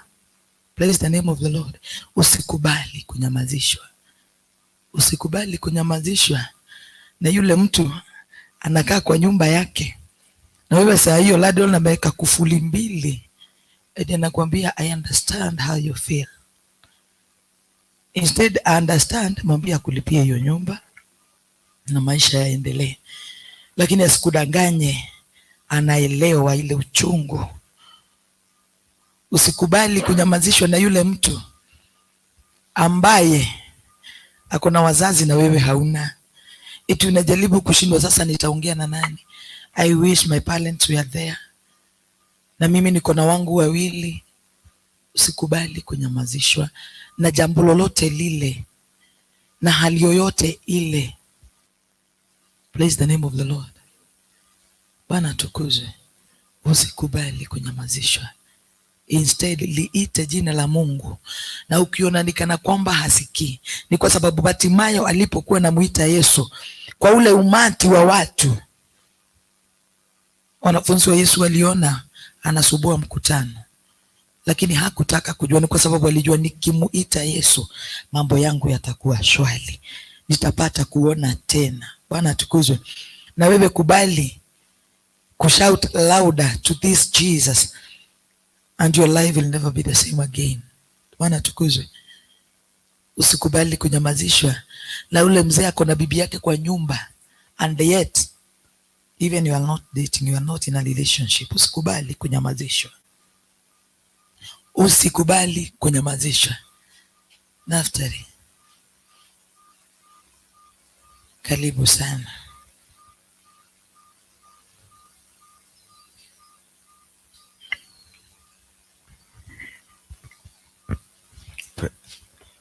Bwana sifiwe. Praise God. Tusikubali kunyamazishwa. Amen. I have good friends here wenye ni baraka sana. Before we do anything, because tutaimba kasong simple too, but before we do that, please allow them to introduce themselves. Wanaweza jiongelea. Amen. Kwa sababu I love the verse ya Amos 3:3 nasema kwamba wawili wazienda pwesi kwa kupatana. It's practical. Amen. So kutana na stranger pale chini utamwangalia like who does that? Amen. So before tuanze, please guys, just introduce yourselves to the camera and pia kwa hao watumishi wa Mungu, kisha ndo tutaendelea. Yes. Jina yako, wewe watoka wapi, na kama unaongea Kiswahili ama Kizungu. Amen. Karibu. Bwana asifiwe. Mimi kwa jina naitwa Bariki Kingston Chedilak. Nimekuja na ndugu yangu hapo. Tunaishi pale Choka. Mungu awabariki. Tubariki Kingston Chedilak. Jina unique sana, Bariki. Amen. Kisha we have another brother over there. Introduced you. Bwana asifiwe. Amen. Bwana asifiwe sana. Amen. Na wasalimu katika jina la Yesu. Amen. Kwa majina naitwa Daniel Mwita Sanga. Nimeokoka na mpenda Yesu. Amen. Na Mungu awabariki sana. Amina. Amen. Amen. Let me speak on their behalf now. This one, huyo anacheza bass guitar. Na yule anacheza keyboard na pia na solo guitar. So tubarikiwa na pia mwimbaji. So you bless the Lord. Na above all ni vijana hawa. So vijana, we can do something in the kingdom. Sindio bana? So we can do something in the kingdom. Yeah. Vijana wa karne hii, I'm sorry to say, wameharibika sana.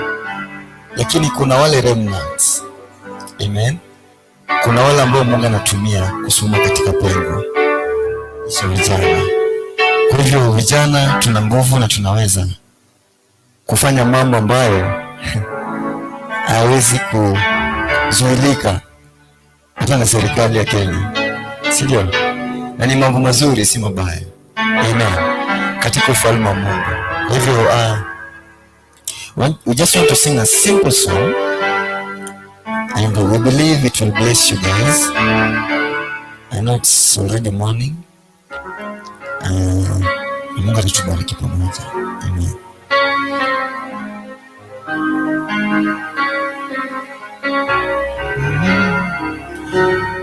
Yuko Mungu mbinguni, asikia maombi yetu. Yuko Mungu mbinguni, ayajibuye maombi yetu. Tunapoomba asikia, anajibu. Tunapoomba asikia maombi yetu. Tunapoomba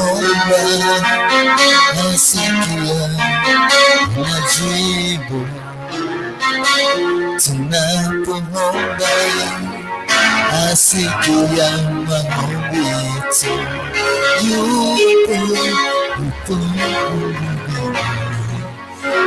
anajibu. Tunapoomba asikia maombi yetu. Yupo asikia maombi yetu. Yupo Mungu ayajibuye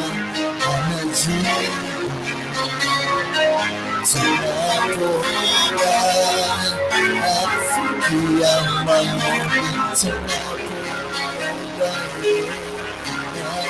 Tunapoomba asikia,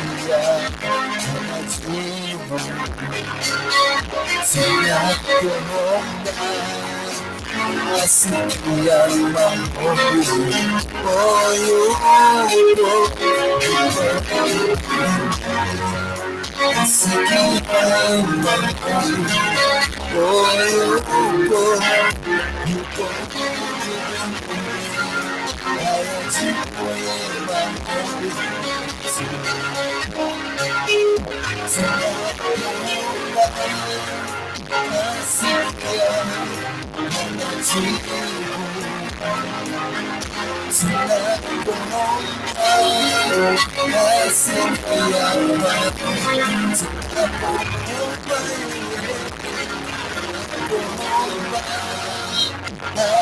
Tunapoomba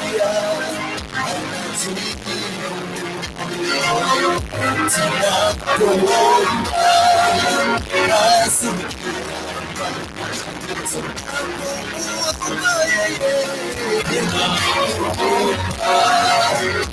Asikia asikia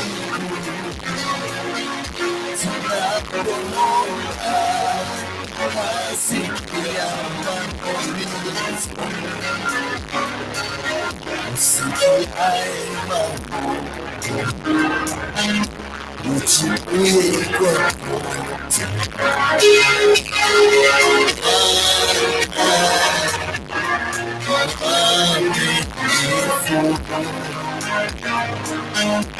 Usikiaye maombi, ujibuye kwako.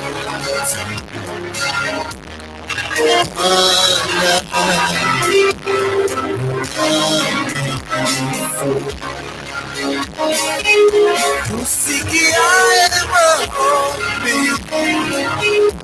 ujibuye kwa moto.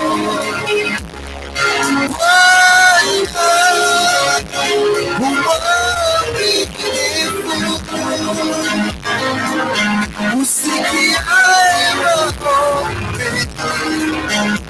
ujibuye kwa moto.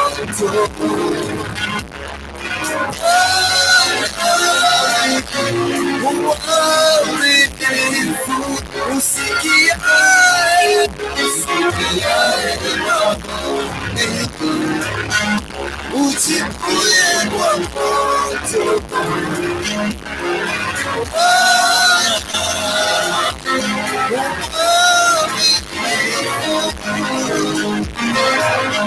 Usikiaye maombi,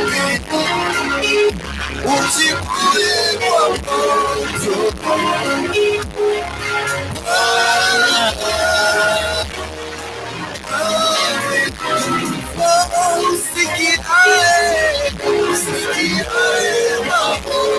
Usikiaye maombi, ujibuye kwa moto.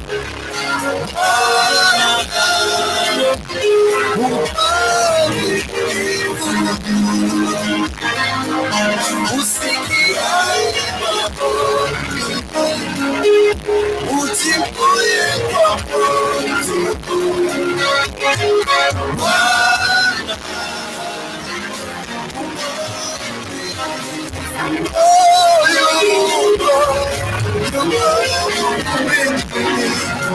Asikiaye maombi yetu,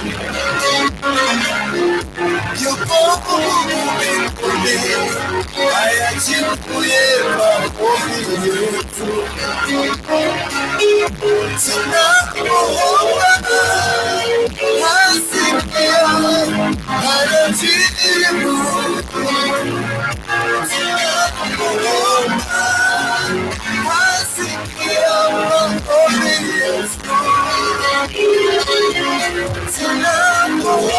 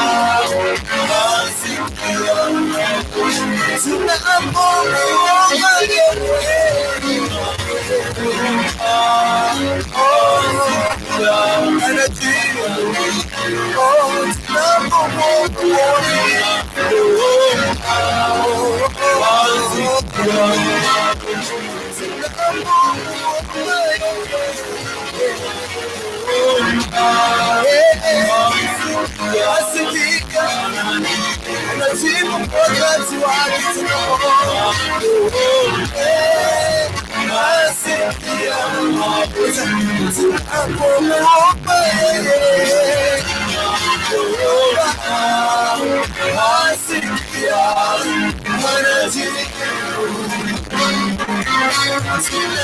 Tunapoomba asikia,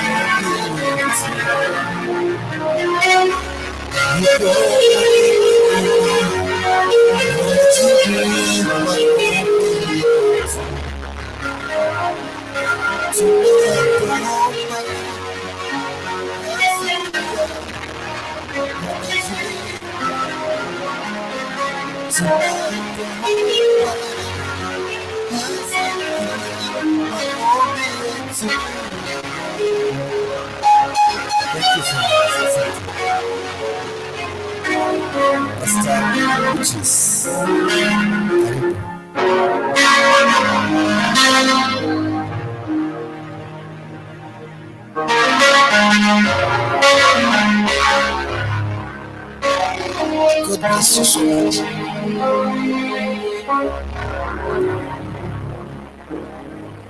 Saa 8 inaelekea na nusu na Bwana ametutenda mema. Halo,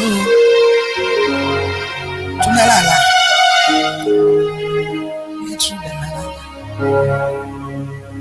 Halo,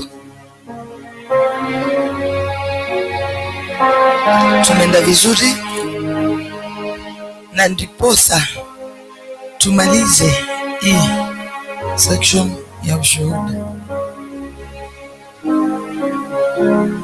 Naomba kwanza mzee rafiki yangu Mr. Kerry atusalimie. Mzee nampenda.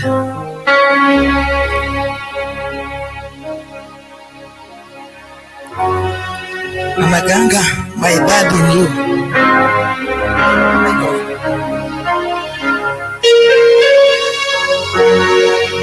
Ufupi, sura, hivyo nikikuona naona yule baba alikuwa amenizalia Bwana.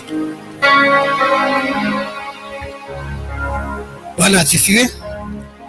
Nawasalimia katika jina ya Yesu. Najua kwa wazima, nikiwaona hivyo nafurahi sana. Bwana asifiwe. Tuko na mengi ambao natushosha kwa ulimwengu. Bwana asifiwe. Watu wamepitia kwa mambo nyingi na yote haya Mungu huyajua. Bwana asifiwe. Hebu niwape kakisa ka 19 ya zamani sana hapa kidogo, si sana. Niliwaambia 2006 vile nilikuwa. Wakati wa 2006 nilipovunjika spinal cord, wengi unajua walisemaje? Ai, mzee amekaa Nairobi hata ako na ukimwi. Bwana asifiwe. Na nikawa ni maneno nasikia saa hiyo, sababu nilianza, wakati niliamuka tu nilianza kutembea na mti. Walikuwa na miti mbili, walikuwa wanasema huyo alipata ukimwi zamani. Hai. Najua watu husema mengi, lakini nataka kuambia kwamba huyu Mungu ambao ametufanya tuwe hapa usiku, tunamtafuta huyu Mungu, yuko na yuhai. Bwana asifiwe. Unaweza kupita kwa mengi, ukutane na mengi, lakini Mungu atasimama na wewe. Watu watakuacha, hata watu yako watakuacha, lakini Mungu, ile kitu najua, hakuna siku atakuacha. Bwana asifiwe. Mimi nimeonja matunda ya Roho Mtakatifu, najua vile yako matamu. Na ndio sababu unaniona hapa sichoki. Ndio sababu unaona hata kama nikesha mkiniambia tuwe tukija kila siku, tasikia niko raha. Bwana asifiwe. Sababu najua ya kwamba Mungu hutenda maajabu. Na Mungu atakuokoa kwa shida yoyote ile uko naye, ile inakusumbua. Bora uzidi kumuita na usichoke. Bwana asifiwe. Hakika Mungu ni mwema, sababu nimeona akiniokoa kutoka kwa mambo nyingi nyingi nyingi. Tena siri moja tu, nisikia ukitufundisha ombi ya Baba yetu aliye mbinguni. Sasa nitawaambia hiyo ombi ndio iliniokoa siku moja, sababu nilikuwa sijui maombi. Lakini kijana wakati huo tulikuwa vijana, nikawaambia pretenders are worse than sinners. Walikuwa wanajifanya wameokoka saa hiyo wanaomba. Hasa nawaambia tunakaa kwa nyumba moja karibu vijana 12. Bwana asifiwe. Na hapa sasa wakati ya ujana, unajua wakati huo nilikuwa teenager. Sasa mateenager wako na mambo sana. Tulikuwa tunaongea karibu usiku mzima. Lakini huyu ndugu ya baba yangu alinifundisha mambo makubwa, akaniambia, unaona hata hii maombi watu nasikia wakiomba bubu. Haisaidii. Kaambia ni ombi gani mzuri? Akaniambia sasa nataka kuanzia leo uwe ukiomba Baba yetu aliye mbinguni kila siku. Asubuhi moja na jioni moja. Kumbe nikatumbukia kwa ulevi. Lakini hata nilipotumbukia kwa ulevi, ukweli ya mambo nilikuwa naomba hiyo ombi hata nikiwa nimelewa, naenda nikianguka lazima niombe. Sasa iko wakati nilikuja nikagonjeka. Nilikuwa nasikia nikipandishwa juu. Nimegonjeka hata sijisikii. Watu wakasema nimekufa. Kumbe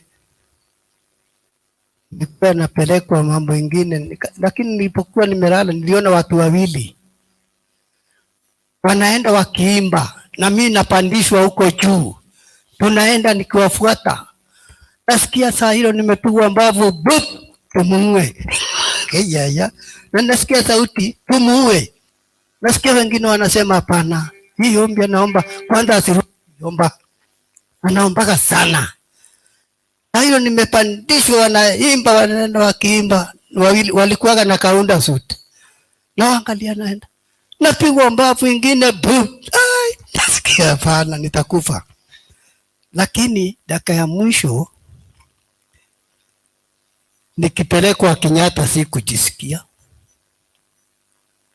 Nilipelekwa Kenyatta nikadungwa mashindano, lakini wakati niliamuka niliona mbuibui. Wakati tunaonaga mbuibui saa ile inazungusha ile kitu yake, nilikuwa naona ni blanketi, ni machini ya kutoa mablanketi. Naona inatoa blanketi moja, ingine vile inazunguka, ndivyo nilikuwa naona mablanketi. Lakini naye Mungu ni mwema. Mungu aliniamusha.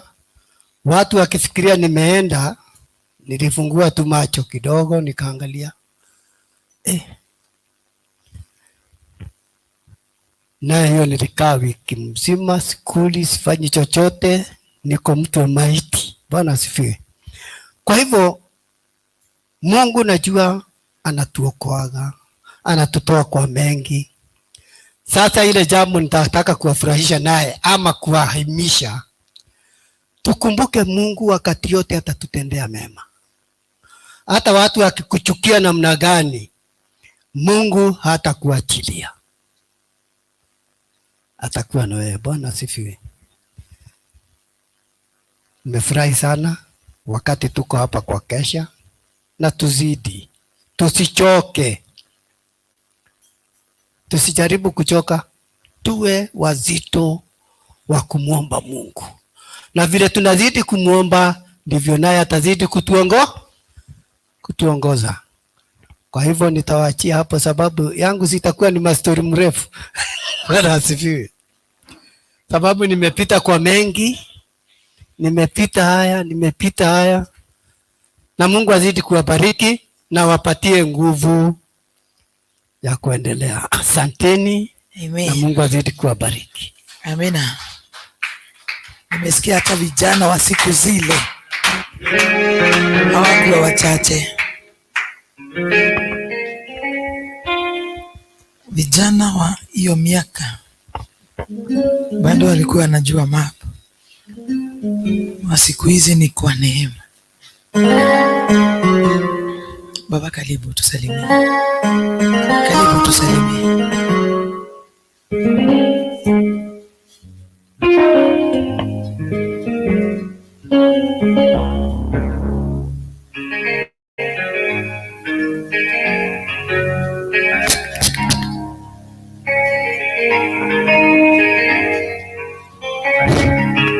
Bwana asifiwe. Bwana asifiwe. Bwana asifiwe tena. Mimi niko na shukrani sana. Maana Mungu ni mwema, amenilinda kutoka ujana yangu kwa mapito makubwa makubwa mpaka nimefika mzee. Bwana asifiwe. Kwa maana vile niko hali yangu, mapito nimepitia ni mingi. Bwana asifiwe.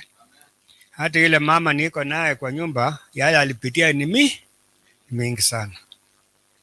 The first time wakati nilikuwa nimeoa tu, nikalata kwa wote. Mimi ndio kwa Bieta. Bwana asifiwe. Mimi napelekwa kwa Bieta. Alijaribiwa lakini hakuweza yeye. Na wale ambao walikuwa wanajaribu yeye wote hawako. Bwana asifiwe. Mimi nachekanga tu namwambia, marafiki zako walikuwa wanakujaribu wako wapi? Bwana asifiwe. So maisha ni mangumu sana wakati unaanza. Lakini wakati unaenda kumaliza si mangumu.